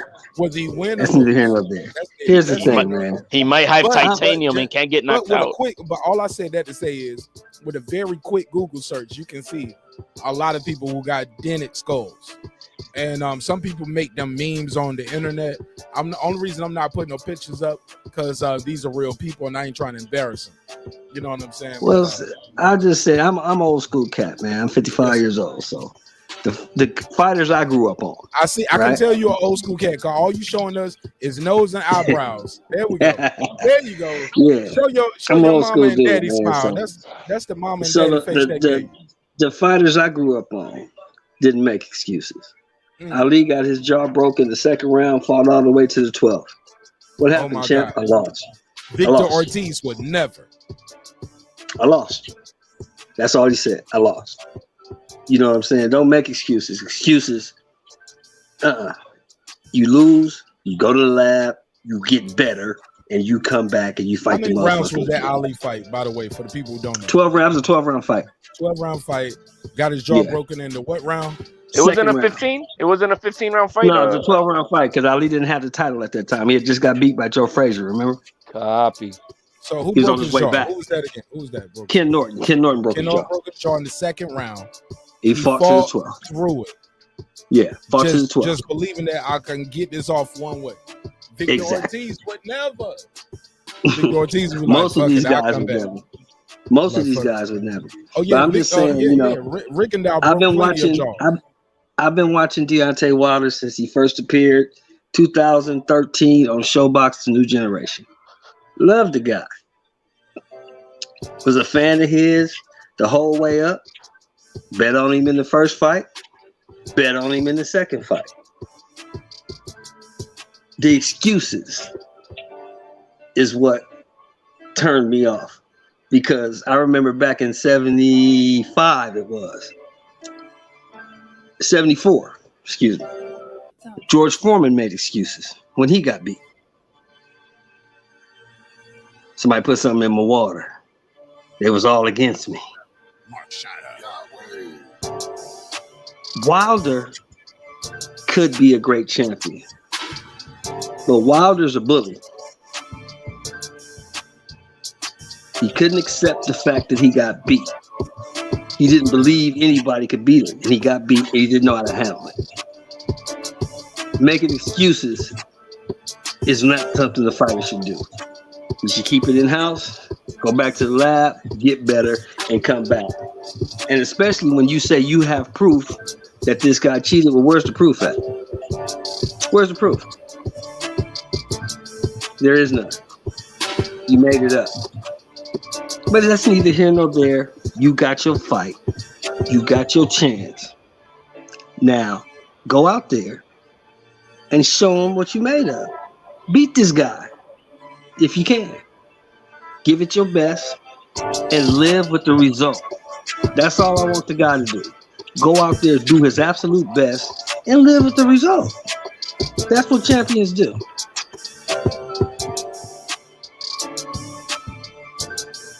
HLD, give me a reply to that.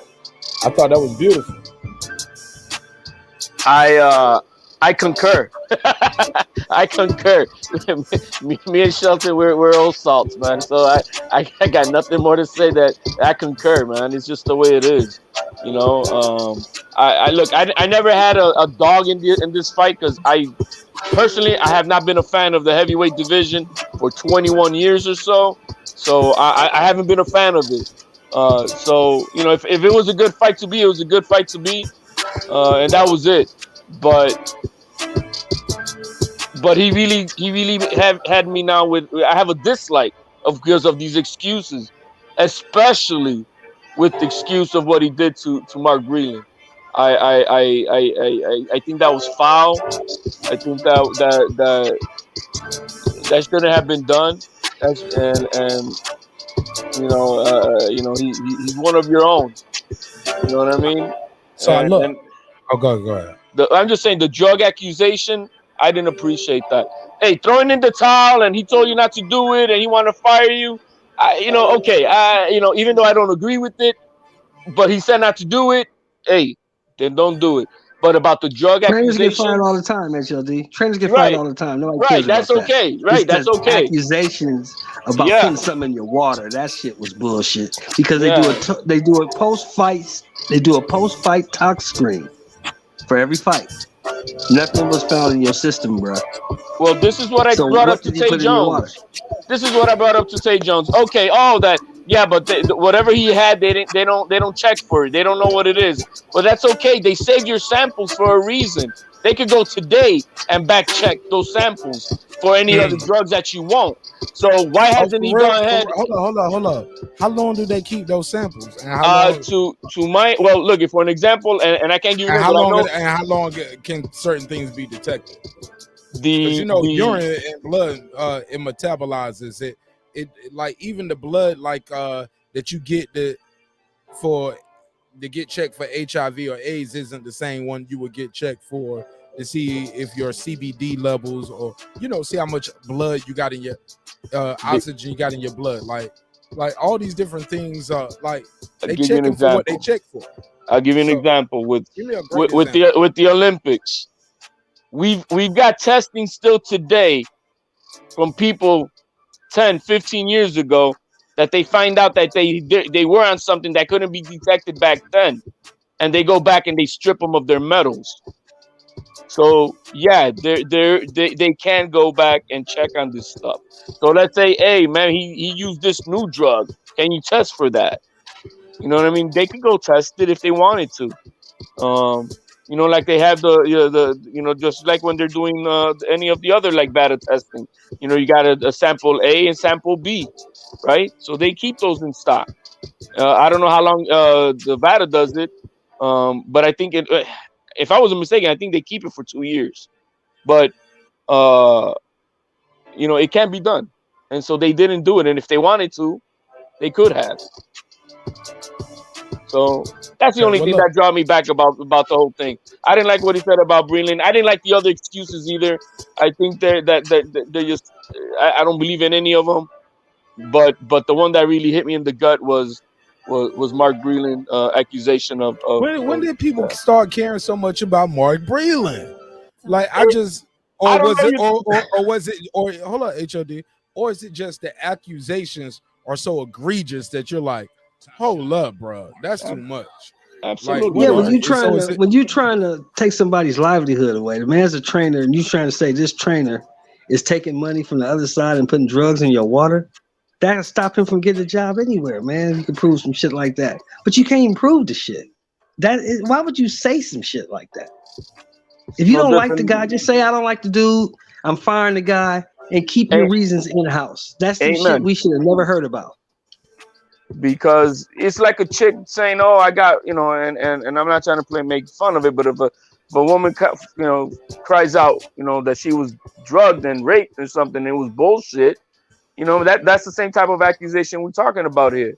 You know what I mean? You don't. You could ruin somebody. Actually, he probably did ruin his livelihood. I don't know if anybody's gonna hire him right now because of not because they don't trust him, but because of the whole controversy around being with Wilder. So, you know, he may have affected his livelihood in that respect. He did mess up his reputation, you know, so it's a lot of things that he did with that. And had he brought proof, yo, I swear to God, if there was proof to any of the stuff he was saying, I have an about face, F you Fury, you're a piece of POS, and you deserve the worst that's coming to you with that. But until then, man, I think it's just foul play what they did to Mark Breland above everything else. That's all. Before you jump back in, Shelton, let me address the chat real quick. Shout out to Real Talk Mafia. I appreciate your time and energy. I want to extend a welcome out to Dominic. How you say his last name? Is it Hollowell? Is it Hollowell? Howell. Dominic Howell. Dominic commented on one of my videos earlier, and I definitely invited him out to the neighborhood. Appreciate you pulling up on this block party, homie. The link is out there, Dominic. I appreciate your thoughts on boxing. Love for you to click in and join the panel. Let me hear what your takes are on some of these topics, or you can call in. The number is a Skype number on the screen, so you can add me on Skype, or you can just call regular on your phone. I do not save people numbers, so people be like, "Oh, it's me again." Well, come on, Martinez, you don't know it's me. You don't know it's me by now. Like, bro, I don't be saving these calls. Sometimes when we do the versus shows, it be 200-300 calls, bro. I do not keep up. I'm sorry. The only numbers I know I got saved is D-Ray, because he was one of the reasons why I kept the phone line going. Like, I was gonna cancel the phone line months ago, and he was like, "I'm gonna call. I promise. I'll be your only call, but I'll call. Please don't cancel." Hey, Mark, I gotta ask you a question. You and HLD, I need to ask this question, bro. Yes, sir. Why are you showing me your eyebrows and nose? I'm sorry, man. I'm sorry. There we go. I've been watching boxing since 1969, right? I don't understand why fans today are so emotionally invested in these fighters. I just don't get it. Can you explain that to me? Oh man, I went into it with my wife earlier. I said, since when did boxing fans care about the promotional company or the networks as much as we do now in 2021? It's almost disgusting. It's splitting the room. Every time I look around, it's splitting the room. Like, people talk about the promotional company more than they talk about the fighters. I never even heard people care so much about how much fighters got paid. We've been exactly. We've been in the pay-per-view era for several decades now, but now what we call a successful pay-per-view ain't successful unless they do what, 500,000 or 1 million buys. They've been doing pay-per-view, and they was charging less, and fighters were making less. Now they charging more, fighters making more, and it seems like the fans are aligned with promotional companies. I don't align myself with no promotional companies, and I blame the content creators though, Shelton Moore. Here's where I beg to differ. I beg to differ for 1 second. These guys aren't making the money that the guys back in the 80s was making. Sugar Ray Leonard in 1980 made $9 million to fight Roberto Duran. Who in the welterweight division today has had a $9 million guaranteed payday? That's like about 20 million today. I'll wait. That's like 20 million today, Shelton. I mean, Exactly. it's gotta be like close. that. When you put it like that, I gotta digress. But look, I ain't one of them guys that's gonna do the show and just gonna argue just to argue. When you right, you're right. Yeah, and I'm like, I mean, because the money Errol is more Spence's back- last pay-per-view guarantee was $2 million. Get your nostrils out the camera and them buck eyes. $2 Stop bucking million. your eyes. Stop bucking It was your $2 eyes. million. Hey, Shelton, I think it's a sign of the times, bro. I mean, it's just a sign of the times, man. I'm sorry. Shelton Moore, you look scary as hell, man. You Oh, I'm sorry, bro. I'm sorry Your about that, eye bro. popped out like that right there. No. Oh, shit. Not saying that's indicative of your character or nothing, but Nah, that's how yeah, your eye that's what popped you out. are saying. He was like That's $20 what you are million, saying.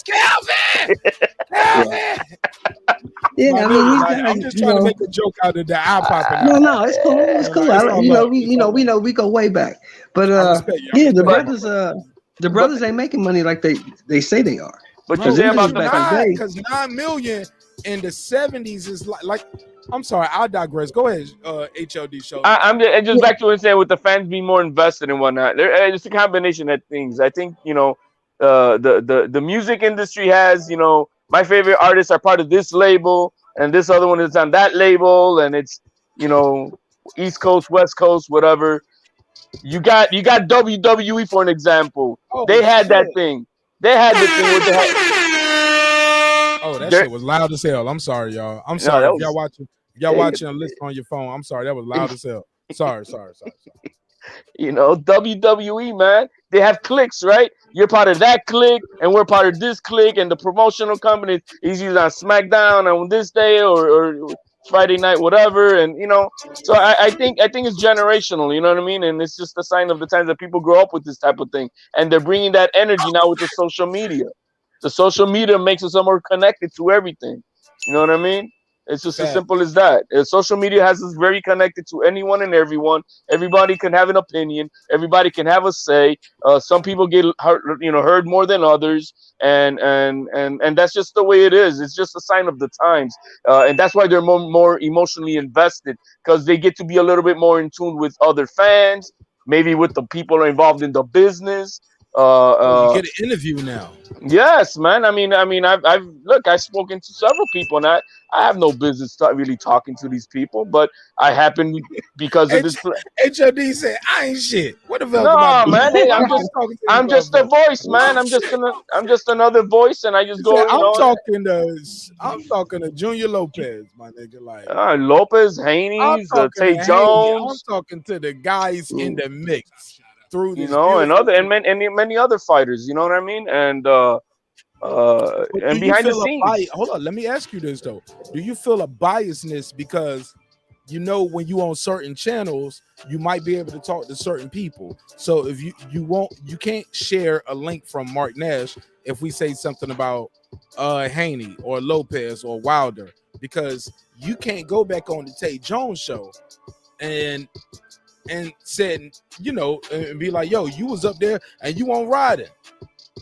I call it out as it is. So you don't switch your opinion based off the panel. No, absolutely not.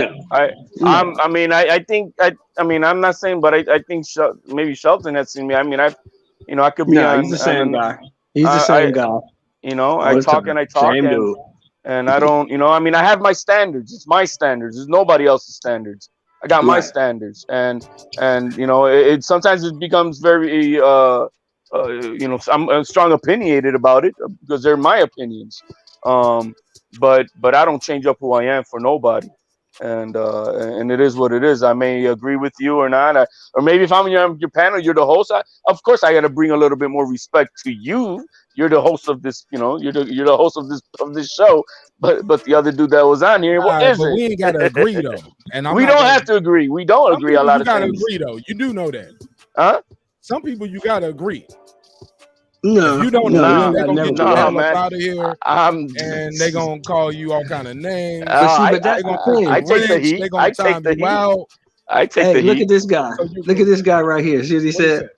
What did he say? He said he's the main guy emotionally invested. He admitted that he was a Wilder fan. Now he hates him because of the excuses. That's emotionally invested. Number one, I don't hate Wilder. Who is the guy? Keen Mitch. I'm saying, who is he talking about? He's talking about me. Oh, he didn't say your name, now, but if you want to own it, go ahead. He'd have to. First of all, I don't hate Wilder. Address it without giving me just buck eyes and nostrils. There you go. There you go. First of all, I don't hate Wilder. I have no emotional attachment to Wilder.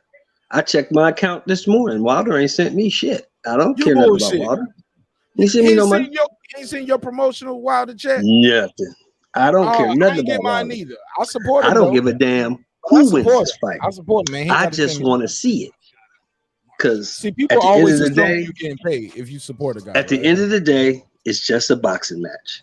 That's all it is. I love boxing. I used to box. I'm into boxing. I want to see the fight.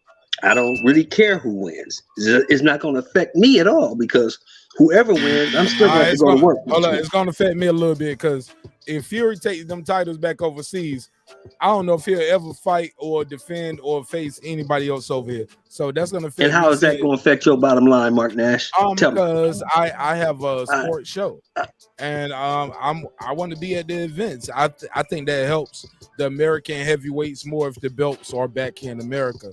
If the heavyweight championship, especially the WBC belt, like that's leverage for America versus all the fights being over there. I want to go to the fights. I want to see the guys. But that's your opinion. That's what you want. I'm saying, how is it going to affect? I'm saying, how is it going to affect your bottom line? Okay, you still I got a show, and I got a show, and we believe it or not, I know you can't tell, but people pay me to talk. Oh, okay. Well, yeah, but I want to be in there with the American heavyweight champ. Cause I might have more access here in America versus I get it. The UK. It's simple as that. Understood. In your case, it does affect your bottom line. In my case, it doesn't. But regardless, I'm gonna still cover the sport. I'm gonna keep it a stat, my nigga. But I don't have a dog in the fight where I'm gonna say, me neither. I have no dog in this fight. But I know a lot of young American heavyweights that I want to see them get a shot. And I just feel like I hate that Fury said, hey, we got my guy right here. Punch, drunk, boxing. It's my guy, man. We disagree. Look, this is another guy. Let me put him back up so y'all can follow him. Let me see it. Let me show it. Me and this guy disagree on a lot of things. But whether it's social, economically, whether we're talking about police brutality, voting, whether not to vote, what candidate to vote for, which fighter, but I respect him. You get what I'm saying? Mm-hmm. And I respect this show and I respect this platform. But more importantly, I respect him for giving me an opportunity. He gave me a chance when a lot of these guys weren't giving me a chance because they, they was hating. Yeah. I ain't gonna say that. I'll let the people say that in the future. But they was gave me a chance, and I appreciate that. And for that, I'll be forever grateful. I'm not emotionally invested with these dudes, man. I don't care who wins the fight. I want to see it, and I have my pick, and I have my opinion. But that's all it is. It's an opinion. My opinions don't get paid by Teslas. You know what I mean? Man. Not 225. No, not 200. No, like 225 and 2 Teslas. You know what I'm saying? My opinions don't get bought out like that. Like some other content creators out there. But we'll leave it at that. Yeah. I told people I ain't trying to get popping with no content creators. Like, we stronger together, yo. I'm too dope. Man. I just think I'm too dope. I'm too creative. The show gonna do what it's gonna do. When people pull up, it's gonna blow up. Some days we're gonna get lower numbers. Some days get high numbers. But I don't never want my numbers off of. I'm beefing with a content creator. I ain't in it for that. But that's what I like about these shows, I'm man. Be at the fight. I'm gonna be there. That's what I like about these shows like yours, Mark, because these are opinion-based shows. These shows are not facts. They're opinion-based. This is your opinion. This is HOD's opinion. This is my opinion. Oh, we do some and fact anyone checking, in the chat can have their opinion. Oh, yeah, it's just opinions. That's all it is. I respect that, brother, but certain things we just can't say loosely, like because I ain't trying to get sued. Like VO2, and he fact checked me. Yeah. I do my Googles. Like, if we say certain thing happen, while y'all saying that, when y'all see me doing all of this, leaning over. Yeah, you checking, you fact checking. Oh yeah, man. We fact checking. We in the spaceship. We trying to get this thing popping. And I respect you for that, brother. And I'll check myself if I'm wrong. Yeah. That's okay. And I respect you for that. I'm just saying that at the end of it all, this is an opinion-based show. And it's a nostril-based show based off your picture. There we go. All I get is nostrils. Because none of us knows who's going to win this fight because it hasn't happened yet. We won't know until about 10 o'clock, 11 o'clock Saturday night. It's super exciting. Then we'll know. This is something else. Why we got Punch Drunk here in the chat. He said he's our I quote him all the time. I tell people he's our guy on the street when it comes to Lopez, right? Yes. Is that fair? Is that fair, HLD? Would you say that too? Yeah. He's a guy that you and I, most of us can reach an email away, a phone call away, and we know he's on the streets. Same thing with World Combat Sports, Tay Jones. Some of these guys are in positions, and they are our guy, in this YouTube street, in the neighborhood. These are our guys on the street. So I follow them closely, and I listen to what they say, what they don't say, how they say it, when they saying what they saying, and they doing what they doing. And I'm like, he telling us he know, but he can't tell us. Yeah. You get what I'm saying? Well, Punch got a lot of insight with a lot of folks on all angles of boxing. And we should appreciate that, right? That's our guy, right? We disagree a lot. We might argue. We might beef. He might disagree and beef with some other brothers in the community. You as well, HLD, me as well. But for the most part, let's be clear. Boxing lives right here on this YouTube thing, right? That's a fact. We on the internet broke Crawford and Porter well before it happened. But I don't want to lose too far away from what we got going on here. Yeah, shout out to Scotty, World Combat Sports as well. He's our guy on the ground. You know what I'm saying? Like, we all gonna disagree. But I don't want to lose too far away because I don't want to be in too much of a kumbaya moment because we definitely in war mode, right? We in war mode because Tyson Fury wore this. Let's start here. What the hell is that, bro? What the fuck, man? Are you kidding me, bro? Can we start here? Can we rewind a little bit? Or something? What is that? What is going on? He's wearing a Fruity Pebble suit. Oh, I seen somebody else wear that type of stuff, man. That's some other. That's a WBC suit. Like those little greens you see on his suit. If you zoom in, those are little WBC belts. Oh, you seen other people wearing the WBC belt? No, man. Hold this. HOD, hold this for me.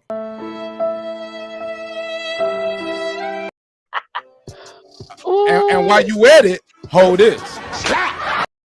Who else wore this damn Fruity Pebble suit? I thought it was literally like Rice Krispies type of shit, man. No, it's come on, jeez. But I bring up the outfits because Tyson Fury and his soliloquy and his disdain for Deontay Wilder, as it should be, he said, "Look at what you wearing." He said, "You wearing Trump colors or something like me." He said, "I'm wearing the WBC suit." Oh, I didn't catch that. Nigga, I was like, that shit ain't wavy.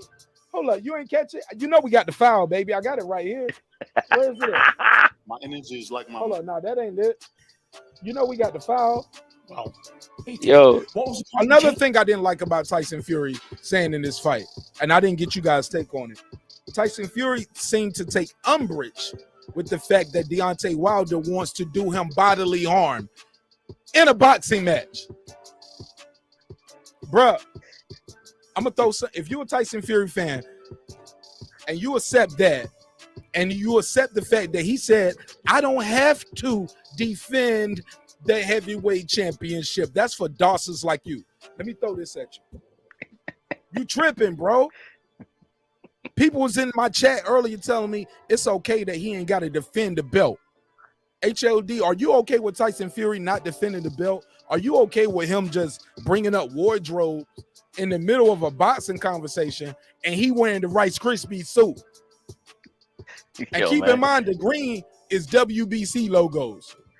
What happened to the Ring magazine shit? Because you was carrying around that little ass Ring magazine calling yourself the lineal. I ain't seen him carry that shit since he beat Deontay Wilder. That shit was supposed to be the shit.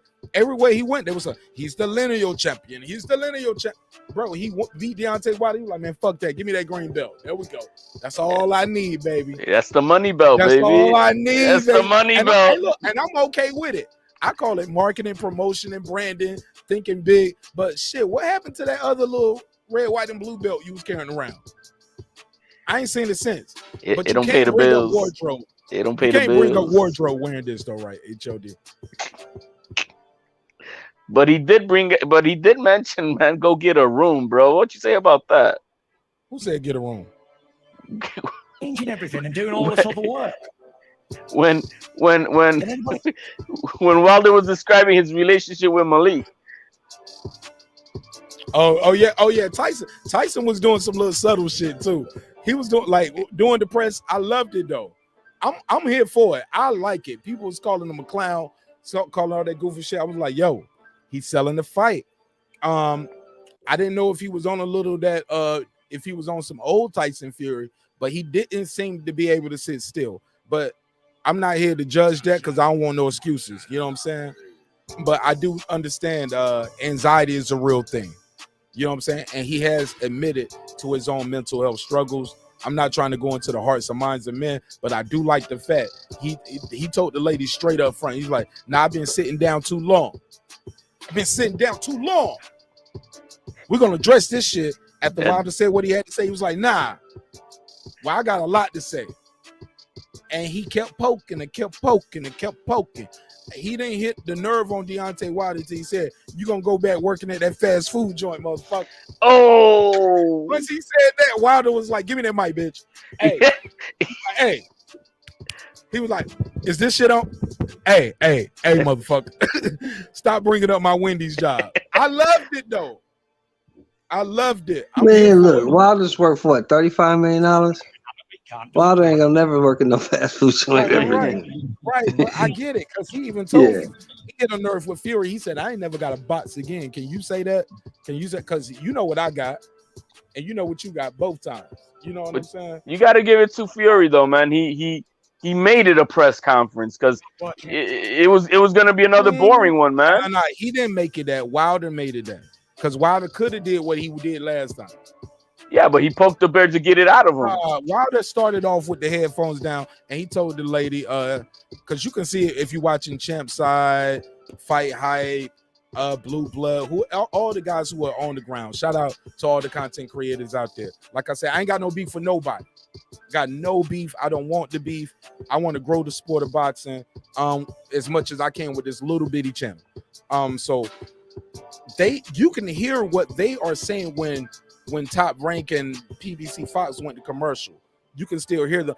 A lot of people were booing Fury to the point where it was audible on multiple of the cameras that I was hearing. The only place I didn't hear it in preparation for the show tonight was the Top Rank broadcast. For obvious reasons, I'm sure. It was a pro media. It was a pro Wilder crowd. As it should be in America, right? Yeah, it was. I mean, you know. Well, let's hope it is on Saturday. But you know, when he went to a fight, he was spit on before. Things like that happened. It was a lot of people when he came into the arena, booed him in America. So it happens. Because it wasn't a Wilder crowd, man. The place was packed by, I guess, everybody who came from overseas. They looked like, So hopefully, the Wilder fans have, put their money in their mouth and really bought tickets and went go out to support their guy. You know what I mean? He needs that. Well, that a lot of people bought tickets to that July 24th fight, and when it got canceled, instead of giving people their money back, they just rolled the tickets over to this fight. You know what I'm saying? So a lot of those tickets were already bought. From when it got pushed back the first canceled. time. Yeah, they got pushed back from July 24th. So they rolled over the tickets, so there's still like only a limited amount of tickets available right now then? Exactly, because they had to honor those tickets. Why is it they had to honor those tickets. Huh? Why is it not sold out? It's Saturday. Look, I'm going to tell you, this is just my opinion. I'm going to tell you because Deontay Wilder's biggest problem. The biggest problem, the reason he's not as popular as he should be, the reason why he doesn't sell is because of the level of competition that he fought. Because of the level of competition that he fought. I mean, who has he fought? The only people he's fought Tyson Fury. That's the only Ruiz. person. He fought Ortiz. He fought some of the same guys AJ fought. Right? He fought Stavern. But AJ has the machine behind him. It's different. AJ's a gold medalist. He got the whole corporate machine behind him.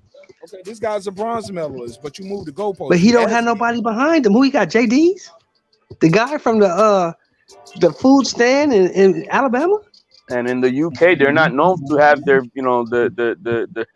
their reigning champs like this. You know what I mean? So it's a bigger deal over there than it is over here. Yeah, he didn't start making money till he fought Brazil.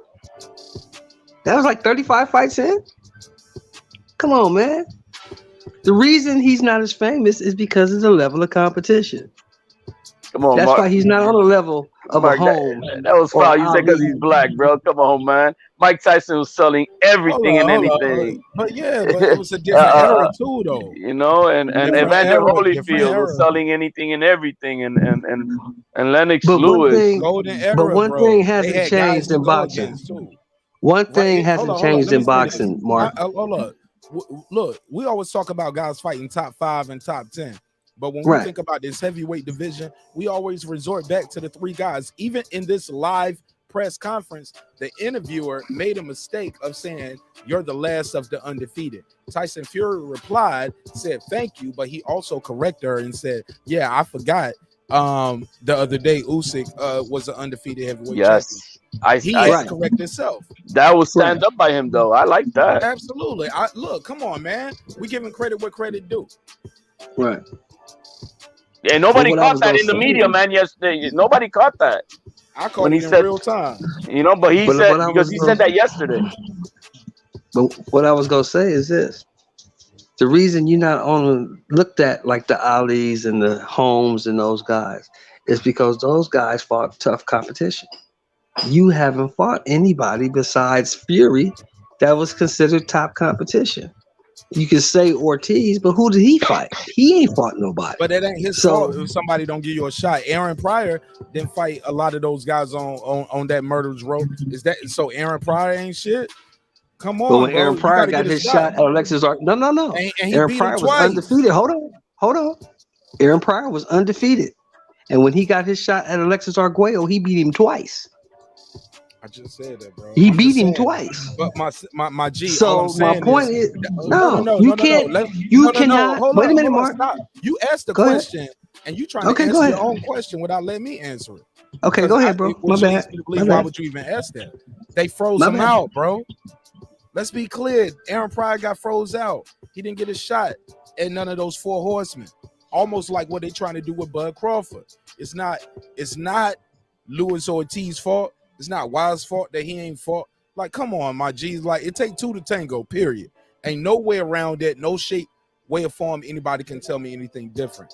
It takes 2 to get in there. And if you ain't fought nobody, that means the other guy got all the leverage.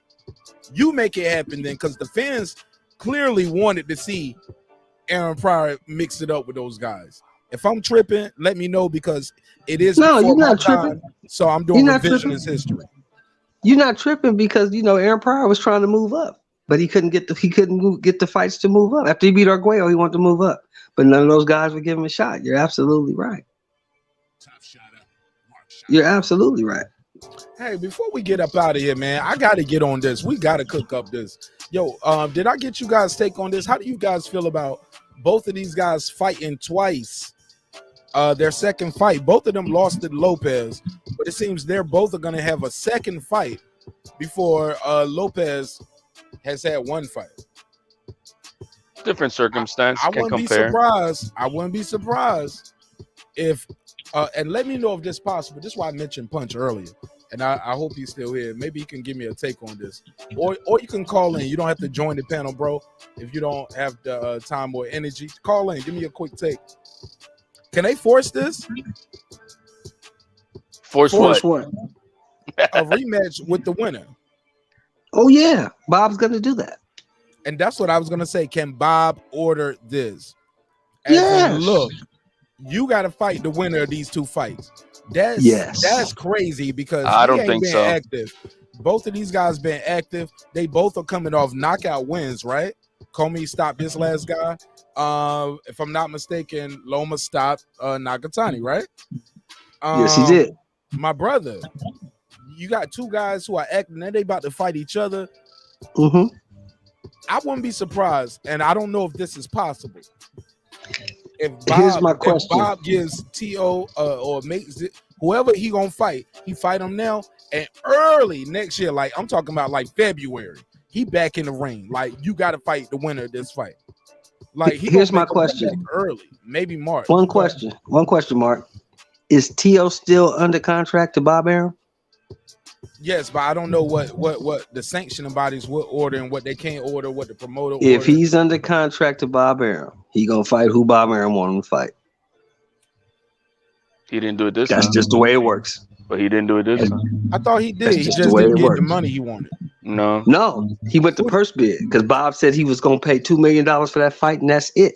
Oh, for the rematch. Matchroom paid more. Hold Matchroom paid more. Hold on. We ain't talking about the fight. We ain't talking about the purse. We're talking about the actual fight. HOD said right. HOD said he still ain't fighting who did Bob want him to fight somebody other than Lopez? He wanted the Loma rematch, right? He did, and that didn't but happen. The IBF said he had to fight the mandatory. He had to fight the Mando or be stripped. Correct. So with that said, can Bob? I don't know. That's what I'm asking. Bob is not gonna be able to make him do anything like that. First of all, I mean, if it's already, if you'll see the circles later on, barely when you guys look at the things. I'm being honest, bro. Look, you see, I ain't going in here all arrogant and cocky like I know everything about boxing. That's why we got this show, so we can talk to like-minded individuals, talk to guys like you who talk to other people who are in the know. I'm just trying to be a vessel, so I'm being clear. I don't know shit. I'm just out here trying to figure it out. Bob Arum already announced that after this fight with Kambosos, Teal's moving it up to 140 for Josh Taylor. That was announced yesterday when he was talking in the media. But he also said he wanted Josh Taylor to fight Terrence Crawford. No, Terrence Crawford. He also announced Terrence Crawford after this Porter fight is a free agent. Is a free agent. He said and he said I want him to fight Josh Taylor. There's that's the problem. Is he gonna pay for that to make that happen? So who's the A side in that? And what side? If Josh Taylor moves up to fight, if Crawford is successful against Porter, Crawford is the A side. Josh Taylor moved up. But should they Crawford's do that fight the A over, even if they do it overseas? It doesn't Wherever matter. they do it on the moon. Crawford's the A side. Crawford would be the A side. Okay. I think it would be the same thing as Teal, just as Teal going up to Taylor. Taylor is still the A side at that point because he's going up to him. So Taylor beating Ramirez is bigger than Teal beating Lomachenko? No, it's because you're going up to his division, his house. But which one has the bigger win though? Oh, a bigger win. I think it's going to be Teal versus Lomachenko. But even though the way Josh Taylor beat Ramirez was, some would say, was more dominant. And regardless, it's just that you're going up to someone else's house. Yeah, You're not coming. Right. He's undisputed at 140. And you pound come for in and try to pound. take his belt. Yeah. Right. So I remember think when Chad Dawson moved down and wait to fight Andre Ward.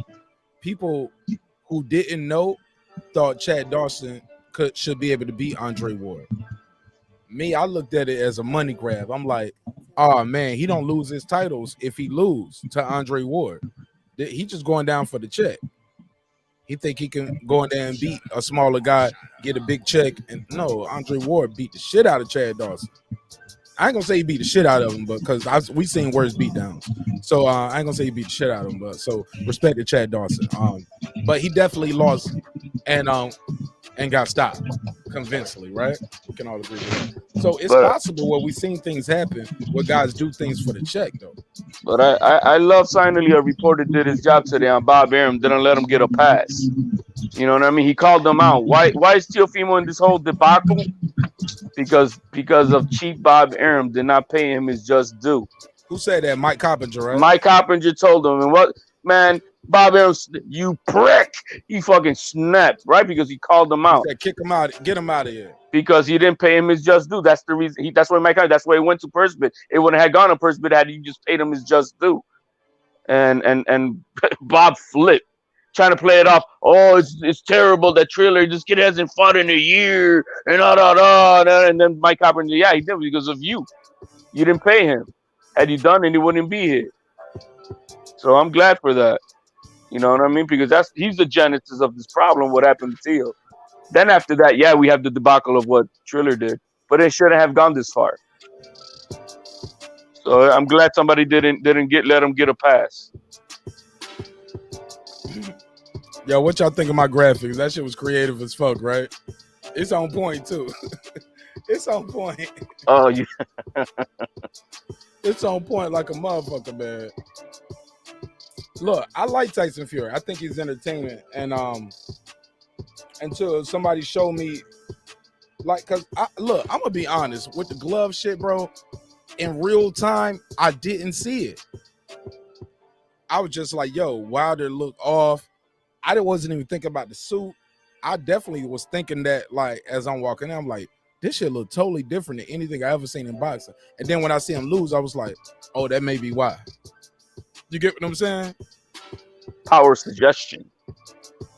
Yeah, but everybody can play Monday morning quarterback. I'm just saying, man. But in real time, when I saw the suit, I was like, the lights, the lay. I loved it though. I was like, this shit is. He had the skulls on his head. He passed all the posters and all the guys he beat. On the other side, it was him. All the guys Ali beat, passing the wreck. Like, it was just amazing. It was cinematic. Look, it was shot beautifully. I hope the graphics. I hope it's shot as well because it looked amazing. Mm-hmm. But this suit is definitely not amazing that he's wearing right here. And I'm gonna play some more of this, man. Cause I want y'all to take on this. Mine is very violent, you know. So it's a part in this thing where Tyson Fury you change is upset. He was like, I ain't trying to hurt Deontay Wilder. I just want to beat him in the boxing match. I want to beat him in a fight. Here we go. But then he goes and changes his whole team and does all this extra training and trains as hard as he's ever trained and bring on all his team and all that. So I asked the question is, if I only won because I cheated, what was the point in changing everything and doing all this other work? Can anybody answer that question? I know he can't, doesn't have the brains to. So got him. No Talk one can that answer shit, that Tyson. question, can they? So the fact that I've egg in your face, bitch. Let's go, bitch. Let's go. Oh, bitch. man. That ain't me. I ain't saying it. I'm repeating Tyson Fury. That's what he said, though. He said what he said when he said what he said. He said, let's go, bitch. Question, can they? So the fact that I've egg in your face, bitch. He reaching because he didn't. I ain't gonna lie. He didn't really sound believable. I ain't gonna lie. Low key. I'm playing advocate. Like, I like it. I like him saying it, but it's like the guy who talking shit to you, knowing like, bro, you talking shit to me in class right now, but you ain't gonna meet me after school. You know what I'm saying? He got that kind of energy. You know what I'm saying? Mark, I know because I was that guy. I was like, you're that instigator kid, bro. Yeah, he only that. Get him, man. I taught some shit in class. I knew you couldn't fuck with me right now. I was like, yeah, motherfucker. You know what I'm saying? But I know they're gonna jump me after school. He got the whole neighborhood behind him. I know he can't. Doesn't have the brains to. I'm like, man, I'm gonna have to be like that kid in Arlington. I'm gonna have to shoot the school up. No, but I'm saying you're the instigator between two kids about to fight, and like, oh, look what he said. Get him. Yeah, I learned a long time stop doing that because somebody on the sideline gonna be like, "How about me and you fight then, bitch?" I'm like, hey, I ain't got nothing to do with it. Oh, you got something to do with it now. That's my cousin. I was like, I ain't know. Well, fuck it then. Straight up. We all been there. That's good. My mama said I gotta come home. My mama told me no fighting. She told me no fighting. Nah, but seriously, let's see what he say after this though. This is key. I know he can't. Look, I like Tyson Fury. I like Deontay Wilder, but I gotta crack these jokes, my G. I can't let this suit get a pass. Especially when Tyson Fury brought the clothes up first. Said Deontay Wilder was dressed like a Trump supporter. No, he said I'm dressed in red because I want it back in blood. Look, y'all always hear me red on my head. I'm back for the bread, my G. Like, I get it, yeah. I'm gonna get it. I'm gonna take it in blood. Don't fuck with me on this mic. I won't fuck with you. Doesn't have the brains to. Let's go. Let's go, crispy man. No one can answer that question. Hey, look, Tyson Fury body is the milk. His suit is the cereal. He's the marshmallow man. The suit is the cereal. I can't make this. Can they? So, the fact that I've egg in your face, bitch, is the word. That's what we say. He thought he was gonna get a reaction. The crowd didn't say shit. HLD. Show more. The crowd didn't say shit. He was like, "Now I'm back in your face, bitch." That was the moment they were expecting him to get up and be like doing something. He did. He thought it was gonna be like, "Ooh." He was like, "Well, he got a." He was like, "That's what we." He was like, "That's what we say." That's what we say. He got to keep his composure, man. He got to keep his composure, even in the fight. He has to be composed. I'm in your face, bitch. I know he can't. Doesn't have the brains to. So if he loses his composure, he's gonna lose the fight. So the fact that I've egg in your face, bitch, is the word. I beg in your face. That's what we say. That's and what here's we another say. one. He says he wants to do bad things to me and hurt me and do all this malice feelings, and he's got anger and aggression. Well, for those who hold a hot coal with the intentions of throwing it at somebody, guess what? They're the ones who's going to get burnt.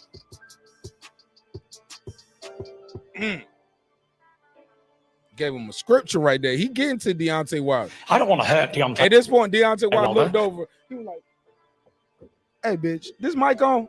Cause I'm about to roast this motherfucker. I just want to be." You can see him leaning up. At this point, he was like, I wish y'all could see it. At this point, Deontay Wilder looked like, what? What's the sister name? What's her name? HOD, who was hosting this? Oh man, Come on, Bob somebody- Aaron was roasting her. I just added it on my Twitter, I think.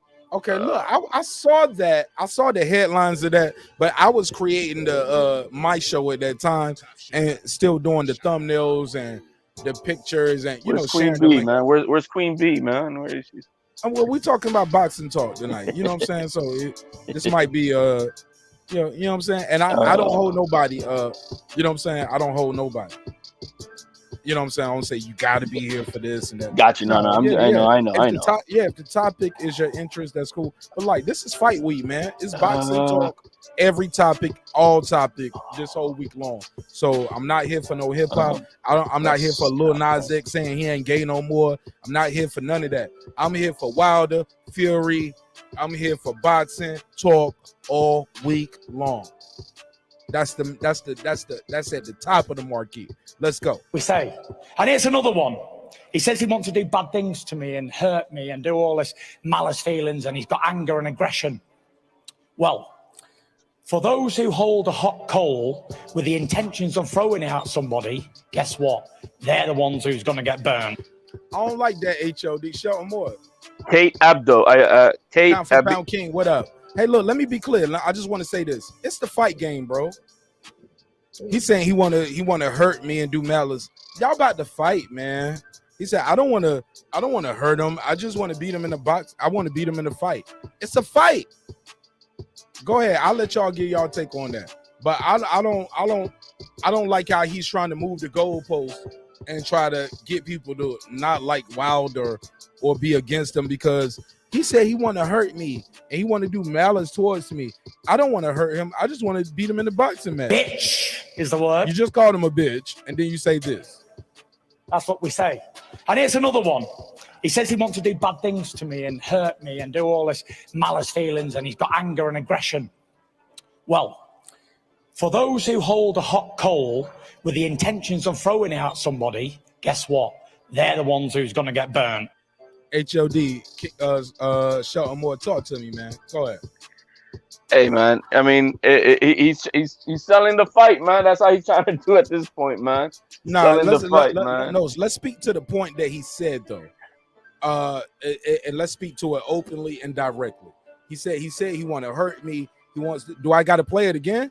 No, that part. Look, man, that part right there sounds kind of flimsy, bro. It didn't match with the same energy of the other shit that he was saying. Just call him a bitch. Right, exactly. So then, and then he was like snapping. He was snapping his mouth. You know what I mean? Well, and the next thing, I'm like, what the fuck was that? But hey, man. I mean, his pupils look a little dilated on his picture. I don't know if you see this picture. Pupils look a little dilated. Maybe the crowd was fucking with him. Maybe he wasn't happy with the crowd. It was a pro Wilder media crowd, from what I'm hearing. At least the people who were vocal. The pro Fury people weren't vocal. Gotcha. Well, I mean, hey, man. I mean, it's all good. You gotta, stand the fire too, man. It is what it is. You are in America, fool. Go ahead, Shelton Moore. Give me your take on that. How do you feel about him saying things like, do I got to play the clip again, or you got it? Go ahead, unmute yourself, Shelton. No, I got it. Look, Fury's trying to play mind games with the guy. First he says, message to Deontay Wilder 3 days ago, I'm going to smash your fucking face in. Now, I don't want to hurt him. I just want to beat him in a boxing match. Fury's trying to sell the fight. I mean, that's what Fury does. I mean, I don't think it's all cap. I mean, that's what they do. Fighters say shit. They say dumb shit. You're doing a lot of moving around while you're talking, brother. It's messing up the quality of the audio. Yeah, hey, it's messing up the audio. Shelton. Yeah. You're moving around a lot. The audio is getting crazy, bro. Half the it's a lot of shit static, a lot of moving. It sounds like the phone in your pocket. No, it's not in my pocket. Half the shit is it's all BS, man. They're just trying to sell the damn fight. That's all they're trying to do. Kate Adobo was the host. Shout out to Kate Adobo. That was her name. Kate Abdo. Kate Abdo. Abdo. I don't want to hurt Deontay Wilder. I just want to beat him. He knows. That's when Wilder's like, hold on, cut this mic. He's like, he lost. And he'll lose again. And he lost the first time. He lost the second time. And he's going to lose the third time. She's looking at Wilder. She's looking over at Wilder like, you want to say something? After this fight, he'll be back working in that fast food chain that She's he was looking working at him. at She's early looking on at in him. his career. Because that's the only place he's going to be welcome. It's easy to answer Retirement for him. She don't basically gave him the green light. Because earlier, during the break, you would notice, if you're watching the behind the scenes footage, while they was on break, Tyson was over there talking to people on the sideline. He's looking at her. She's engaged with him. They engaged with each other. She's letting him know what's going on in the production. He's playing the role. He didn't go in there with straight headphones. She even admitted, like, hey, I was nervous when I saw you with the headphones. Like, oh, shit. Like, is he not going to talk to me? Like, nah, you cool, basically. Your question. Retirement dosser. The answer to your question is. Shout out to P4P King. He said, Punch, you still here? T.O. and his dad just did a 1 hour video on Ellis. Okay. That's why you changed for the first and second. No, that ain't the answer to the question. That's another question. So that's not an answer. And the crowd reacted to that. You can't hear it that clear right here, but the crowd definitely reacted. No, that ain't the answer to the question. That's why you changed. It's easy to Retirement answer your dosser. question. Retirement dosser. The answer to your question is why you changed for the first and second. No, that ain't the answer to the question. That's another question. So that's not an answer. If I only won because I cheated, why do all this extra training? Because obviously you can beat me with the old training you was doing as long as I didn't cheat. So ask yourself that question. You got to ask yourself the question. If I've done all this cheating, I see nervous energy. Yeah, then why has he not prepared himself? He hasn't done any extra steps at all to stop me from cheating again. Why you explain yourself? I'm not explaining myself. I'm asking you the question. You haven't denied any what have you allegations done to this point. I don't need to deny it because it's You know true. what I'm saying? You it's haven't all true. denied any I had knuckle allegations. dusters on. I had a You don't turbo even jet want- on me You don't feet. even want certain media in here to give you the tough questions. You have nobody to give you the tough questions. And there's nobody in here that can ask me a tough question. So when it's like you're in that, denial and you're getting knocked out. Let's make it happen. And you're going to retire. Retire. You don't know nothing about Do knocking no yourself one a out. favour. You don't have and knockout retire. power. Your legacy's in bits. Even in my all the worst, excuses, even in my worst even all the time, excuses you you've been still hit destroyed. like a bitch. I didn't no feel one's nothing. even believed you. I didn't They're feel all anything. laughing You were at wondering you like a why I little kept weak getting piece of up shit and what getting you up. really are. Because I didn't feel, Everybody's laughing at you. nothing. You have no power. Million You're not a knockout excuses. artist. I don't like Wilder saying that. It sounds like he's not respecting Fury's power. Shelton Moore, HLD, do you have a problem with him saying you're not a knockout artist? You don't have no power.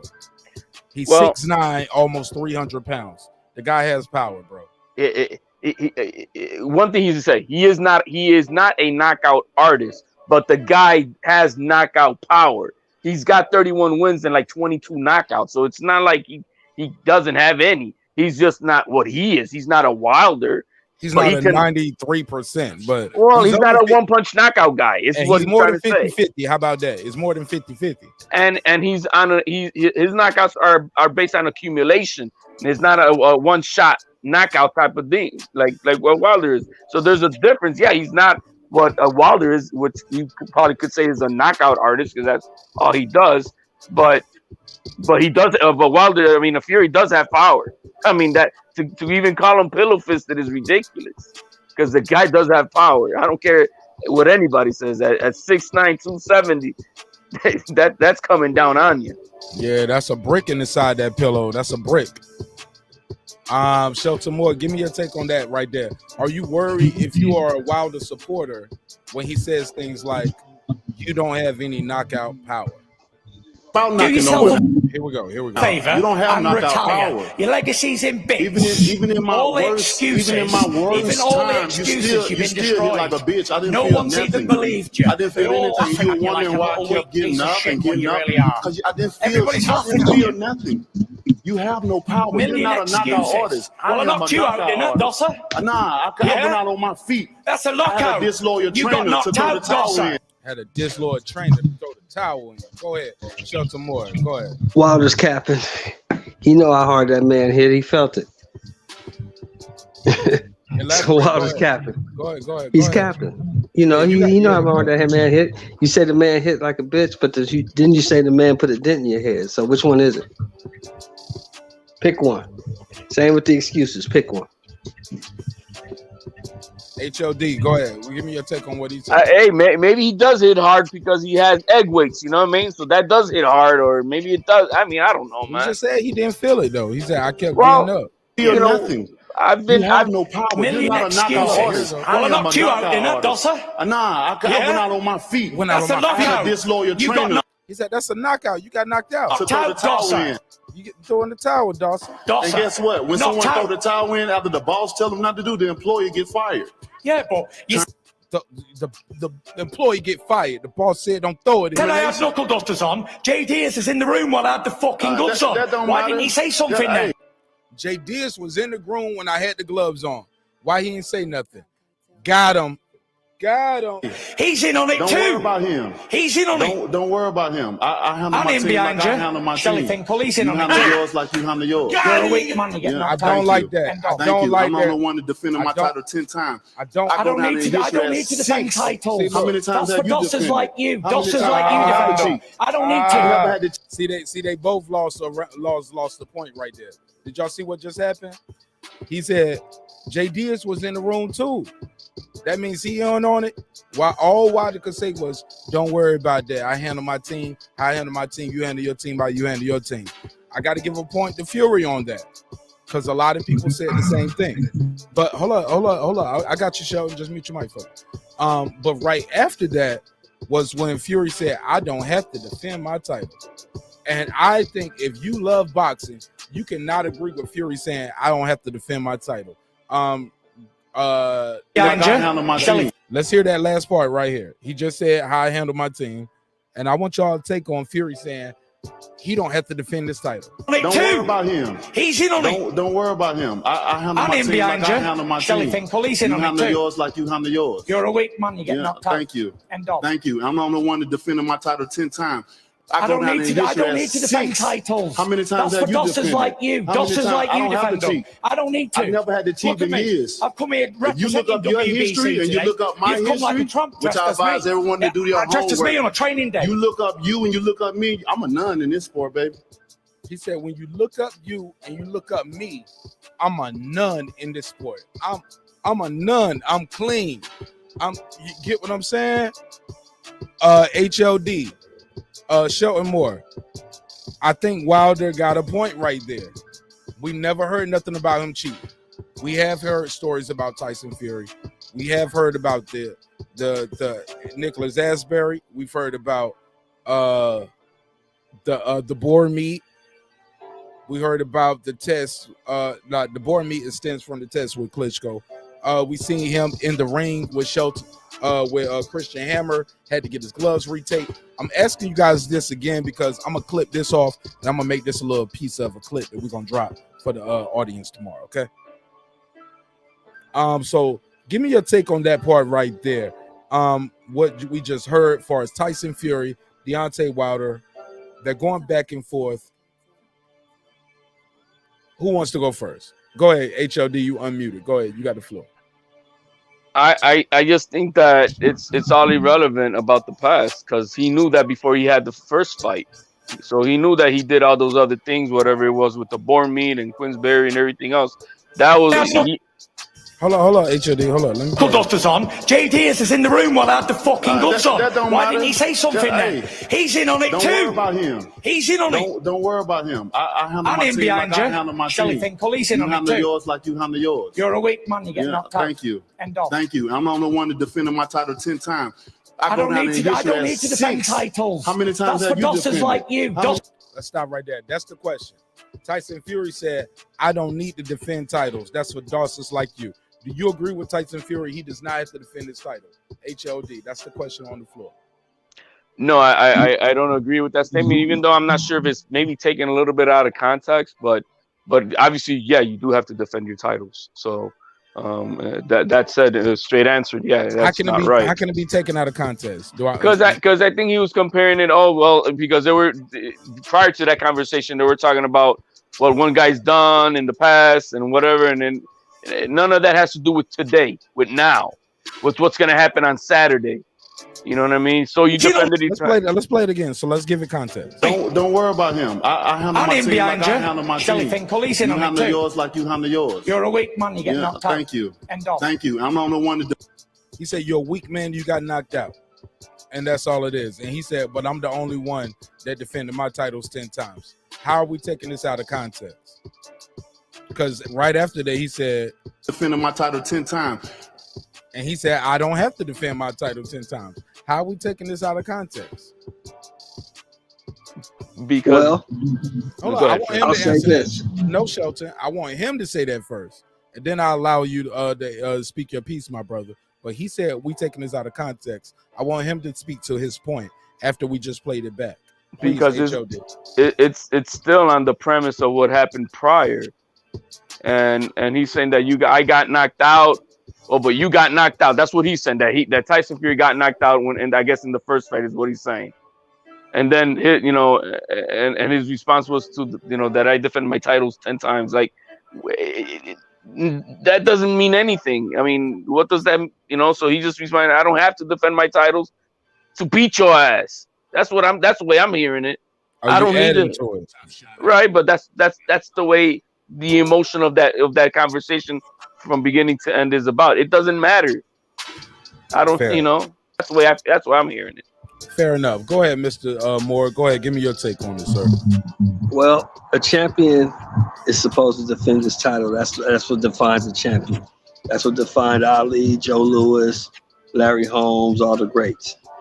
But in this context, it doesn't matter how many times you defended your title. If I beat you and take your title, none of that shit matters. Because I beat you. I beat you. Period. Point blank. I beat you. I don't care if you defended 100 times. I still kicked your ass. I like that energy. So, but do you think Wilder has a point when he says what he says? As in, like, you can't discredit him, like, far as how many defenses he had. You got to give him his credit, right? You got to give him his credit for defending the title.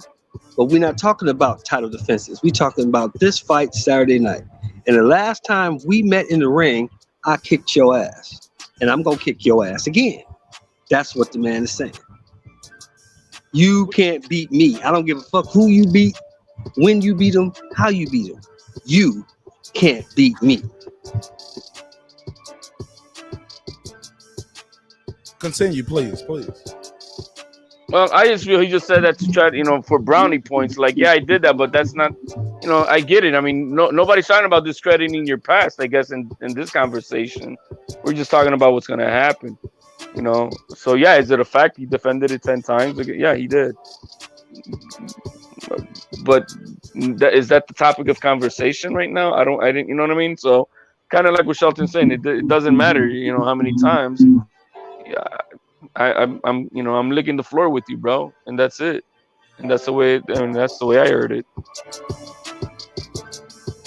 I ain't gonna lie, man. I don't want to go too far from this. I want to stay here. When I think back on this other topic that we was talking about earlier, I'm worried about T.O., man. And I don't know if I shouldn't be worried about him, but I'm worried about him. Because this just feels and looks like an okie doke where these guys are staying active and you ain't been able to stay active. You get what I'm saying?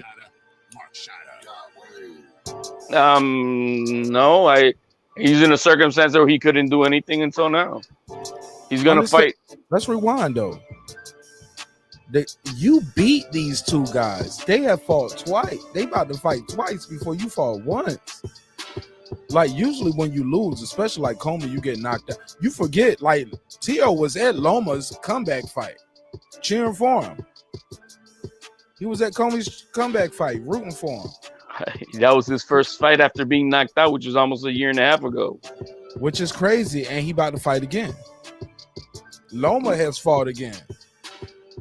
T.O. I'm sure he did his media runs because people wanted to ask him about it, of course. But my brother, like, they about to fight twice. He can't control that. Yeah, he can't control it, but it does affect his career. He's not on really. The shelf. What you mean? He on the shelf. He's gonna fight once, so he gets to fight once this year. When? What's the date? And who you fighting? He's fighting on November 13th at the Madison Square Garden. Okay, we got that. Who he fighting? I didn't know that. Cambosos. So that is official. By Eddie Hearn. Okay. That's on his Twitter, it's on Instagram. Where's that? Yeah, that's on Twitter. That's on The Zone. Let me pull it up. Is it on his IG? No, I don't know. I know it came out on Twitter.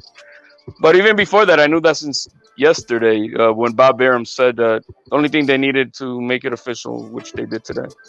I thought it was going to come out on Thursday. That's dope, man. Look, so that's super dope. So is the price point going to be cheaper for us as fans? The Zone. If you're subscribed, you don't have to do shit. Well, the Zone still had pay-per-view though. Like when they first started doing that The Zone, I remember when I first signed up for The Zone, I still had to pay a different price for a Canelo fight one time. I think it was Canelo Triple G. I still had to pay a pay-per-view. I was like, I'm out of here. Like, that shit was not that $5.99. Like, it went from $5.99 to $10.99. What's the price of The Zone now? I don't know. I paid a year subscription, which is like $110 or something like that. $89.99, bro. $89.99 plus tax. Yeah, okay. I just know it's don't change several times in a very short period. But I've never paid a pay-per-view. I think like I watched that the AJ fight on it. It wasn't. Oh, this most recent one, right? Yeah. Yeah. I got that one. I'm talking about when they first started. Yeah, the Linares fight with Haney was free. Same thing with ESPN Plus. Like I bought ESPN Plus. It was marketed as I wouldn't have to pay for no pay-per-view. That's a rack right there, bro. Yeah, That's a rack, bro. But yeah, man. Then they'll do ESPN Plus pay-per-view. You get what I'm saying? Like they first marketed us. You get what I'm saying, right? Yeah, no. They jacked you up, and now it's going up in price. It's up to, I don't know. I think I'm paying like $7, $8 a month now on that, man. I get that shit free with Verizon. I get that Disney Plus and everything. Like, yeah. I don't pay no extra for it. But they don't pay me for that advertising, so fuck them. You know what I'm saying? But Verizon, but Verizon did give me $500 when I made that switch, and I kept my original phone. So Verizon is offering a promotion right now, and they don't pay me for this, but I will let you guys know this. You can switch your phone company, and they'll give you $500 Verizon bucks on your phone bill. So if you're behind on your other one, you can use that to pay your old phone bill and use the Verizon bucks. Because I ain't gonna lie, they ain't tell me it was Verizon bucks. They just said $500. And I was like, $500? They was like, you gotta spend it with us though, nigga. I was like, hey. I thought I had $500 I could go trick off at the club. Like, no, trick off that money and use this money to pay your phone bill. Or get you some Beats by Dre. You know I'm black by my name. They suckered me in with the Beats by Dre. I was like, okay, it's okay. Look, man, I love doing the show, but man, I went from 65 viewers down. We down to less than double digits now, so I believe people are tired, and that's okay too. So let's go and land the plane. And I appreciate you guys' time and energy, and I appreciate talking about boxing with y'all. You already know this is the never ending story. We don't know until we know, right? So we belabored the point enough tonight where I think we can go and land the plane. That's cool. Copy. You guys got anything y'all want to plug or anything y'all want to address that we didn't talk about? I'm looking at my notes right here, and it appears. Let me glance over. I'm with the cam off real quick. Let me ask you guys this. Here we go, because these are questions that I had in the poll. 454. So let me do this right here. I'll timestamp this. I might use this as the clip. So we asked our listeners tonight in the poll. We got HLD and my guy Shelton Moore here, and I'm gonna roll through the questions that we had for the channel and the panel and the callers and all the viewers. The first question we had on the docket was, who do you think won the mental game that was played tonight between Deontay Wilder, former WBC champion, and Tyson Fury, current WBC champion and lineal champion? Who won the mental games that were played tonight? Tyson Fury. And tell me why. He finally got Wilder out of his element, got him to talk, which it wasn't like his plan to do. He also called him out on all the charades of what he believes were the cheating. And there were no answers to it. So I think in that sense, he won the battle. Plus he was all up in his face, calling him everything under the sun. So I mean, won't necessarily in his face. They never got right. That. Well, you know what I mean. He got too close last time. I couldn't believe they got that close where he ran on with his shirt off, playing behind everybody's head. That's probably why Bob Arum was like, no, we got contingencies in place. If he get too close to him, like, who knows? Like, who knows? These guys might throw it all away. These are heavyweights, man. Like, what army's gonna stop them, bro? who? What your security gonna do? These dudes beat up your security. Come on, man. Like, this ain't Mayweather with the money wall behind him. No, these are heavyweights, and your security's like, I ain't got no problem, champ. Got the softest pimp voice. Shelton Moore, same question. Who won the mental games that were played tonight between Deontay Wilder and Tyson Fury, in your opinion? Fury. Same reasons that HLD gave. Elaborate, please. The same reasons that HLD gave.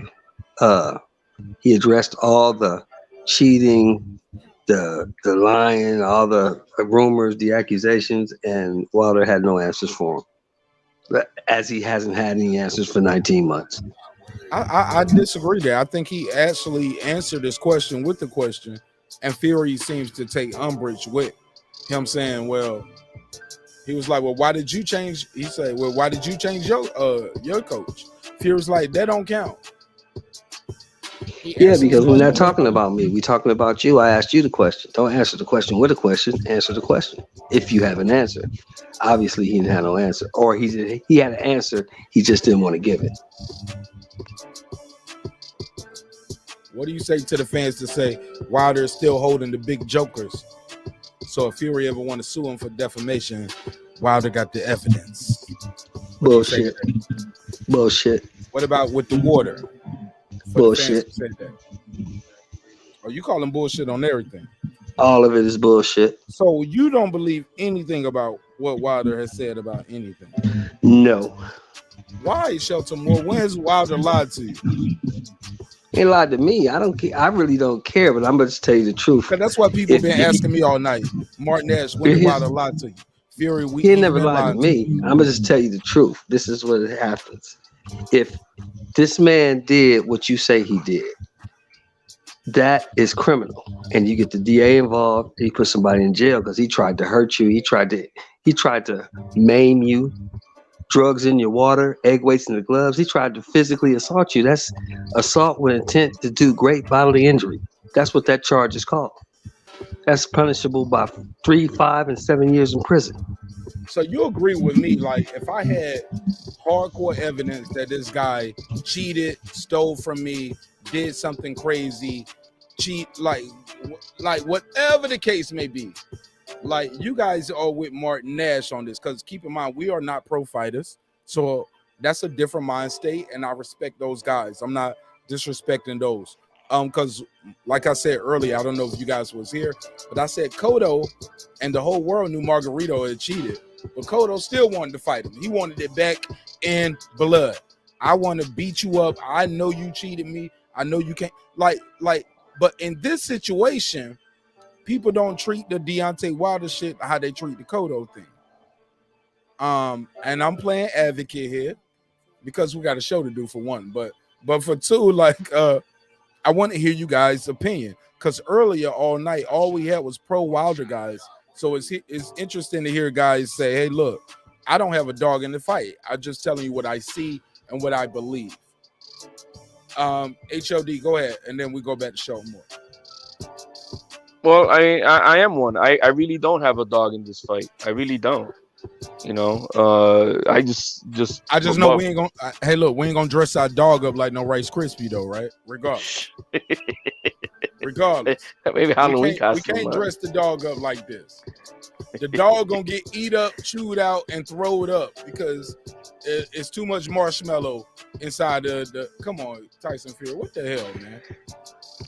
Hey, the Gypsy King at best, I guess. Hey, look, sometimes the memes make theyself, baby. You just got to take the time to put the two pictures side by side, but the memes will make theyself. I can't make that up. Go ahead. I'm sorry. No, man. Only he could wear that, bro. Only he. No, I ain't gonna lie. Conor McGregor could have pulled it off too. Conor McGregor, I could see Conor McGregor wearing the Rice Krispie suit. Make it seem dope.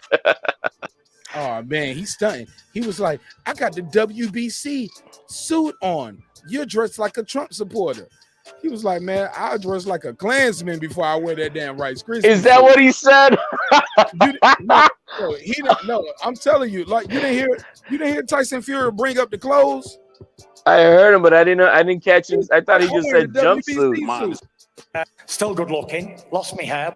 Ain't it all now. And look at me, I'm flying. I'm stood here as a heavyweight champion of the world, WBC, Ring Magazine, lineal champion, undefeated in 30-odd fights. Still good looking. Lost me hair, but whatever. Still a fine specimen of a man. And he trying to build himself up. That sounds like something. Yeah, man. Like these things right here worry me about Tyson. Even when I see how his suit is fitting, Like right here, I took the best picture that I had so you can see the picture clear. But this picture is actually flattering to him. But you can still see that those buttons are struggling right there. Hey man, the man always looked like melted ice cream. You know what I mean? Yeah. He always looked like milk in the Ziploc. Yeah, when has he ever looked better than that? He never looks any different. I ain't He gonna always lie, looks that last fight like the he looked Michelin Man. better. I ain't gonna lie, when I saw him with the clean shave and that last fight, he was big. Pause. He had that hoodie on with the glasses with the white and black racing bomber jacket type shit on. Oh yeah, man. Yo, man, he damn near lifted Deontay Wilder when he moved him. Deontay Wilder, on the other hand, I ain't gonna lie, his shoulders and his back look wide as a motherfucker, bro. His shoulders and his back look wide as a motherfucker. I don't know if those muscles gonna be too heavy. I don't know if he been on pull-ups. I don't give a fuck. He looks strong as shit. And he looks gruesome. He look like he's squeezing into this shit. And this little look at the wrist on this damn jacket he got on. No disrespect to the champ. Got love for you, Deontay Wilder. But they gave him a Malik Scott jacket. They gave him Sugar. They was like, I thought this was for Wilder. Nah, nigga, this for Sugar Hill. No, this for Wilder. Oh, this the last minute. Got to squeeze into it. Man, he's poking out of his jacket, man. Pause. Yo, but shout out. He's huge, bro. Look at his shoulders. Like, this ain't even the best picture to show it. But like his back and his shoulders and his frame is so wide. You talking about Wilder? Hell yeah, he look like he don't look like a skinny guy. Like he looks swole. He put on about 20 pounds of muscle. Bro, it looks gruesome, bro. And he don't look slow when I see him in there. If he can dip under there and hit Tyson Fury with that left hook to the liver, that's one thing I thought that I never really got to see in his arsenal too much. I saw him do the jab to the body to set up the right hand. I saw him do the jab. I seen him get better with his left hook, even in fights where he won with the right hand. I saw him working on his left hooks and things like that. He hear y'all, man. But I'm telling you, if he can dip under, like guard that right, if he can start landing those left hooks to the liver on the inside instead of letting Tyson Fury tie him up and lean on him, that's gonna be key. How can Wilder deal with Tyson's enormous size and weight advantage with the leaning on him? Because I don't look for Tyson Fury to be moving and running around. I'm looking for Tyson Fury to do like he did last time. He said either he's going to knock me out or I'm going to knock him out. But I'm going forward. I'm looking for that same Tyson Fury because that's the only Fury that can beat this guy. Because if he play it safe on the outside, he can always get dropped twice and make it a draw. And he barely got up in the 12th round. That shit can happen earlier, and then can happen again. He's lucky that happened in the 12th round. You get what I'm saying? Right. Yeah. He got to keep the stick on it. Boxing guys blessed all of us. People are hating that this happened. The trilogy. No, I love a trilogy. It gives us closure, especially after the first fight was a draw. A draw where you get low key. Where that referee at? I ain't seen him since. Y'all talking Jack Reese? Jack Reese still working? Nah, that was the second fight. Jack Reese was the first fight. Jack Reese was the first fight. No. It was the first one. Kenny Bayless was the second fight. Okay, who? Oh, you know what? I'm sorry. I got mixed up with Anthony Joshua and the Michael. Yeah, Jack Reese was the first fight. Jack Reese still working? Shit. No. I won't even think about that. I was thinking about I was convoluting two different things with the Anthony Joshua and Andy Ruiz. I believe that guy's name was Michael something. And I don't see him doing a lot of fights no more since the Andy Ruiz and AJ won. His name is Michael something. I can't remember his name. He did a documentary too, about that fight. But that's neither here nor there. But yes, Jack Reese is still doing fights. This fight right here, that is news that I didn't get to talk about. I'm glad you brought that up, Mr. Moore. Mr. Moore, there's been some controversy about the judges being switched and the referee and things like that. How do you feel about the referee? Do you think we should have had Robert Byrd officiating this fight other than Mr. Mora? No, I don't want Robert Byrd because Robert Byrd wants to be too involved in the fight. Let the fighters decide the fight, not the ref. Yeah, Robert Byrd always getting too involved in fights. I would have to I have to go back and check my tape on that. I ain't gonna tell you I disagree. I just got to go back and check the tape. Do you have a fight in particular that comes to mind when you was like he was too involved? Yeah, the last fight I watched him work. I can't remember who it was. It was a couple months ago, but he was just always like, Shelton, give me another fight other than that one. Like you got to give our audience something. Like when you make a bold statement about Robert Byrd, you got to give us something. You can't just say I don't remember. Okay, let me look. Go to HOD. Hold on. With all due respect, though, you ain't got to look. You can pause right there. And let me say this. If you got to do that, that means he did his job right. It's not so polarizing where somebody like you said, I've been watching boxing since 1969. Yeah. Like, where you got to go back and do all, like, if you do that, that means like it's not so, his record ain't that stained and tainted where you can just go to it and go to the fight. That means it's some close calls. He made tough decisions. No, what that means is, if you want, but look, I said that to say this. Let me just say this. When it's all said and done, you can nitpick anybody's record, my brother.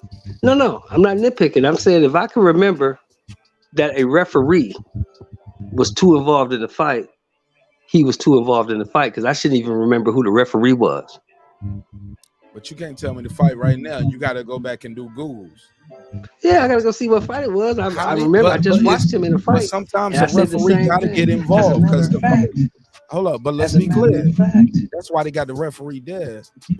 Like, Yeah, it sounds but he like was you got too a fan involved. going. Do you got a fan going? Or is that No, he was too involved. He was too involved in the fight. I remember that specifically because I made comments to the people I was watching the fight with, like, "Damn, why don't this dude get up out the fight? Let these dudes fight." I appreciate that. Me and Domin, I like this guy right here. I saw him comment on one of my videos. HLD, I don't know if you've seen it, but I did a video. You know I do other random drops other than the lives, right? So I got a video. It's like my top 10 reasons why Terrence Crawford will beat Shawn Porter. And I got it numbered. I got a timestamp so you can go to every one and I tell you every reason. I break it down. I show you the clip. This is my thoughts. And I like Shawn Porter, but it makes me come across like I hate Shawn Porter. And I hate that, bro. I hate that our sport and our culture is so divided where, damn, even when it's two black guys, damn, I can't just like one fighter. I got to be a hater. No, I like Shawn Porter. I root for Shawn Porter. I like Shawn Porter because I feel like he should be the highest paid welterweight. He's the measuring stick. Can you beat Shawn Porter? Y'all be talking about gatekeepers. Shit, Shawn Porter is the gatekeeper to the belt.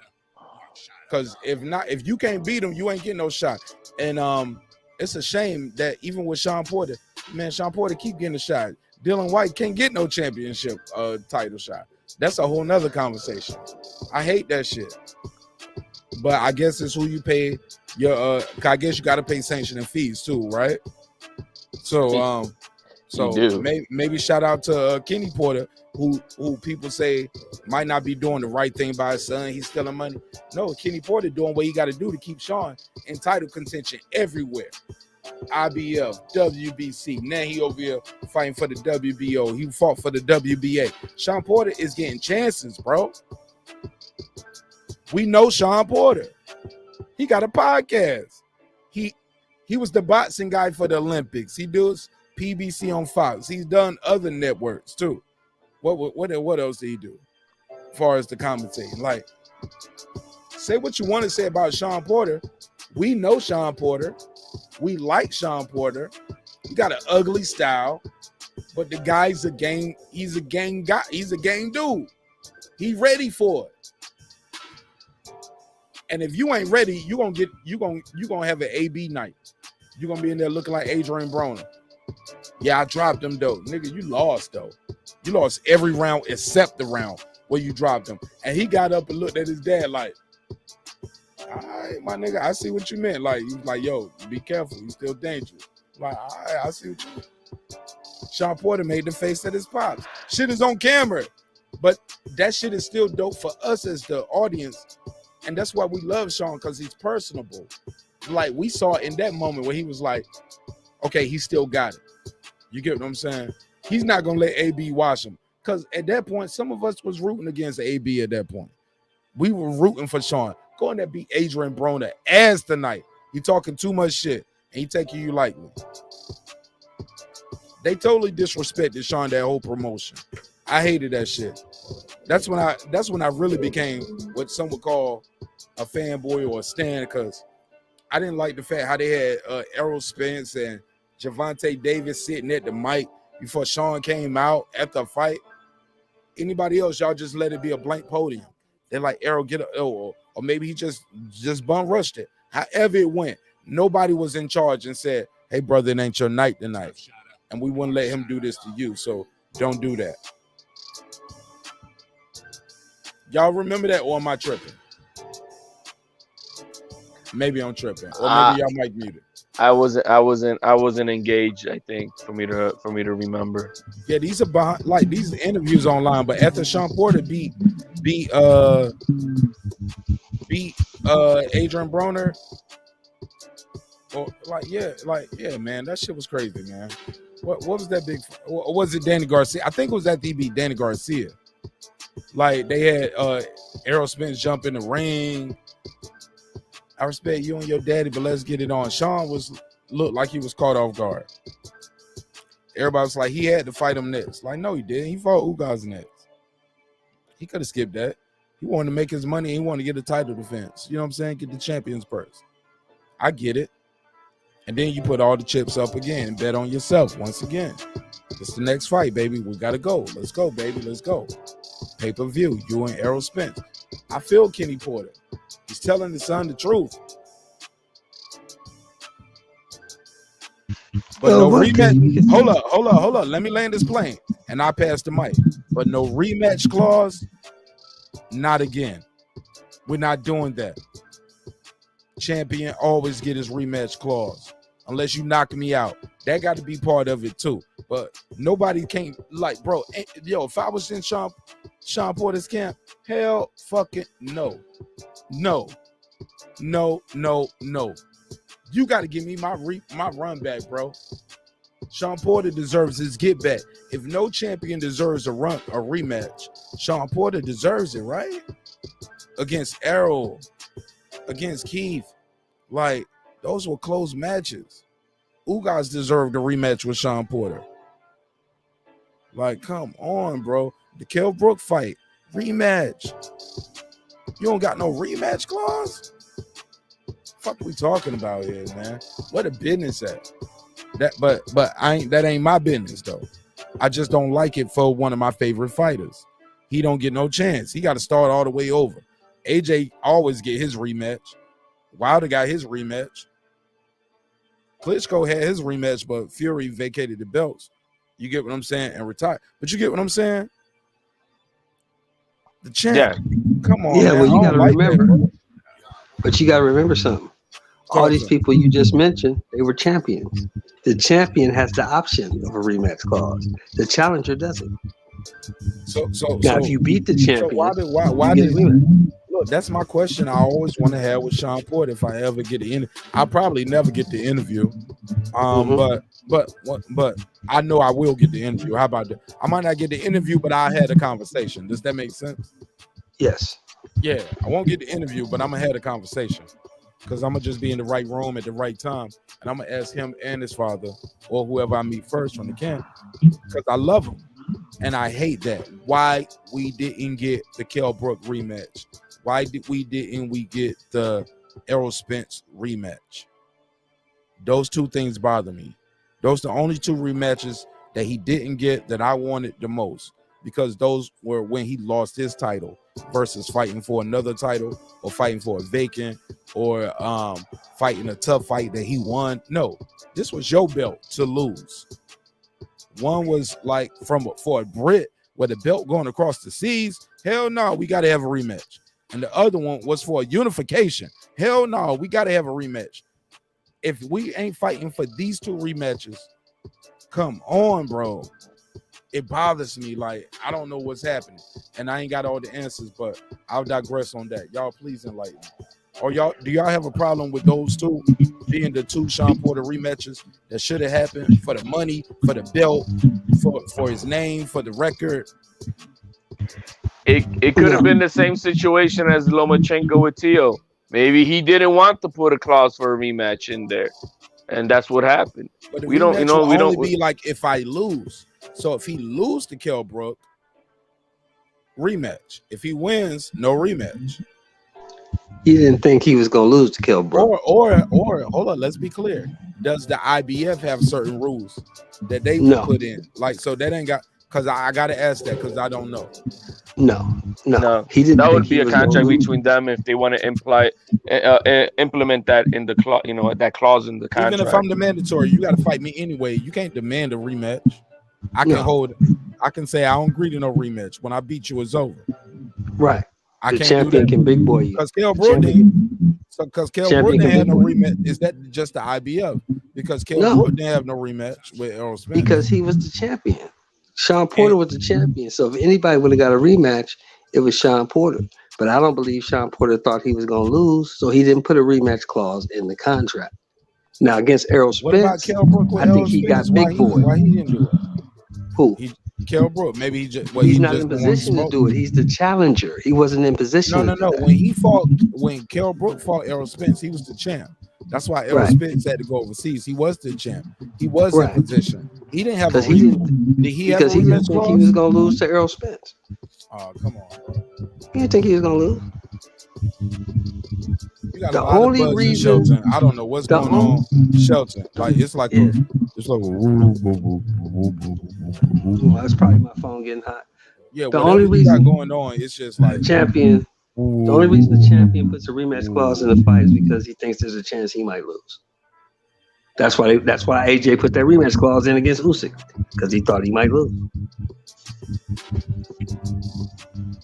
Yeah, that buzzing, bro. Yeah, that buzzing is crazy. All right, man. I gotta get up anyway. Hold on, what you got, champion?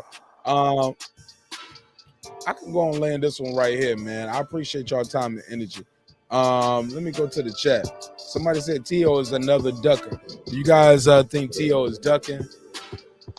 Yeah, he ducks all the C-level competition. So whoever you want him to face is probably a C-level competition. Shawn Moore, is T.O. ducking? He ain't ducking. He just overestimated his value after that Lomachenko win. Now he's stuck. He's still making $3.1 million. You guys know that, right? He ain't fought. You got to fight to make the money, though, right? Yeah, he ain't making shit until he under fights. 13. I can promise you anything, but oh, come on now. You play that. I mean, I'm telling the truth. You got to fight somebody. He will be. You got to fight somebody. Who and when, though? November 13th, Madison Square Garden. Stay tuned. November 13th. That's the date right now. And he's fighting who again? Kambosos. George Ferocious Kambosos, undefeated. Now, top 5. Now, what would you and the other guys are fighting in December. If Bob turned around and say in March, you got to fight one of these two guys, would that be fair to T.O. or does T.O. got to take that? Because at that point, he could have said, like, hey, look, you had 4 months off. They had 3 months off. You back in the ring, baby. Let's go. Like, those guys don't have 2 fights. T.O.'s going to be looking to fight more than what he's got on his contract with. He'll jump right back in there. Oh, yeah. And beat Loma or Commey again. I don't think he's fighting any of those two guys because he's going up to 140. So after Kambosos, he's going to 140. That's unless they want to drop a big bag on him to do a rematch if Lomachenko beats Commey. Is this gonna be on pay-per-view with Matchroom? How are Matchroom gonna make their money back? It's on the zone.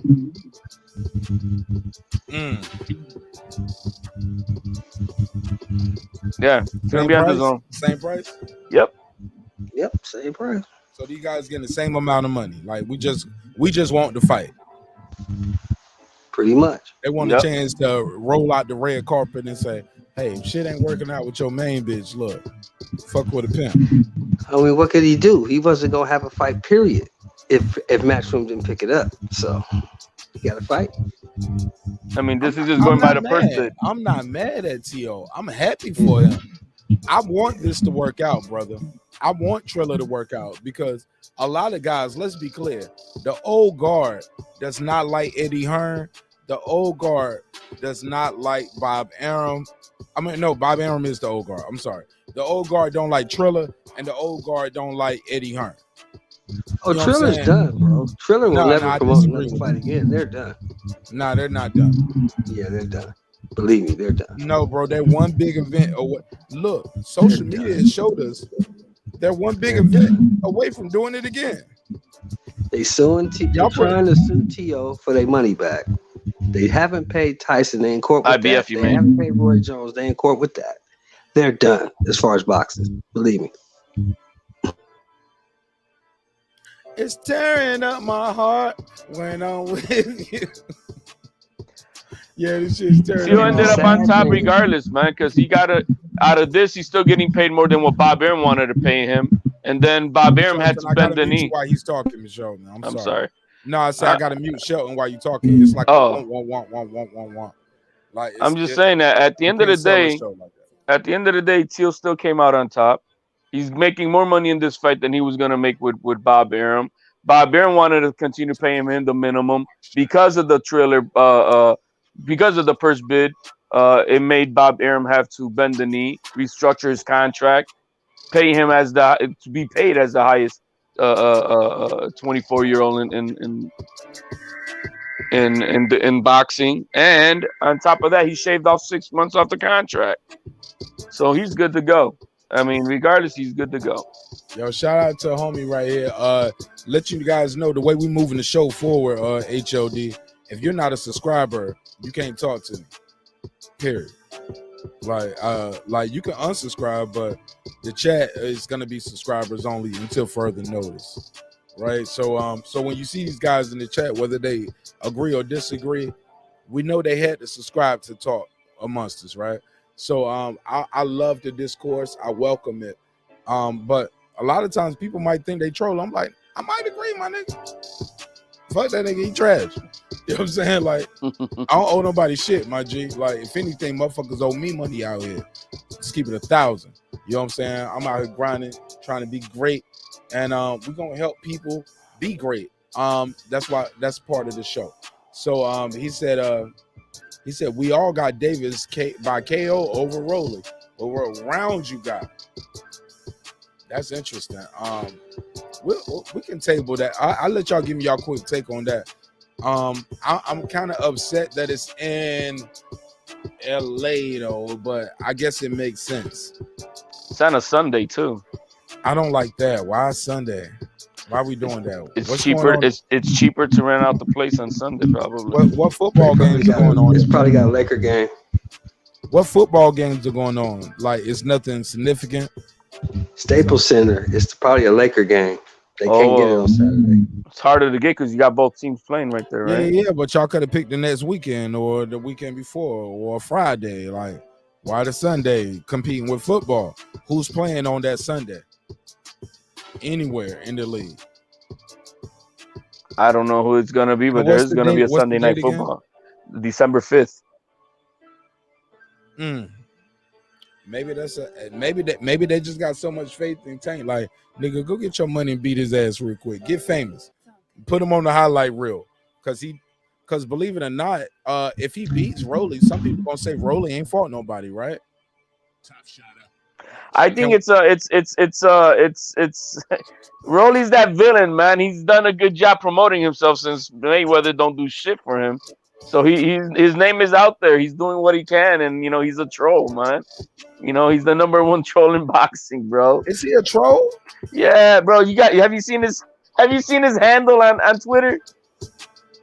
He says, "Nah, what he say? I don't follow him on Twitter. I don't be on Twitter like that. All I do on Twitter is click the link to share the link to my show. I don't check nothing, bro. He fuck says with IG though.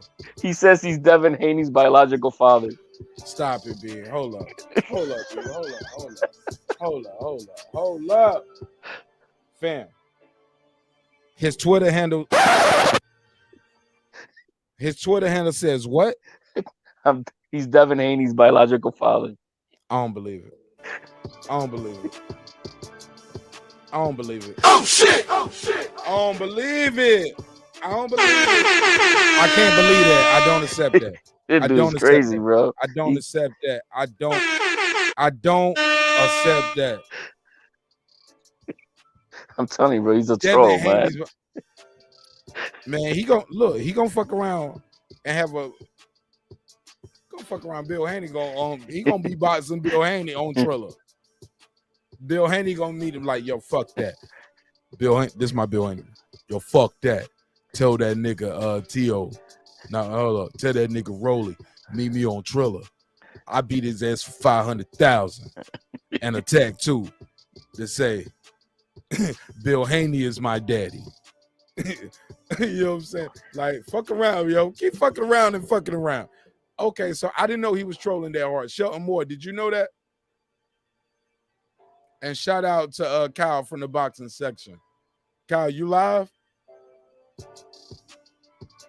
I always tell Kyle, man, I fuck with him, man. I share the link and I support the show. Say again, bro.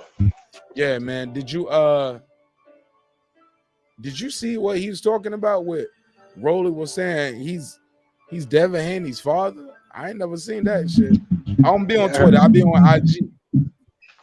I heard something about it. It's just some silly shit. It's trolling, man. It's trolling, man. It's the biggest troll in boxing. So why we ain't getting that fight? Why not Haney and Rolly? Why we ain't getting that versus instead of Tank? He turned the Haney fight down. They offered him to fight. He turned it down. He don't want no smoke with Haney. So why he talking shit? Why the fans ain't holding him accountable? Because fans today like that shit. They like Twitter. They like motherfuckers battling over Twitter. Who got the toughest Twitter fingers? They love that shit. We think it's childish, but they don't. They love it. I think it's an in-house thing. I don't think about it because he doesn't want no smoke. He's gonna fight Tank, but he don't want to fight Haney because Haney's more dangerous or something. I don't think so. You know what I mean? I think he feels he can compete with Tank. With Haney, he's gonna look stupid. He's bigger than Tank. I think in his mind, the size is what matters, Paul. It's an in-house fight, guys. I mean, that's just the way it is. But it's simple as that. It's an in-house fight that he built up enough where people will pay for it. I think so, man. It's a pay-per-view. I don't know if it is. $50, especially on Sunday. Definitely not. Sunday, definitely not. I don't know if it is. I got to mute you, Shawn, because, like I said, I love you and I love your thoughts and views and your opinion. But whenever you're talking, it's a woo, woo. It's like it's going on whenever you unmute it, and it affects everybody else's audio. But I love you. I love your thoughts and views. I'm gonna let you close out. But HOD, let me ask you this: price point. Can they sell this fight at $49, $69 in a day and age when people are trying to sell damn near every pay-per-view for $79, $89? Can they get this off for like $59? I think if they promote it good enough, they probably could get 50 out of it. You know what I mean? But it's on a Sunday, man. So I just don't know how. I don't think it's gonna.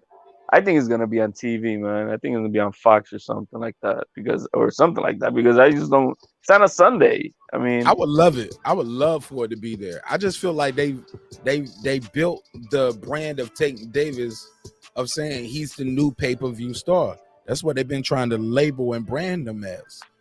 How do you backpedal off of that? Now, granted, I believe in LB, Mayweather, and all of them. What's the name? What's the sister name? Everybody know what I'm talking about. She does the PR over there. Blonde hair, glasses. They'll tell me later in the chat. And they know what I'm talking about. I want to call her Shelly Finkel, but I know who Shelly Finkel is. But But regardless, I believe they're her and the whole team over there with Sam Watson. I believe they can flip the script and change the narrative, as in like, man, we trying to do something different over here. We competing with Sunday Night Football on you know what I'm saying, with a competitive matchup. Like you can watch football on this channel that's coming on later, or you can watch this fight right here on, or it might be hold up. Is the NFL on NBC or is it on CBS? Because CBS is with Showtime and Fox and all that. NBC Sunday Night Football. Okay, so yeah, they'll be going head up with NBC then. I would love to see that shit on CBS, bro. Going right there on CBS. I know I'm dreaming, I'm pipe dreaming, but it'll probably be on Fox or Showtime, right? Right. But you guys don't think this is a pay-per-view matchup? Period. I think a lot of fights nowadays are not pay-per-view worthy, but you know they're doing whatever they're doing to get it out of us. I hate that, bro. I thought that was supposed to be the cool thing about PBC when it was introduced to us. That's why so many of us jumped on it.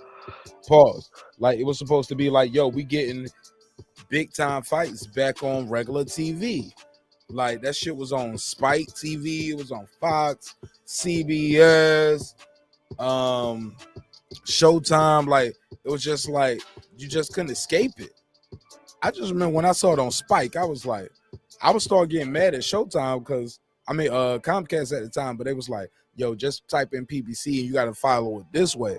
Because I was missing it because I was following it on certain channels, so I would be missing fights. And it was like, yo, you just got to save the whole TV station. It's a TV show. That's when I learned. I was like, oh, PBC is a show that licensed the rights to a show on different networks. See, but a lot of fans speak of PBC as in it's a promotional company, like Top Rank. Top Rank is a promotional company, not a TV show. Am I making sense or no? Yeah, I definitely understand what you're saying. Yeah, you make sense. I think the fans are confused. They were like, yo, drop Top Rank and sign with PBC. PBC is a TV show.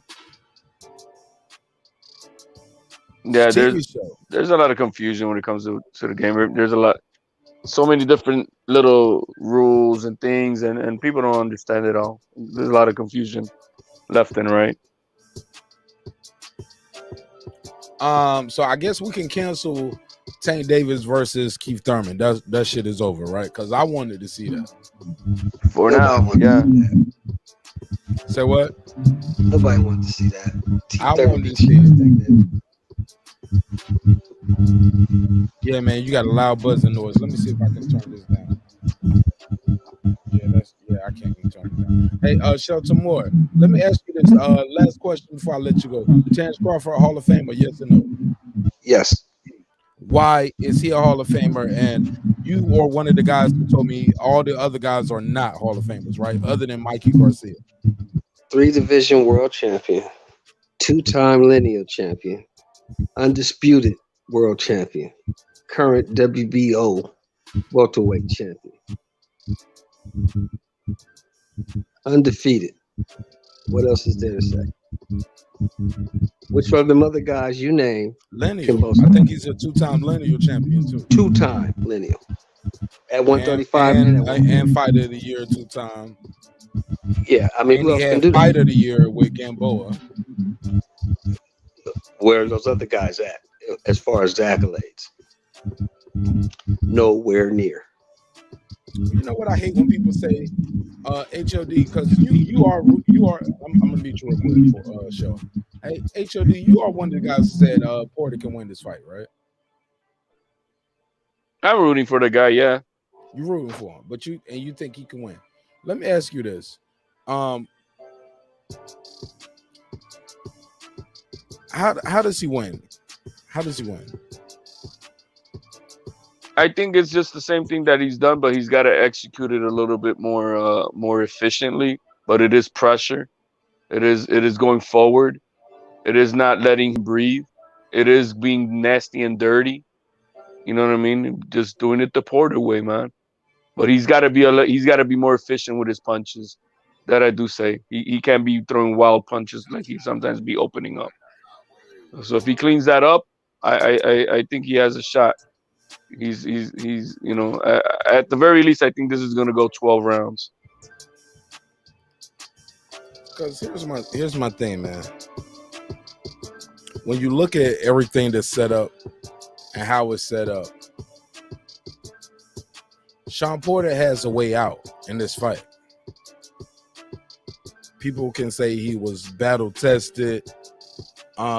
He's been through a lot of wars, because sometimes battle tested can be wear and tear.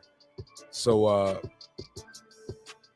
I like the. Do you think Shawn Porter has the right game plan? Is going in and trying to maul Terrence Crawford like fuck boxing? I'm gonna just put gorilla pressure on him. Do you think that's the game plan? No, I think it's gonna be more up to his sleeve, but I don't think that. Well, I mean, I guess now that it's announced, they gotta be game planning and studying and shit. He said it. Yeah. So I mean, I think as long as he cuts off the ring, goes forward, not fight off his back foot, that's gonna be his thing, and he has to be efficient with his punches, landing them. He can't, you know, if he ain't landing, even if he's throwing, but they're not landing efficiently, it's gonna be a long night. But if he's tagging them and making sure that his presence and his power is you know, is there to make him at least be respected. I see him going all 12 rounds, and you know, knockouts can happen in any time. Anybody could get caught at any time. So, but I think this is gonna be a good 12-round fight. Go ahead, show some more.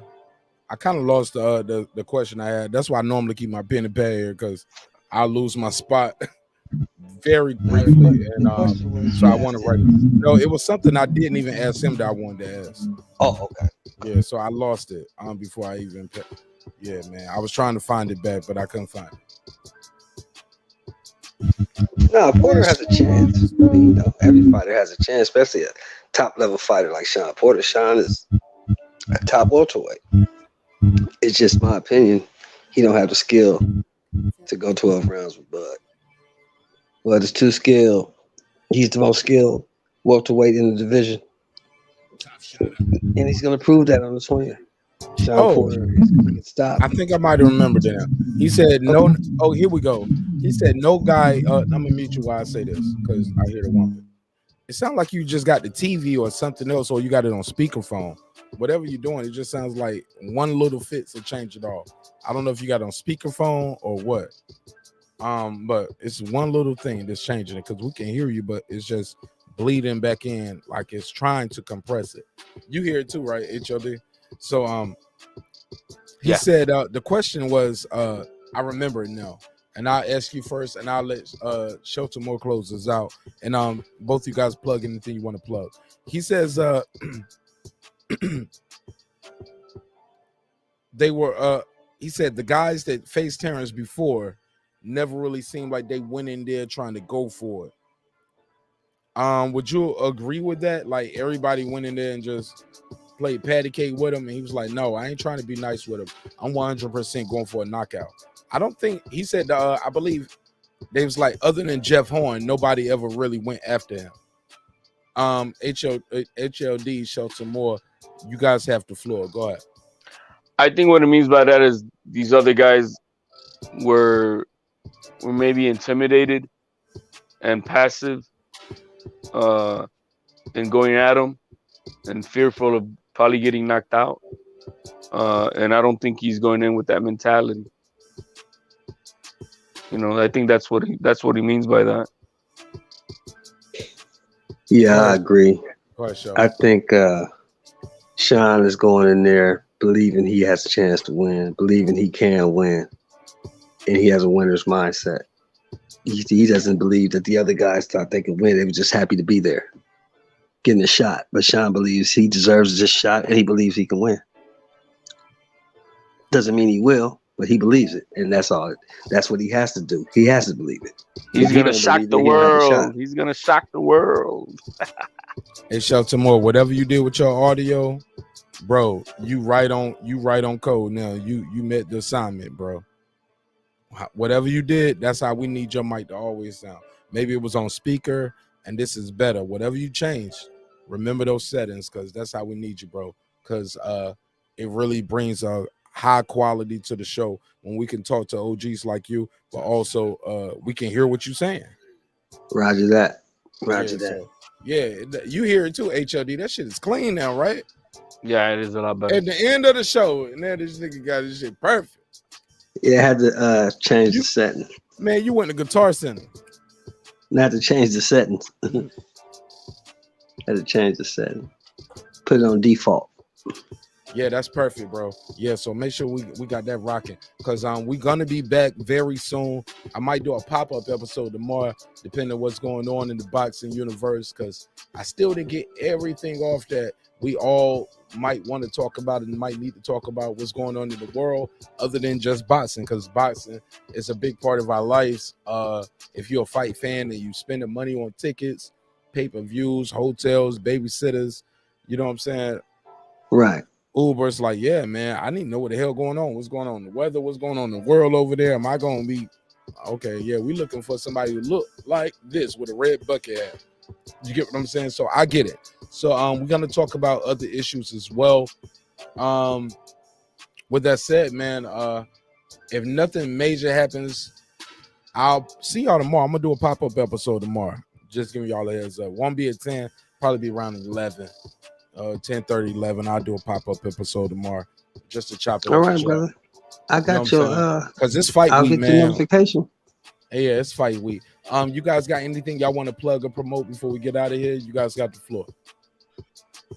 Hey, nah, man. This is HLD, and I'm happy to be always on the Mark Nash show with the open platform. One of the most class acts here on the YTBC, man. So hey, everybody tune in Mondays, Wednesdays, and Fridays.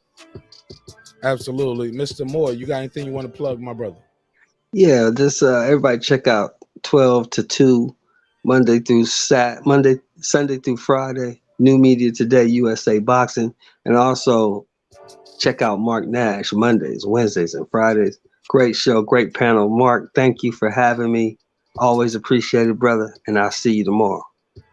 I look forward to it, OG. Remember those settings, because those are the settings we can really cook up when you got those settings properly. Hey, man.